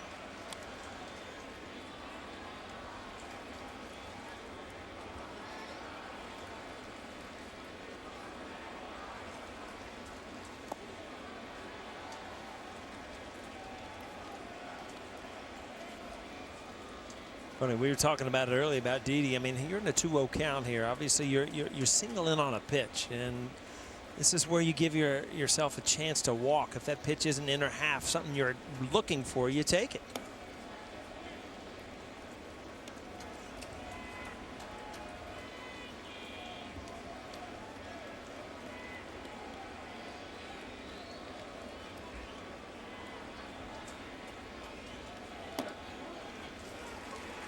And he gets a walk, a rare occurrence for Didi.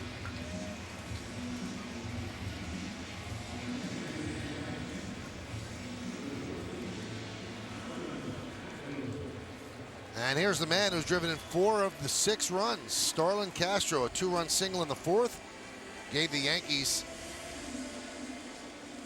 a 3-2 lead, and then a 2-run home run in the 5th, broke a 3-3 tie, put the Yankees up 5-3.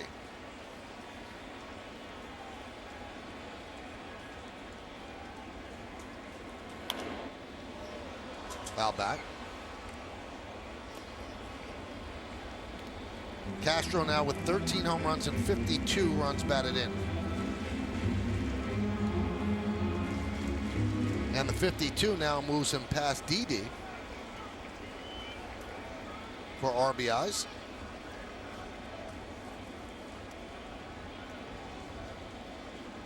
Gregorius has 50 ribbies.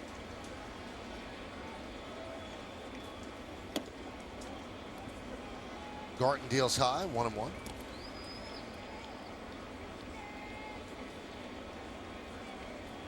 Well, with Didi's walk, he's now had a walk in 3% of his plate appearances. And that's the 3rd lowest in Major League Baseball. Okay, he's even laughing at it, huh? It's hard to walk him. Odor of Texas, 2%. Pilar of the Blue Jays, 3%.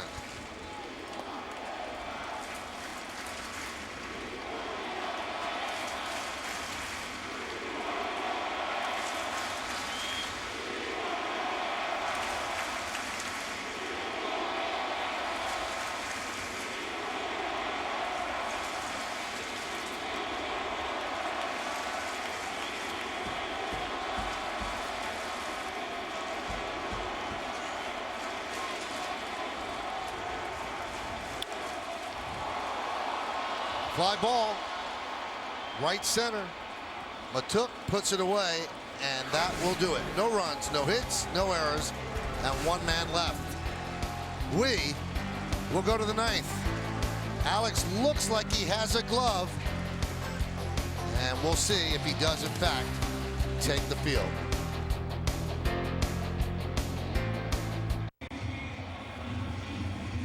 Alex Rodriguez had a huge grin on his face as he left the Yankee dugout and ran out toward third base. And here's how it looked and sounded moments ago.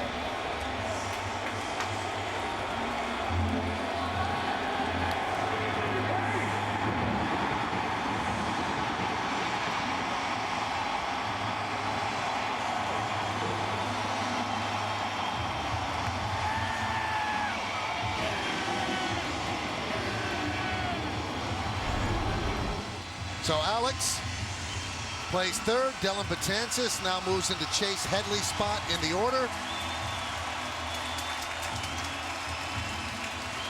And Alex Rodriguez, one of the best shortstops in baseball history, who moved to third when he got traded to the Yankees, will now finish his career in pinstripes as the third baseman here in the ninth inning, with the Yankees up 6-3. Well, you see that Joe Girardi did everything he possibly could, and it's working out right now. That Betances hopefully has a quick inning. Alex Rodriguez can hear the crowd cheer and leave tonight with that echoing in his ears. Pitch inside. 1-0. This is the 56th game for Betances. He picked up the save last night in Boston.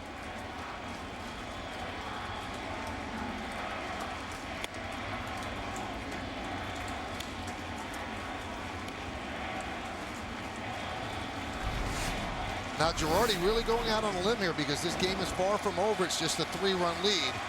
But trying to do the right thing for Alex and for the crowd in this goodbye game.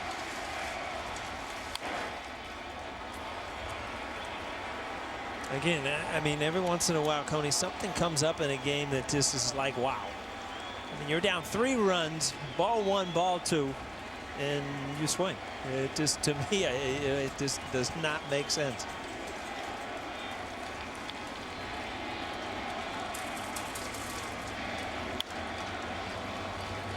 The story of Alex at third has been told. Aaron Boone, the Yankee third baseman, hurt his knee in a pickup basketball game. Yankees needed a third baseman. The Rangers needed to shed the salary of Alex's contract, which was suffocating their payroll. They signed him to that deal. And the Yankees checked to see if he would play third. He said yes, he would. That spring training, backfields, working tirelessly with Greg Nettles, learning to become a third baseman.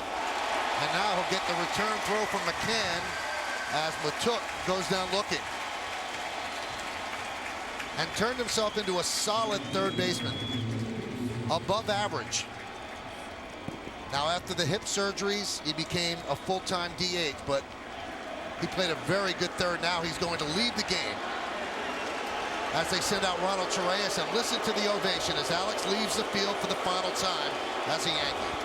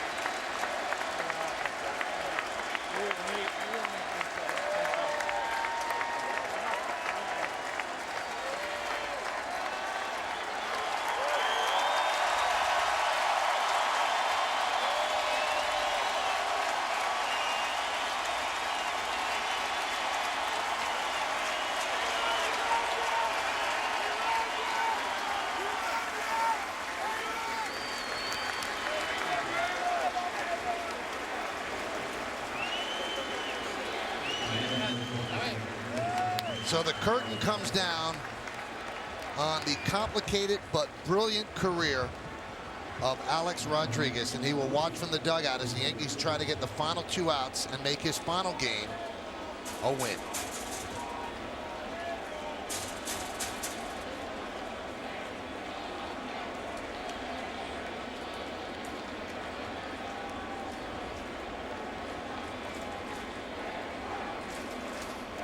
Well, there are debates about what the public feels about A-Rod, but you saw from the reaction of his teammates, they absolutely love him. He's considered a great teammate. You can see he's getting some tears in his eyes.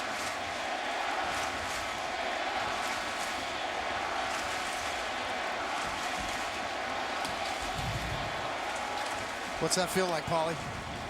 Well, I tell you what, it is amazing because you've turned the switch off now, and now you start to hear the crowd and things like that. You know, anybody ever played the game kind of dreams about listening to the crowd chant your name at the end of it all. That one gets away. Let's see if they get the out at first. Not in time, so Dickerson reaches.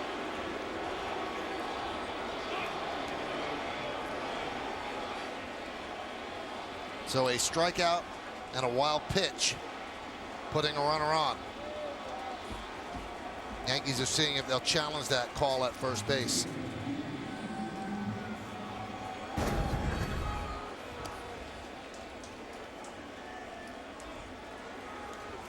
And they are going to challenge it. Looks like he might have been out.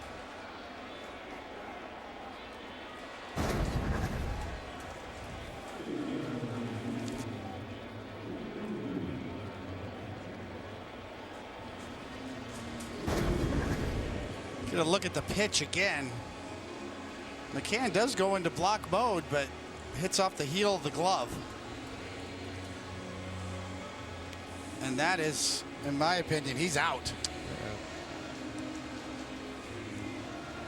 Teixeira on the foul side of the bag, which is very, very good job by Teixeira, giving McCann an angle, and ball's in the glove, foot's not on the bag. This should be overturned. Crowd cheering because they just saw the replay that looks definitive on the center field board.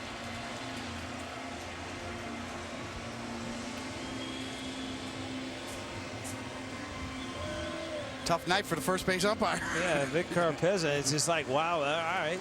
0 for 2. You know, there's been two reviews, and they're both mine, and I was wrong on both. I mean, you've got to feel like umpires, like, wow, you know, how did I miss 2, let alone 1? And it is overturned. He is out. The Yankees are an out away.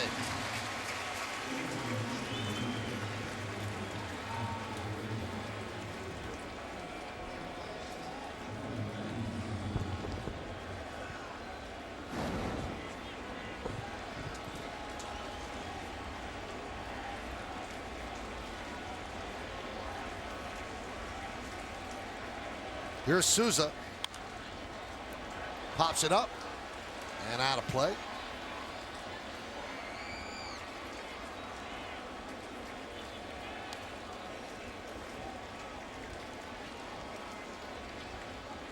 First game of a 3-game set. The final game of A-Rod's Yankee career.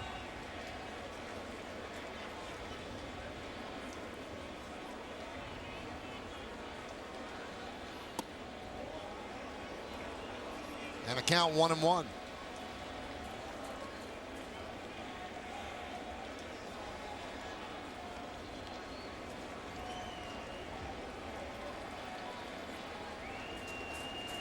His family has moved down closer to the field. And there's a strike. It's been some incredible moments at this stadium over the last few years. Derek Jeter's final game, Mariano Rivera's.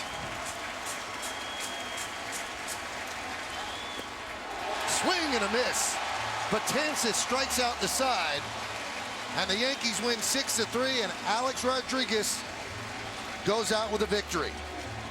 The final totals in the 22-year career of A-Rod. A .295 batting average, 2,086 runs batted in, 3,115 hits, and 696 home runs. One of the greatest careers in baseball history, and it concludes in pinstripes tonight. Well, I used to feel good, Paul, because he picked up that double in the first inning in the RBI, so he goes out with a little bit of the old A-Rod. No doubt about it. And you know, you go out in winning fashion, too. It's just like there was a good mood around the stadium. I think that the Yankee fans have came out in droves tonight to watch him. His family's here. It'll be a night he remembers, I'm sure. His mom is here, Lourdes Navarro. His brother and sister, Joe and Susie Dunnan. And so important for Alex, his daughters, Ella and Natasha. And he is going to walk off the field here at Yankee Stadium in pinstripes for the final time, but first say goodbye to the sellout crowd.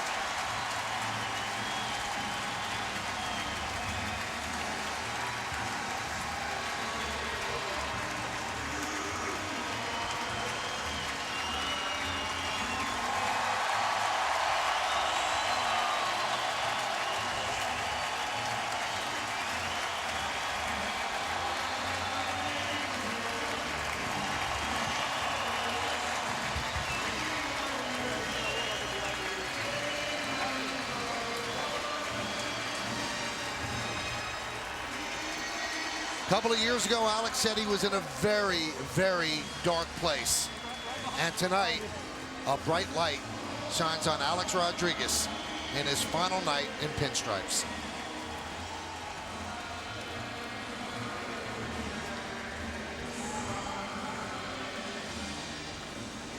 What a career. How he got there again, that's up to you to judge. But David, the numbers speak for themselves. This is one of the greatest players of all time. No doubt about it. The numbers, the talent. You could see the manager, Joe Girardi, wanted to try to give him a moment similar to the one he gave Mariano Rivera at the end of his farewell tour.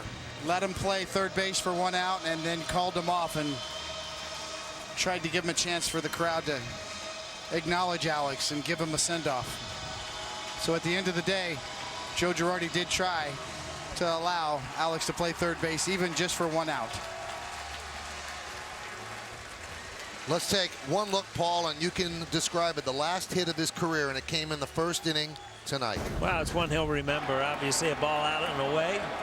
Just laces it to right center field. Ended up being a big run for the Yankees early in the game.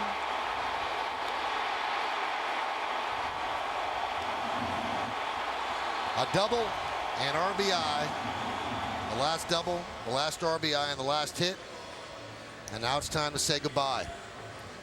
And you wonder how long a goodbye it will be. Some people, including Alex, still thinks he could play, but as of the end of this game, the Yankees will release Alex Rodriguez, and then his future is in his hands. The Yankees want him to be an advisor to Hal Steinbrenner and then an instructor. And right now, at this moment, he's going to talk to our very own Meredith Morakovitz. Alex, I know you're looking for your family right now, but at the conclusion of this game, you walked to third base one last time. What was going through your mind as you made that walk? Well, it was exciting. That's where I played, you know, a lot of my baseball over here. That's where we won the World Championship in 2009. And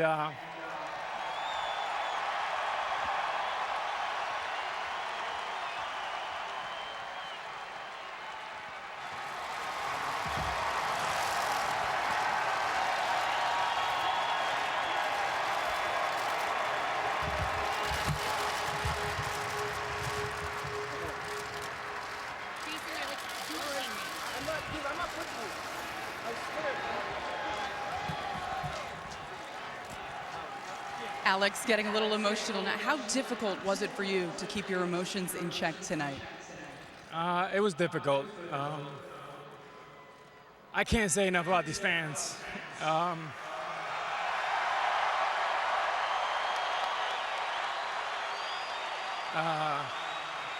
I've given these fans a lot of headaches over the years. And I've disappointed a lot of people. But like I've always said, you don't have to be defined by your mistakes. How you come back matters too. And that's what New York's all about. At what point in time did you know that Joe Girardi was going to put you at third base, and what did it mean to you to go out there one last time? He came up to me after my last at-bat, and he said, I'm thinking of putting you at third base.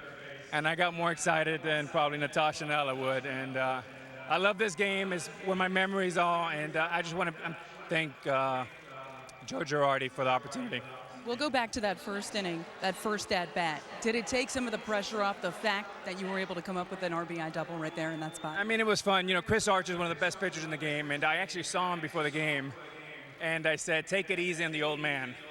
And he just smiled, and he's great. He was great tonight, and it's great to win the game tonight. Alex, what are you going to remember most about tonight? Two things. I would say sharing this with Natasha and Ella, my beautiful girls, and the greatest fans in the world in New York. David Cohn is in our booth tonight, and he said his last game, it took him a while to take that uniform off. He was like a little leaguer, wanted to wear it home. Is it going to be tough? How long is it going to take you to take that uniform off? It's going to take a while. I'll probably wear it for Christmas and Halloween next year, but I'm still part of the family, and I'm taking it all in. This is a night I'll never forget. To see the stadium full with so much energy, I just want to thank the fans. Thank you. Alex, thanks for the time. Michael, I'll send it back up to you. Well, thank you, Meredith. So an emotional Alex, and he certainly got very emotional when his two daughters ran out. They obviously mean the world to him, and he gets to share this final game with his family and with a sellout crowd here at Yankee Stadium. So much more to come from here at the stadium.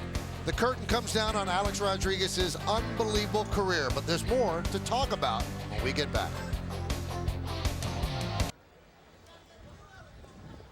A-Rod's last game as a Yankee, and the Yankees win 6-3, and one of the runs is driven in by A-Rod, which leads us to the Land Rover drive of the game. But of course, it's gotta be. It's Alex. With the 3,115th hit of his career, the 548 double, and the 2,086th RBI. That, indeed, is the Land Rover drive of the game. So an emotional night for A-Rod. His final night in pinstripes. He's done the interviews, he's tapped the cap, and he's also gotten himself a standing ovation here at the stadium. There's so much more to come, but first, we're going to throw it back to the studio. Bob Lorenz, Jack Curry, and John Flaherty. Thank you, Michael. Some really great images there of Alex post-game with his two girls, and we'll talk about what he did in the game as well with that early start, the RBI double. Yeah, I thought it was a great night for Alex, great night for the Yankees. You get the win, Alex gets a big hit, the double. Fans get to remember that swing, and then obviously going to third base. Love the fact he got to acknowledge the crowd. They got to acknowledge him. I thought a night well done all the way around. I agree. We wondered how it would end for him, and I think if you asked Alex Rodriguez, he'd be pleased with the way that it ended. He had that good swing, and he got a chance to go out there in the field. Girardi, in the end, choreographed it well for him. All right, guys, we're going to talk about that and much more. Meredith with many interviews from the stadium. Once they wrap from the Bronx, we'll see you right back here for the postgame. The Yankees beat the Tampa Bay Rays in the first game of a three-game set by a score of 6-3, 6-8-0 for the Yanks, 3-4-0 for Tampa Bay. Time of the game, 2:51. CeCe got the win. Betances got the save. Archer is 6-16 with his stuff. A-Rod in his final game in pinstripes, 1-for-4, a first-inning RBI double. Castro, his little brother, he's called, 2-for-4, a home run and 4 runs batted in. Coming up on the Yes Network, stay tuned for the WB Mason postgame show with Bob Lorenz, John Flaherty, Jack Curry, and Meredith Morakovic. Special thanks to senior producer Bill Bowen, coordinating director John Moore, Jared Bosnack, Michael Cooney, Mike Webb, Woody Fryman, and the executive producer of the Yes Network is Mr. John J. Filippelli. Join us again tomorrow for Yankees baseball as the Bombers take on the Tampa Bay Rays from Yankee Stadium in the Bronx. Our coverage begins at 11:30 a.m. on the Yes Network.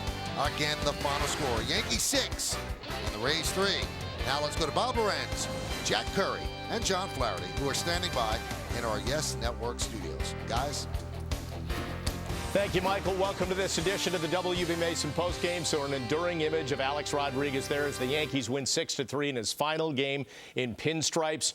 We wondered aloud on the pregame, what was this final game going to be like? It came to such an abrupt halt for him, so to speak, over the course of the past week. You used the word surreal, and that's probably the best way to describe it. I'm going to use surreal again, and I'm going to add riveting. Riveting and surreal baseball theater. I think that's what we saw tonight. You start before the game when the Yankees are honoring him, and the skies open up, and there's lightning and rain pouring down, and the ceremony just finishes. You go to his first at-bat, and he gets that hit off Archer, and you're like, wow, this guy can hit a 96-mile-per-hour fastball. He's pumped up as he gets to second base, and there were so many other images that we saw, but I think the one that will stick with me, and the Yes guys did a great job, was when Joe Girardi turns to him in the dugout about the potential of playing third base. It was like the Little League coach going to the kid at the end of the dugout. We're talking about one of the greatest players of all time, and how excited he was to know he was going to get one more inning, or as we found out, a third of an inning on the field.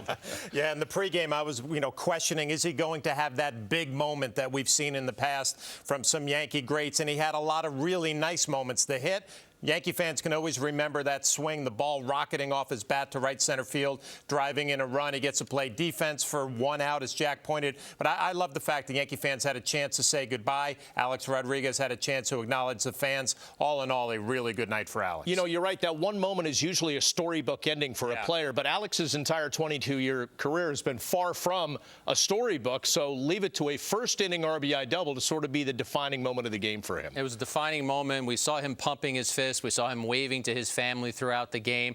And when you talk about his 22-year career, Bob, he has acknowledged the mistakes that he made. He talked about it on the field with Meredith. But I think he further humanized himself tonight. He showed that he was a great teammate. You saw how excited he got when Castro hit the home run. Showed he's a great dad. His daughters come running onto the field. I mean, that's an image that people who, even if they don't like Alex Rodriguez, you see that, how could you not be happy for the guy? The night was all about Alex Rodriguez, but I'm sure when we hear him talk in this press conference, he's going to mention this win for the Yankees. They're still in this race, and he was able to contribute to that. Jack mentioned how into it he looked. He had his game face on. He was rooting from the dugout. He had his moment offensively to drive in that first run. So I think you get the win. It's probably going to be most important to Alex. He contributes, which is a huge part of it. He didn't want to embarrass himself tonight. He did not do that. I thought all in all, again, just another nice night for him and the Yankees. And there have been so many layers to this for Alex Rodriguez over the course of the past week, certainly just over the course of the past 24 hours. And that can be said for Joe Girardi as well. So let's hear from him post-game now in the Manager's Report, brought to you by Geico. So Alex just said you came up to him in the dugout and kind of told him of your plan. At what point in time did you come up with the idea or decide that you were going to use him? Well, that was kind of my hope. Can we turn that off, please?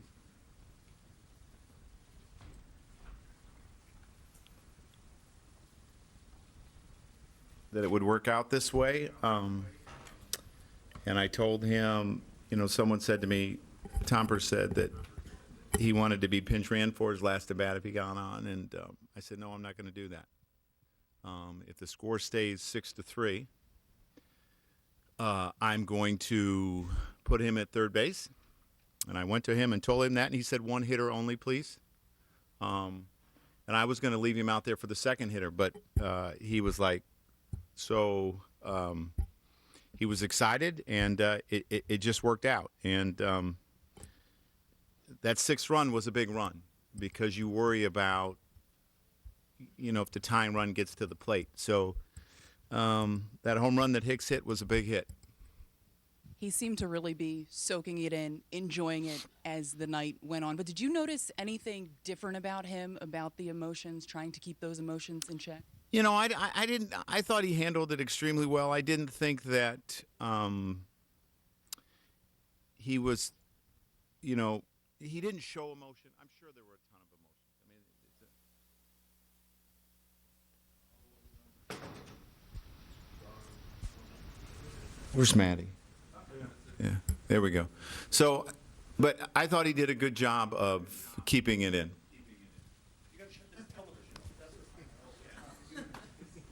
Yes. Anyone tall enough? Where's Delwyn? Go ahead.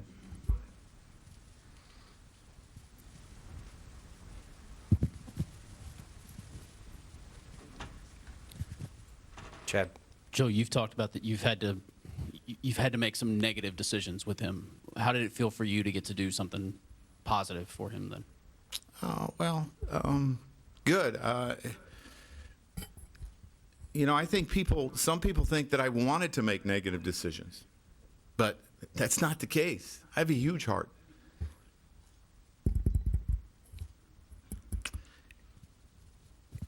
And if this is the last time he plays,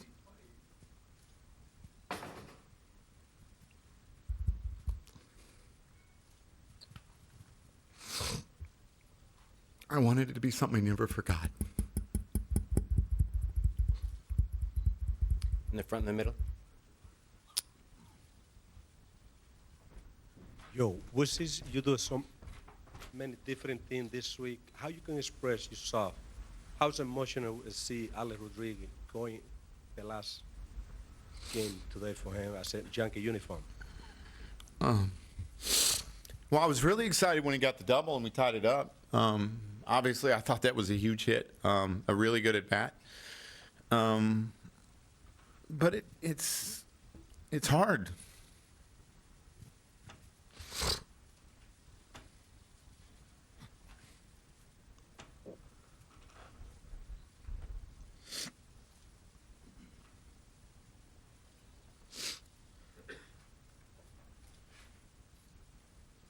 Joe, a few seconds ago you said if this is the last game he plays. Do you have any doubts about that? And do you think that there's a possibility he will play again?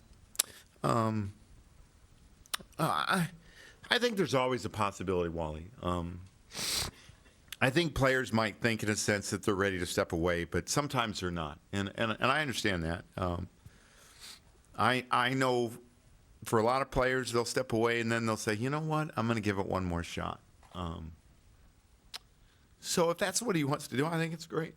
I think he has a lot to offer to our young players, as he said, and as I've said before. He's been a shortstop. He's been a third baseman, and we have a really good stock of those guys in our organization. He has had to move positions. He has been a first-round pick where expectations were extremely high. He has been through controversy and has gotten back up and has always came back and played. I mean, there's a lot of do's and don'ts that I think that he can teach people. And I think he has a lot to offer. But I know how much he loves this game. And I know how much he loves working. He's a workaholic. Maybe sometimes to a detriment, where he wears himself out a little bit. But I know how much he loves putting on that uniform. I know how much he loves competing. I know how much he loves to play the game. And that's probably why this week was so tough for me, because that's what I want in a player. And me and Alex have been through a lot together, and I have really strong feelings for him. And this has been extremely hard. Joe, left side. Dave. Joe, there was a lot of talk leading up to this about other farewells that you guys put together, obviously Jeter, Mo, Andy, and the comparisons. With the way things went tonight, and as important it was that you said to make sure this night he wasn't forgotten by him, do you think you guys did it came out as well as it possibly could have with everything that happened? I hope so. I hope he feels that way. You know, and I'm going to say it again. And, you know, some people don't understand this comment. I have a responsibility to do what I think is right to win games. That's my responsibility. And, you know, it was really hard telling him nights he wasn't DHing. That was hard for me. Because, again, there was a strong relationship there. We've been through a lot together. He's done a lot for this organization, and that was hard. But I hope this was as good as it could get for him. Joe, in the front on the left, Mark. Joe, when you've had to go through these farewells with Derek and Mariano, it was the end of the season. You woke up the next day and you weren't coming to the stadium to play a game. Yeah. Is it going to be strange to come here tomorrow and resume your season with the same team, except he's not going to be here? Yeah, it's all different. You know, I wish that this was at the point, as I told you before, that I could have let him do anything that he wanted to do. But we're not at that point in the season right now. So, yeah, it's going to be weird. There's obviously a lot of emotions. It'll be strange that he's not here tomorrow. I've come to work here, I don't know what year this is, the 9th year. I was a bench coach for a year. I was a broadcaster for a couple of years, and I saw him every day. And it will be really different. A lot of times, like you said, for like Georgie, when he retired, or Derek when he retired, the season was over, and you're used to not seeing him. You're used to going to the park, or used to going home in the winters and not seeing people. But it became strange in spring training when I didn't see him. But this will be strange because he won't be here tomorrow. Also, there were a couple of reports that Tyler Austin's going to be joining the team. Yeah, I'm not sure if that move has been announced, but that was something we talked about. Joe, second row in the middle. Barry. Joe, is there any subtle or not so subtle irony in the fact that you guys won your last 3 games you played in? Well, you can look at a lot of different things. Is there irony? There always is at this stadium. I don't know how it happens, but when you're a Yankee, there's always irony. There's a lot of things that I think about tonight that are really ironic, So, it was great. I sure did. Yeah, it's a promise. Back middle, Kenny. Joe, forgive me if you've been asked this, but how meaningful was it just for you to be able to have that conversation with him and to put him back at third base? It meant a lot. He took a few ground balls in Boston, right? And the ground balls he took, I was not prepared to put him there, right? Just because of what I saw. I know people might say it's like riding a bike, but there's a lot of different things that can happen. There's shifts that he hasn't done. What if he pulls a hammy and he can't play on Friday? So it meant a lot that I could give him one of the things that he wanted to do. As I said, I wish I could have given him everything. I really do. But we're not at a point in the season that I can, I felt that I could do that, or the organization felt that we could do that. So it was great. Like I said, it's ironic, but that 6th run was a big run. Joe, far right against the wall. What did you think about what Starlin was able to do against Archer? Oh, he had a big night. The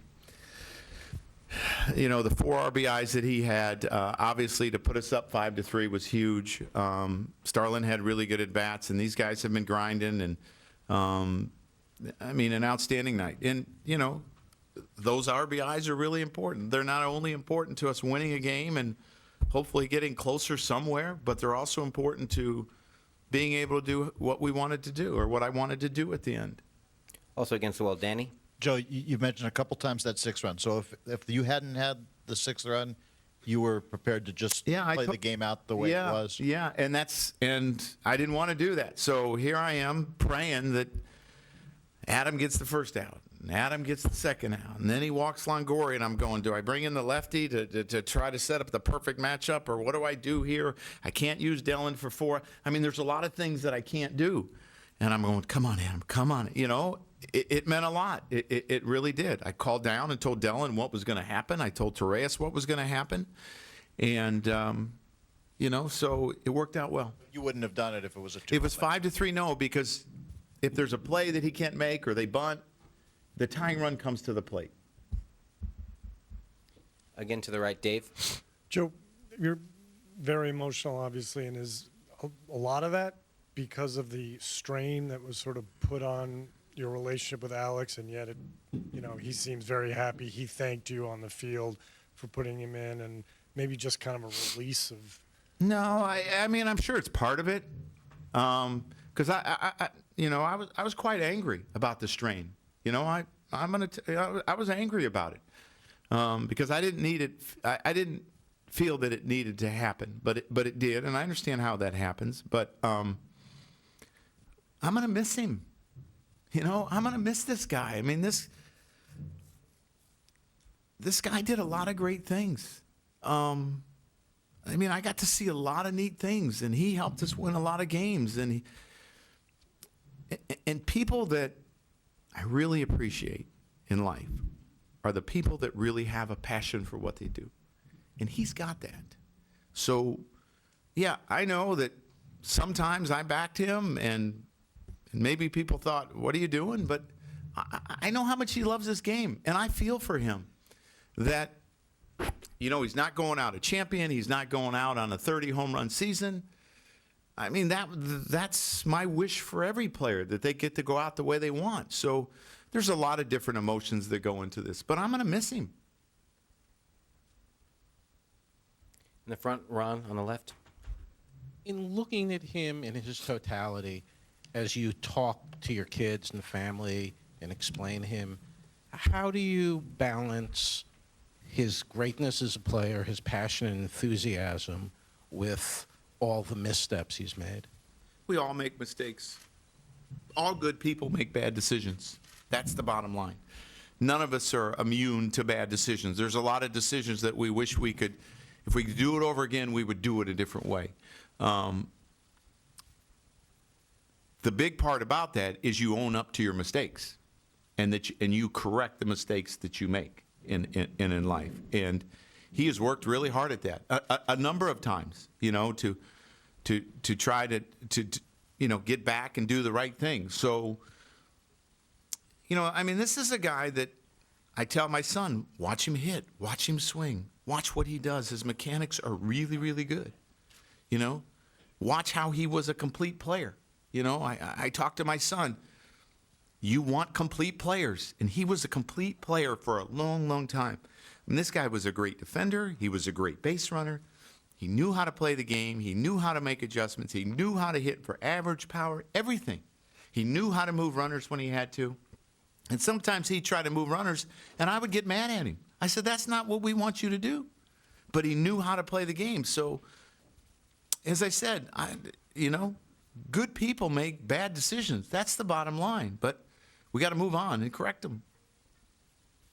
Any other questions for Joe? Okay, thank you, guys. Well, fellas, we saw an emotional ride there and valleys and peaks for Joe Girardi. And I thought David Waldstein asked a great question. Was some of that a buildup of what's happened over the past month, telling Alex he had to sit, he wasn't going to DH? I felt like it was one of those, like a hot water heater, and somebody flipped the relief valve. And Joe knows that starting tomorrow, it's back to focusing on baseball and winning and not about Alex. It's been a long week for Joe Girardi. I mean, all the stuff that he had to deal with up at Fenway Park, all of the questions that he had to answer, and I think it all just came out in that press conference right there. But at the end of that long week, in this game tonight, Joe Girardi did the right thing. And it's interesting that Alex was the one who only wanted to play one out at third base. I was actually looking for more, 2 outs, maybe finish the inning, but Alex only wanted to play for 1 out. But at the end of all of this, like I said, a long week, Joe's gotten hot, hasn't been happy. This was a good night for Joe Girardi. All right, guys, hold that thought for just a second. We get back into the press conference room. Alex Rodriguez about to address the media postgame. Let's listen in. Let the family get in before we take questions. One more for the road, Al? One more. I'm saying one more of these. Okay, Alex is here, and we can take questions. We have wireless mics. If you can raise your hand, we'll get to as many of you as possible. Pepe's not allowed to ask any questions. Who do we got? Tara, second row. Alex? Where? I know you've been through a few rounds of these already, but has it settled in? I mean, is there anything different that you're feeling right now that you weren't feeling during the game or at the end there? Just overwhelmed. I mean, it's been a long week, and I did not know what to expect today. And Boston was a little rough, but we won 2 games, and the goal tonight was obviously we want to win a game, and I wanted to contribute somehow. I think Z and I were talking on the plane. It'd be nice to hit a double in the gap and drive in a run, and it's just nice to contribute and help the team win. Marley? Alex, cuéntanos tus emociones el día de hoy. Bueno, Marley, de verdad que es un día muy especial. Estoy tan feliz que el equipo jugó bien, que ganamos, que la fanaticada me enseñó algo que de verdad nunca me olvidaré de eso. Y claro, los Steinbrenners, lo que me hicieron antes del juego fue muy bueno. All the way to your left, Alex, front row. Ron? Given everything you've been through over these 2 decades plus, what do you start to think when you come out for the tribute and the skies darken and thunder starts to crack? You know, all these guys over here lined up, they probably predicted that. And it was certainly like biblical. And did you hear the thunder crackle? At one point I said, "How? We got to take it in." And he goes, "Let's go." And I mean, you can't make that up. I guess we went out with a bang. Ed, sitting front row to your left, Alex. Watching you as you were out for your sprints and taking your time out there, what was going through your mind then? First of all, I just looked around, and it was a packed house. And look, with all that I've been through, and for them to show up on a night like tonight and show me that type of love is something that I'll never forget. It was overwhelming. Mark, way to your left, Alex, by me. Alex, I remember in San Diego when Joe told you might play third, you were very excited. When he told you were playing third tonight, knowing this game and circumstances, what's going through your head, and what goes through your head when you actually go out there? Well, first of all, I'm very grateful that Joe gave me the opportunity to play third for one out. I was actually excited. I mean, I haven't touched my third base glove in a long time, but oddly enough, I felt more comfortable there than at first base. And it was great. It was fun to throw across the diamond to Tex. We have some great memories, and I'll cherish that forever. We're going to go to your right. Brian Hoke standing up to your right, Alex. How would you describe the feeling of the double up the gap, and what did that mean to you, really? Well, it was great. You know, I haven't played a lot of baseball lately, and Chris Archer's not a guy that I'm racing to go face. You know, I saw him before the game, and I told him to take it easy on the old man and gave him a hug, and he smiled. But he's a great competitor. I was just glad to drive a ball, and especially to right center, where I've made my living. Tyler, second row to your right, Alex. Alex, in your heart, do you think you've played your last Major League Baseball game? Tyler, I got to tell you, it's going to be tough to top that. That's a memory that I will own forever. Standing up, Mark Topkin, to your right, Alex. Alex, what was your favorite moment tonight?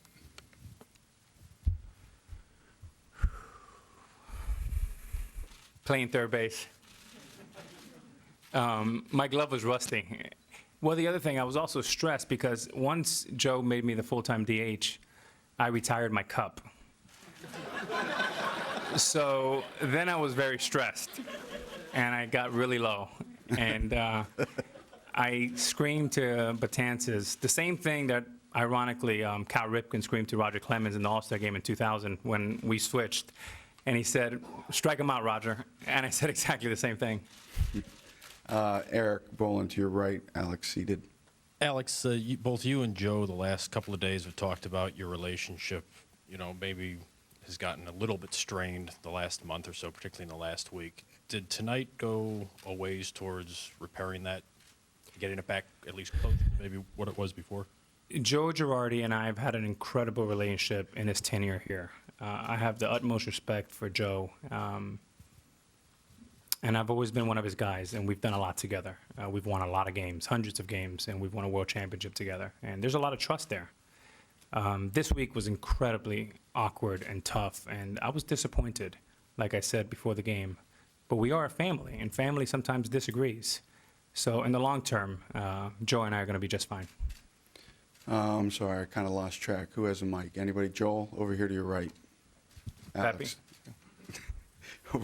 Alex, you're healthy and there's going to be a baseball game tomorrow. And for the last 2 decades, when that's been the case, you've come and played baseball. I just wonder if you're prepared for the alternative tomorrow and all the tomorrows that are going to come after that. Yeah. You know, it's the only job I've had for 22 years. And I've been going at it since I was 15 years old, pretty hard. With all the things that I've been through, Joe, and to have an ending like tonight, I don't know what else a man can ask for. So I'm extremely thankful for everything the Steinbrenners, and especially what the fans did for me tonight. Standing up to your right, Alex Waldo. Alex, I don't know if you saw or heard, but Joe was extremely emotional. He was basically weeping up there.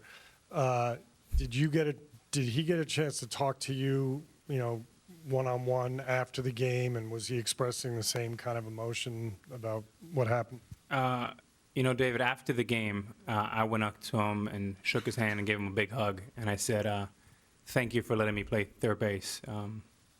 I'm forever grateful. That was quite a moment. Take a few more over to the left, right here, to your first row left, Alex. Alex, ¿qué le dices a todos los niños que te están viendo y en especial a los niños dominicanos que te ven hoy? Bueno, primero a todos los fanáticos, específicamente los dominicanos que están en la isla de nosotros, seguro que viendo este juego esta noche, gracias por todo.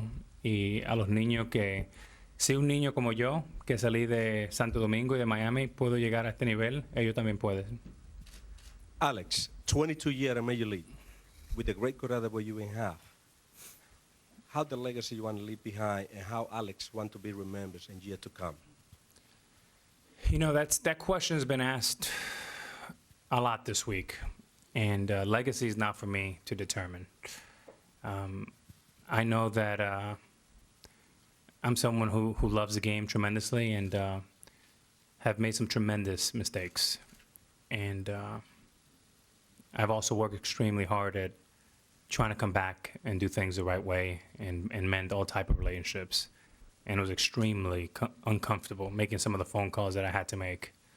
But if you look at the 22 years, to have this type of ending, the last 2 years, is what I'm most proud of and is what I'm most going to remember. Enrique and Daniel, I got you guys. Go. Alex, si había un mal ambiente entre tú, los Yankees, los fanáticos, Girardi, cualquier parte de las que he mencionado, todo se resolvió hoy por la noche mágica que vivimos, tú siendo reconocido por los Steinbrenner, ovacionado por los fanáticos, permitido por Joe que jugara tercera.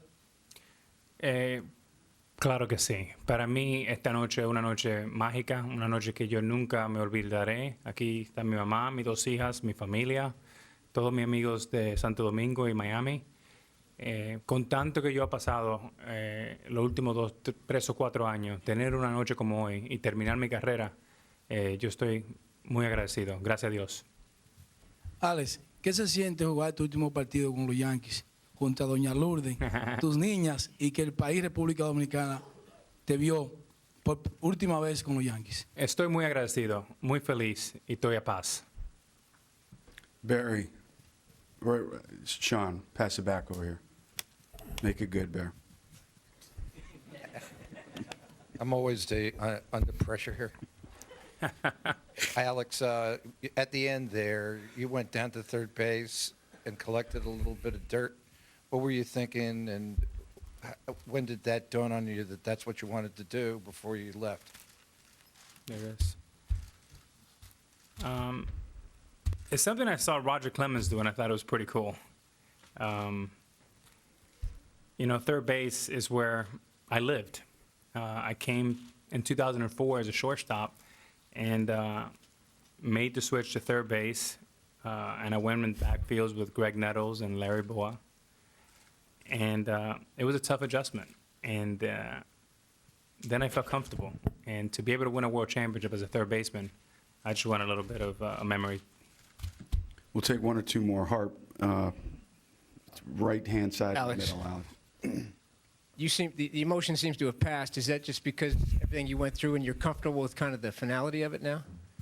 Well, I'm relieved, John. I mean, the fact that I don't have to face guys like Chris Archer anymore and Betances, that's definitely a stress reliever. The game is tough. I saw Gary Sanchez have a series in Boston, and I looked at him, I said, I can't do that anymore. And I was happy about it. I'm at peace. Okay. All right. Alex, Thanks, thank guys. you. All right, so there's Alex Rodriguez live, post-game, thoughtful, seems a little excited, almost the opposite of Joe Girardi in listening to both her press conferences. Right, Bob. I never thought that Joe Girardi would be the person who would be crying throughout a post-game press conference. We expected that we would see emotion and tears from Alex Rodriguez, and we did on the field especially when he saw his daughters and he knew that it was over. But for Joe Girardi, I think we saw all of that emotion coming out. These were tough 5 days for him. He had a strong relationship with Alex Rodriguez, but as we heard him talking about that, it was difficult to tell one of the greatest players of all time, you're not playing. And I think he got himself in some trouble, which he has since admitted when he said he'll play any game that he wants to. And the Yankees had 4 games left. And then the next game the Yankees played in Boston, he said, well, Alex Rodriguez isn't playing tonight. So I think we got a chance to see inside Joe Girardi there a little bit, and how emotional he was about everything that has happened. You know what, guys, I don't know about you, but Alex Rodriguez just changed my mind listening to him during that press conference. I was convinced a week ago that Alex Rodriguez would try to continue to play, chase that quest for 700 home runs. He seems like a man, like he said, he's at peace with it, very comfortable with the way tonight went, very happy with the acknowledgement that he got and all the praise that he got tonight, being able to play third base. So I think Joel brought up a great question. How is it going to be tomorrow and Sunday when you don't come to the yard and play a baseball game? But he sounded a lot more tonight like a guy who's done. I agree, but I also go back to the question we always ask. Who really is Alex Rodriguez? Sometimes he's this guy, sometimes he's this guy. As much as you see and hear the finality and you see the scoop of third base dirt and it's there in the Ziploc for immortality for him, he also doesn't answer the question of whether he thinks he'll play again, because he knows in his mind that he can. He knows that he can play, and we know that he wanted to continue playing, and that's what made tonight so surreal and so riveting, is that he's part of a third straight Yankees win, and the team will be going on without him tomorrow. I've thought that he is not going to play and that he will retire as a Yankee. I might be in the minority. And hearing him speak today, both before the game and even now, I've continued to feel that way. I think he likes the idea of his final moment on a baseball field is at Yankee Stadium. His 2 daughters rushed to him after the game. He's got that dirt in his hand, like you said, Bob. Now, there are some people out there who will say, well, Alex is playing for the cameras, and that's why he brought the dirt with him in a package there to the press conference. But I think the final words that he said, remember those, I'm at peace. You know what I found interesting? He was wearing a suit to the conference. I thought he'd wear the Yankee uniform. Everybody was talking about how hard it would be to take that uniform off. Well, obviously, it wasn't that hard. Showed up looking pretty sharp with his little eye there. What do you call this right here? A little hanky? Pocket square? Pocket Yeah. square. He looked pretty good. I liked it. He does have a post-game party to go to, so I'm pretty sure he wasn't wearing the pinstripes there. Anyway, we've given you some perspective on Alex. We've heard from both him and Joe Girardi. Let's get some perspective now from the guys who called the game for us on Yes tonight, Michael Kay, Paul O'Neill, and David Cohn. Well, thank you, Bob. So Alex Rodriguez's career in pinstripes is over, and you got a little emotional toward the end there, David, but I don't even think he realizes how it's going to hit him, because of all the players that I've ever covered, I can't think of somebody that was more obsessed with baseball than A-Rod. Yeah, I completely agree. I mean, it's going to be crash and burn time now for Alex. When he gets home and he realizes and processes everything, it's going to be very difficult for him, without a doubt. You know, and after all that, the whole week, Yankees still won 2 out of 3 in Boston, and they're on a nice little streak here as he's walking out the door. So no harm, no foul. He got his moment at the end of the day. Actually got to play third base. Joe Girardi did right by him, hung in the dugout to the very end. And so, you know, all's well that ends well. Not too many people in this world get to stand in Yankee Stadium and have people chant their name. You're one of those people, and it happened in the World Series.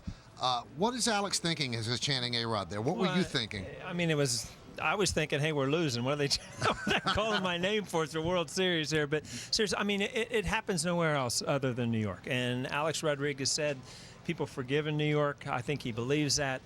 And you said it many times. You're going to sort out how he got there. But the numbers that he got to in his career are amazing. You know, whether you want to remember him as this or that, you will remember him. I mean, he's one of the greatest players of this era. And, you know, it was a neat night. I look forward to coming and seeing. I was happy to see him get a hit. And, again, now it's back to what's he do tomorrow? You wake up, you see the Yankees are playing, and I'm not at the ball game. It's going to be strange. What's amazing to me is all you have to do is rewind the tape to the year that he was suspended. And he told me at Fenway Park that was a very, very dark time. He was persona non grata throughout baseball. Who would have ever thought that Yankee fans would give him an ovation his final day here and that he'd have a job with the Yankees afterward. You know, he told me in Boston, David, that I once called him Lazarod because this is a great resurrection of a career and a reputation. It's amazing what we saw tonight when you think back 2 or 3 years. Without a doubt. When you think of players that have gotten themselves into trouble or controversies or suspensions, this is the best comeback story of that kind, of that ilk, without a doubt. I mean, we saw Jason Giambi go through something similar and make an apology and made a nice comeback, but this one is the topper of all the ones that are out there, and there's several out there of guys that have gotten themselves in trouble, myself included. You'd be able to turn it around from off the field trouble and come back and have that night that he had tonight. Boy, it's gravy for Alex at this point. He should be very thankful. I know he is, and just a remarkable turnaround. Pretty emotional night at Yankee Stadium for him, but the game goes on. People retire, people walk away, people get released, and there's a game tomorrow. It's pretty amazing. I guess it's the circle of life and the circle of this game as well, Bob. Sure is, Michael. Thank you for that perspective. A-Rod's final game is the start of a big weekend at Yankee Stadium. Tomorrow, the 96 World Champs will celebrate their 20th anniversary. And yes, we'll have coverage starting at 11:30. Then on Sunday, it will be Mariano Rivera Day. Mo is going to be honored with a plaque in Monument Park. And again, yes, we'll have coverage beginning at 11:30 in the morning. We'll take a break. Much more coverage coming up on Alex Rodriguez and the Yankees win in Game 1 of this series against the Tampa Bay Rays. It's a 6-3 Yankees win. We're back after this. The Yankees postgame show on Yes is presented by W.B. Mason. For office supplies and furniture at amazingly low prices, who but W.B. Mason? The Yankees postgame show on Yes is brought to you in part by Bigelow Tea, by Geico. 15 minutes could save you 15% or more on car insurance. Visit geico.com or call 1-800-947-AUTO. And by your Tri-Honda dealers. Hurry to your local Tri-Honda dealer for great deals on the 2016 models. The 2-2. Line drive, base hit. Toward the gap in right center. Rolling to the right center field wall. Gardner will score. A-Rod's at second. He has an RBI double. He's always had a great sense of the dramatic. Final game in pinstripes for Alex Rodriguez. And as we take a look at our Toyota leaders, his final career rankings within the Yankees organization, 1,580 hits ranks him 17th, 351 home runs ranks him 6th. In franchise history, 1,096 runs batted in. That is 11th. And runs scored, 1,012. That is top 10. Let's get to our know-how plays of the game, brought to you by People's United Bank. Jack, 4 at-bats for Alex, and he cashed in on his first one in the first. Right, and we know Archer throws hard. Heading into this game, Alex Rodriguez, against pitches that were 94 or above, he was a 150 hitter. That's 96. He goes with the pitch. He takes it the other way. It's going to roll all the way to the fence. Gardner is going to scamper home. And Alex Rodriguez, you want to see some emotion? There it is right now. RBI double in his final game. So then you go to his next at-bat and came bottom of the fourth and not the contact he was looking for. Yeah, I mean, I was talking on the pregame that Archer was going to pound him in with a fastball. It was a steady diet of breaking balls there. It was one down and away, and he grounded to short. There's another slider, and Alex swings right through it right there. So the Rays staying away on the outer half to Alex Rodriguez. And his fourth at-bat, I got caught up in it. I'm like, take a pitch from Gart. You probably haven't seen him, Jack. First pitch swinging. Yeah, he went out and tried to be aggressive, and it was a pitch that he couldn't do much with. He just ends up tapping it to shortstop. So good thing he got that first hit. And then, of course, the call from Joe Girardi saying, if we got a 3-run lead, you're going out there. And Flash, he did. Well, he did, and we've seen that jog to third base so many times through all of his years with the Yankees. You can see soaking it in, throwing the ball over to Mark Teixeira, and a nice little smile on his face. And how about the fact that Aaron Hicks's home run made certain that Alex Rodriguez would get an appearance in the field, and we see him waving to the fans And there. as we learned, Joe, take me out after one out, and he did. All right, we'll take another break. When we come back here on the W.B. Mason postgame, more on Alex Rodriguez, his final game in pinstripes, and at the end of it all, hugs from his girls, knowing they've also secured a win 6-3.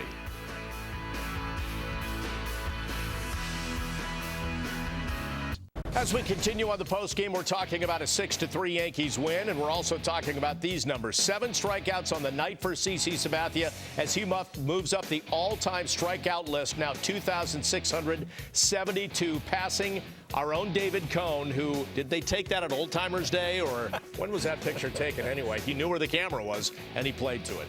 Anyway, our pitching performance of the night is brought to you by your Tri-State Land Rover retailer. What did you see out of Sabathia tonight? Well, CC threw the ball well tonight. I thought he had good hop on his fastball, a nice little cutter there, the 5-4-3 double play. And Evan Longoria seems like every time he comes to Yankee Stadium, he loves hitting at Yankee Stadium. He gives the Rays an early lead on a deep shot to left field. But I think all in all, 6 innings pitched, 4 hits, those 7 strikeouts, and Sabathia picking up the win. I thought he had a good slider.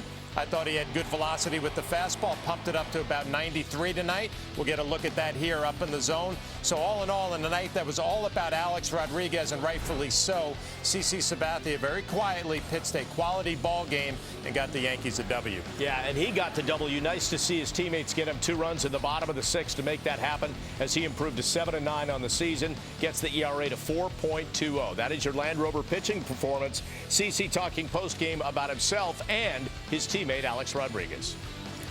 What did you think of Alex's night tonight? I thought it was great. For him to be able to hit that double, score us a run, get a chance to play third. It was a cool night.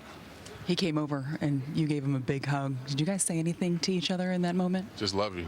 You know what I'm saying? We've been through a lot the past 8 years, and it was cool to see him get sent off like that. Can you believe this is the way it ended for him? Yeah, it's tough.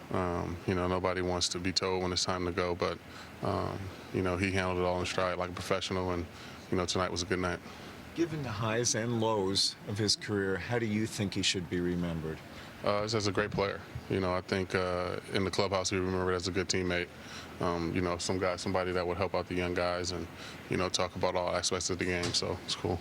Cece, I know you're always going out there looking to put up zeros, but a night like this in particular, is there extra motivation, extra pressure to do well? Yeah, you want to go out and pitch well. You want to end the game, with a W, and we got a chance to do that. It was cool.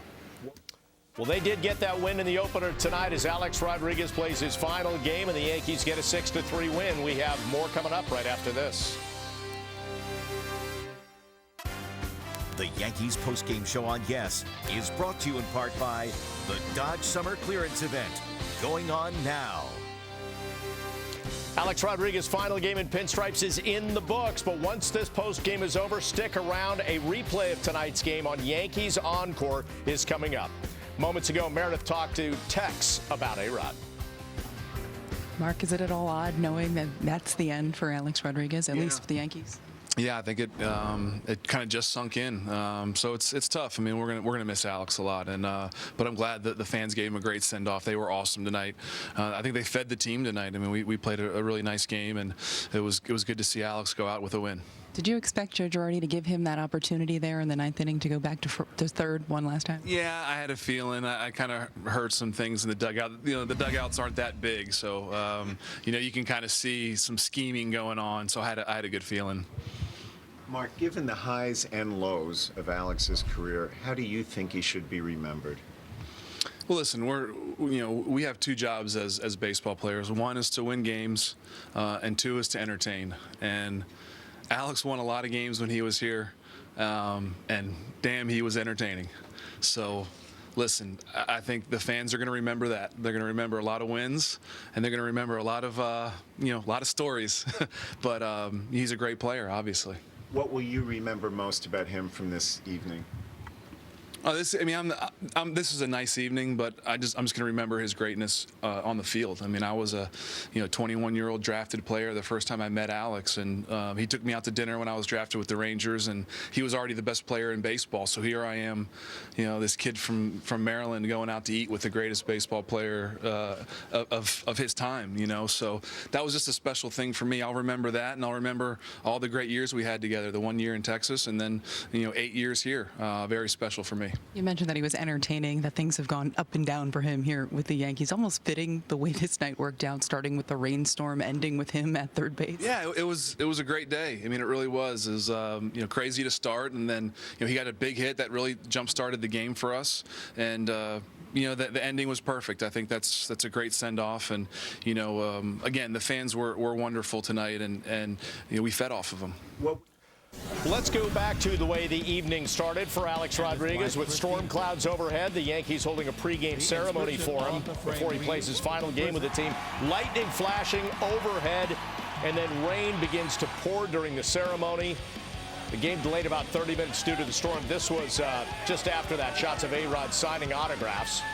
And then we get to the game. Top of the first, Rays take the lead against Sabathia. As we showed you, it's Evan Longoria driving one to left.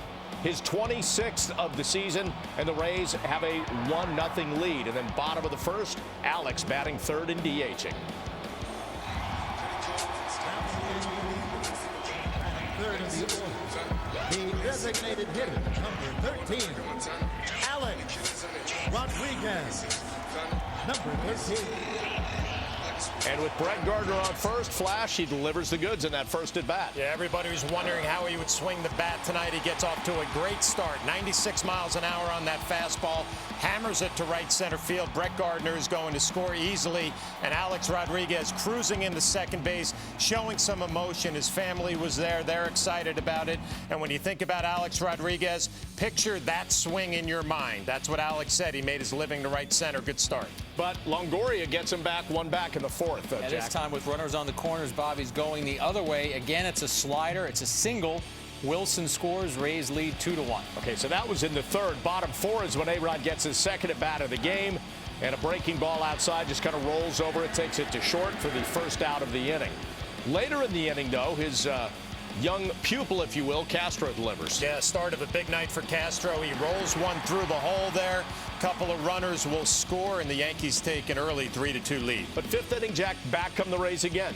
Yeah, they're going to tie the game after a leadoff double. Logan Forsythe flies this one to right. Aaron Hicks comes up throwing. He's got that great arm. It's a little too great here. He airmails the throw home. Beckham scores. Game is tied at 3. Third at bat of the night for Alex Rodriguez comes in the bottom of the fifth. 0-2 count, nobody on, and this time Archer goes breaking ball outside and gets him swinging to end the inning. Now to the bottom of the sixth, and our turning point of the game brought to you by Montefiore Medical Center as the Yanks retake the lead. Well, Chris Archer was throwing Starlin Castro some nasty sliders, and on this 3-2 pitch, he makes a mistake and rolls one middle of the plate. Castro hammers it to center field, keeps carrying, and it's gone. That's going to be a 2-run shot. Yankees are going to take a 5-3 lead. Alex Rodriguez loves it. It's Castro's 13th home run of the year. And on this replay, you see what a hanging slider looks like. And Castro took advantage of it. Top of the zone, and he takes it out. 5-3 Yankees, bottom of the seventh. Jack, Yanks add to their lead. Yeah, and it's Aaron Hicks going the other way, lifting this one down the left field line. It just makes it into the seats. His 5th of the year gives the Yankees a 6-3 lead, a 3-run lead. That was very important to A-Rod's future in this game. And we'll tell you why in a second, but later in that inning with 2 outs, A-Rod is final at bat as a Yankee as it came to be. And first pitch swinging on a ball up in the zone, grounder to short to end the inning. But then because of that 3-run lead that Jack mentioned after that at bat, Joe Girardi has a little discussion with A-Rod and pretty excited to go grab the glove. Yeah, we find out later on that he's going to grab the fielder's glove. He comes out of the clubhouse with a big smile on his face, a couple of high fives. That old familiar trot to third base that Alex Rodriguez has been doing for years as a New York Yankee. Fans love it. And a great moment for Alex Rodriguez. So Dellin Betances comes in to close things out in the ninth. As we found out from Alex, he said to Betances, strike this guy out, and Betances did. Big hook right there for the first out of the inning. And Jack, as we also came to find out, he told Girardi, 1 at bat, and that's it. Get me out of the game. All right, he touched the ball once. That was as they threw it around the horn after the strikeout. Torreyes comes out, and then A-Rod leaves to the huge roar. The entire Yankee team greets him, tips his cap. He waves to the crowd. Like you said, he was going to soak up every moment of tonight. And he did, and the Yankees soak up a win 6-3. Sabathia gets the win. Archer takes the loss, and Betances gets his 4th save in support of his teammate, Alex Rodriguez, whose 2,086 career runs batted in ranks 2nd all-time to Hank Aaron. Obviously, post-game, Betances talking first and foremost about his teammate A-Rod. Dylan, what are you thinking while you're on the mound and that whole scene is unfolding with Alex coming in playing third base one last time? It was a lot of fun. I try to enjoy every single second of it. I thought it was great how he was able to, walk off the field like that. When did you first notice that he was the guy that was out there at third? They called the bullpen. They told me there might be a little delay, so I already knew when I was coming in. Was that one of the coolest things you've been able to experience on the mound? Yeah, man. I mean, I've been able to experience a lot of cool moments here. This is one of the top ones, obviously. I was glad that I was able to pitch in his final game as here in Yankee Stadium. Did he say anything to you? Did you say anything to him? No, I think he was just hoping I struck the guy out, which I was, obviously, I was hoping that either he gets the ball or strike out. So, it was good. All right, let's take another break here on the WB Mason postgame. When we come back, more on the night enjoyed by Alex Rodriguez and the Yankees with their 6-3 win.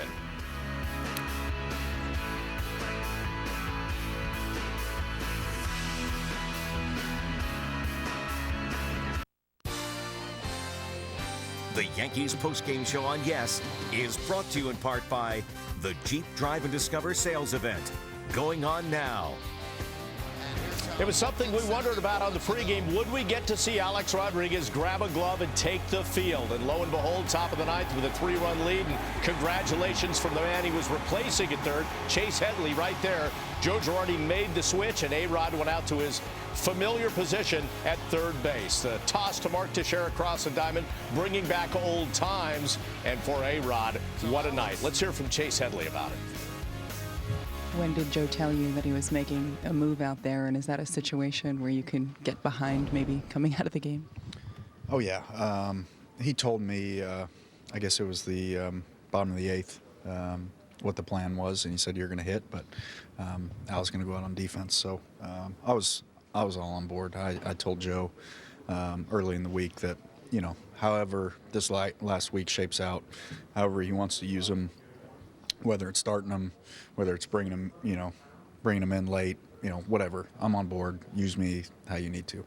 Did you seek him out and tell him that, or did he come to you about that? He'd mentioned early in the week, when we were going to Boston. He's like, I got a couple ideas. I don't know what I'm going to do yet, so I just don't want you to be surprised. And I said, listen, it's whatever you need. What did you say to Alex? Did you say anything to him before he went out to third base? Yeah, I mean, I didn't get much of a chance. He was kind of running by, but I just said, go enjoy it. Like, that's, it was fun to see that. I mean, he got the moment that he deserved, and, I was really happy for him. A lot of hugs from teammates post-game, including the man to his left, Didi Gregorius, and post-game, Meredith and the media had a chance to catch up with him to talk about Alex. Well, I think it was amazing. The fans wanted to see that, and I think everybody goes home happy. So it's great for him to be the last time walking on the field and playing the game at third base. So for me, it was unbelievable experience to just be with him for at least 1 hour on the field. Did you steer over to your right and look at him and soak that in? Do what? Do you stare to your right and soak that in for a second? I mean, it's just unbelievable. Of course I was staring to the right because he came in. So it's unbelievable experience for me, and it's just awesome. Did you have a chance to say anything to him when he got out there, while he was out there? I started laughing. He was throwing the ball all the way from outfield and throwing the first. But, it's just amazing. And I think it was funny, and then when he started walking off the field, I thanked him for everything, taking his time teaching me and all that stuff in spring training last year and this year. And it's just fun. With this being Alex's final game in pinstripes, the business of baseball goes on, and Tyler Austin's being recalled from AAA to fill his spot on the roster starting tomorrow. And Jack, it seemed like the right move given the way Austin's been hitting lately. All right, Bob, he's a guy who's got some versatility, too. He can play first, he can play third, he can play the outfield. But you're right, he put himself on the map after he had fallen off the map. This was a prospect who wasn't producing and wasn't a guy that I think the Yankees felt was in the forefront. He got sent up to AAA at Scranton, and he has forced his way to the major leagues. He can always tell his kids or his grandkids that he's the answer to a trivia question. Who was the guy who replaced Alex Rodriguez on the Yankees roster? Here, you're looking at him right there. When you look at the numbers, 323 and the 13 home runs in AAA, they jump out at you, obviously. But when you watch those highlights, that swing is so short and powerful. And everybody is talking about half of his home runs have been to right center field. That is going to play perfectly at Yankee Stadium. But to Jack's point, I give this kid a lot of credit. He was a prospect a couple of years ago, kind of fell on some hard times, has resurrected his career. And when you get called up to the big leagues, you want to be swinging a hot bat right now. All right, we're going to take one final break here. When we come back on the post game, we'll wrap up this ball game, a 6-3 Yankees win, and then look ahead to Saturday's game in the Bronx. Stay with us.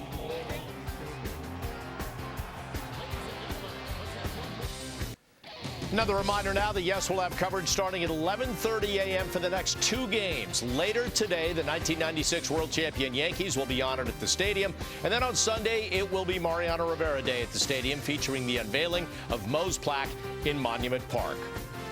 When the ball game later today begins, it's a battle of two right-handers, Matt Andriese going for Tampa Bay against Masahiro Tanaka. He's been very good in his career against the Rays, an ERA of 2 in 5 starts, and coming off a good start in which he beat the Cleveland Indians. Meantime, it's also the beginning of, I guess, a new era, if you want to put it that way, because what we know is Alex Rodriguez will wake up and he will not show up to the ballpark tomorrow. No, he won't. And I think I'm going to look forward to tomorrow's game when tomorrow's game starts. Tonight, for me, is all about Alex Rodriguez. A very bumpy week, a lot of turmoil this week. But I thought tonight ended the perfect way for Alex. The Yankees win the game. Alex contributed to that. He acknowledged that the Yankees winning this game was important to him. Joe Girardi had a really good night tonight, making sure all of the things happened that we saw out on the field. But I'm happy for Alex Rodriguez that he had one last night and he went out the right way. Baseball is both a beautiful and a cruel sport, right? We're here praising Alex Rodriguez and going over his night. In 12.5 hours, the Yankees have another game. In about 8 or 9 hours, Tyler Austin will be taking a locker in the clubhouse. I'm not sure they'll give him Alex Rodriguez's locker. That's prime real estate. But as John said, you closed the chapter on Alex Rodriguez tonight. He said he wanted the Yankees to win. He wanted to contribute to the win. He wanted to have a memorable event or a moment tonight. And I think he had multiple memorable moments tonight. So as much as he didn't want the Yankee portion of his career to end, I think, to take his words, he walked out of there at peace tonight. Well, if Alex is hanging around, he can catch a replay of the game because it's coming up next on Yes. Meantime, join us later today. Our coverage begins from Yankee Stadium of the ceremony for the 96 World Championship team at 11:30. Until then, have a great morning. Take care.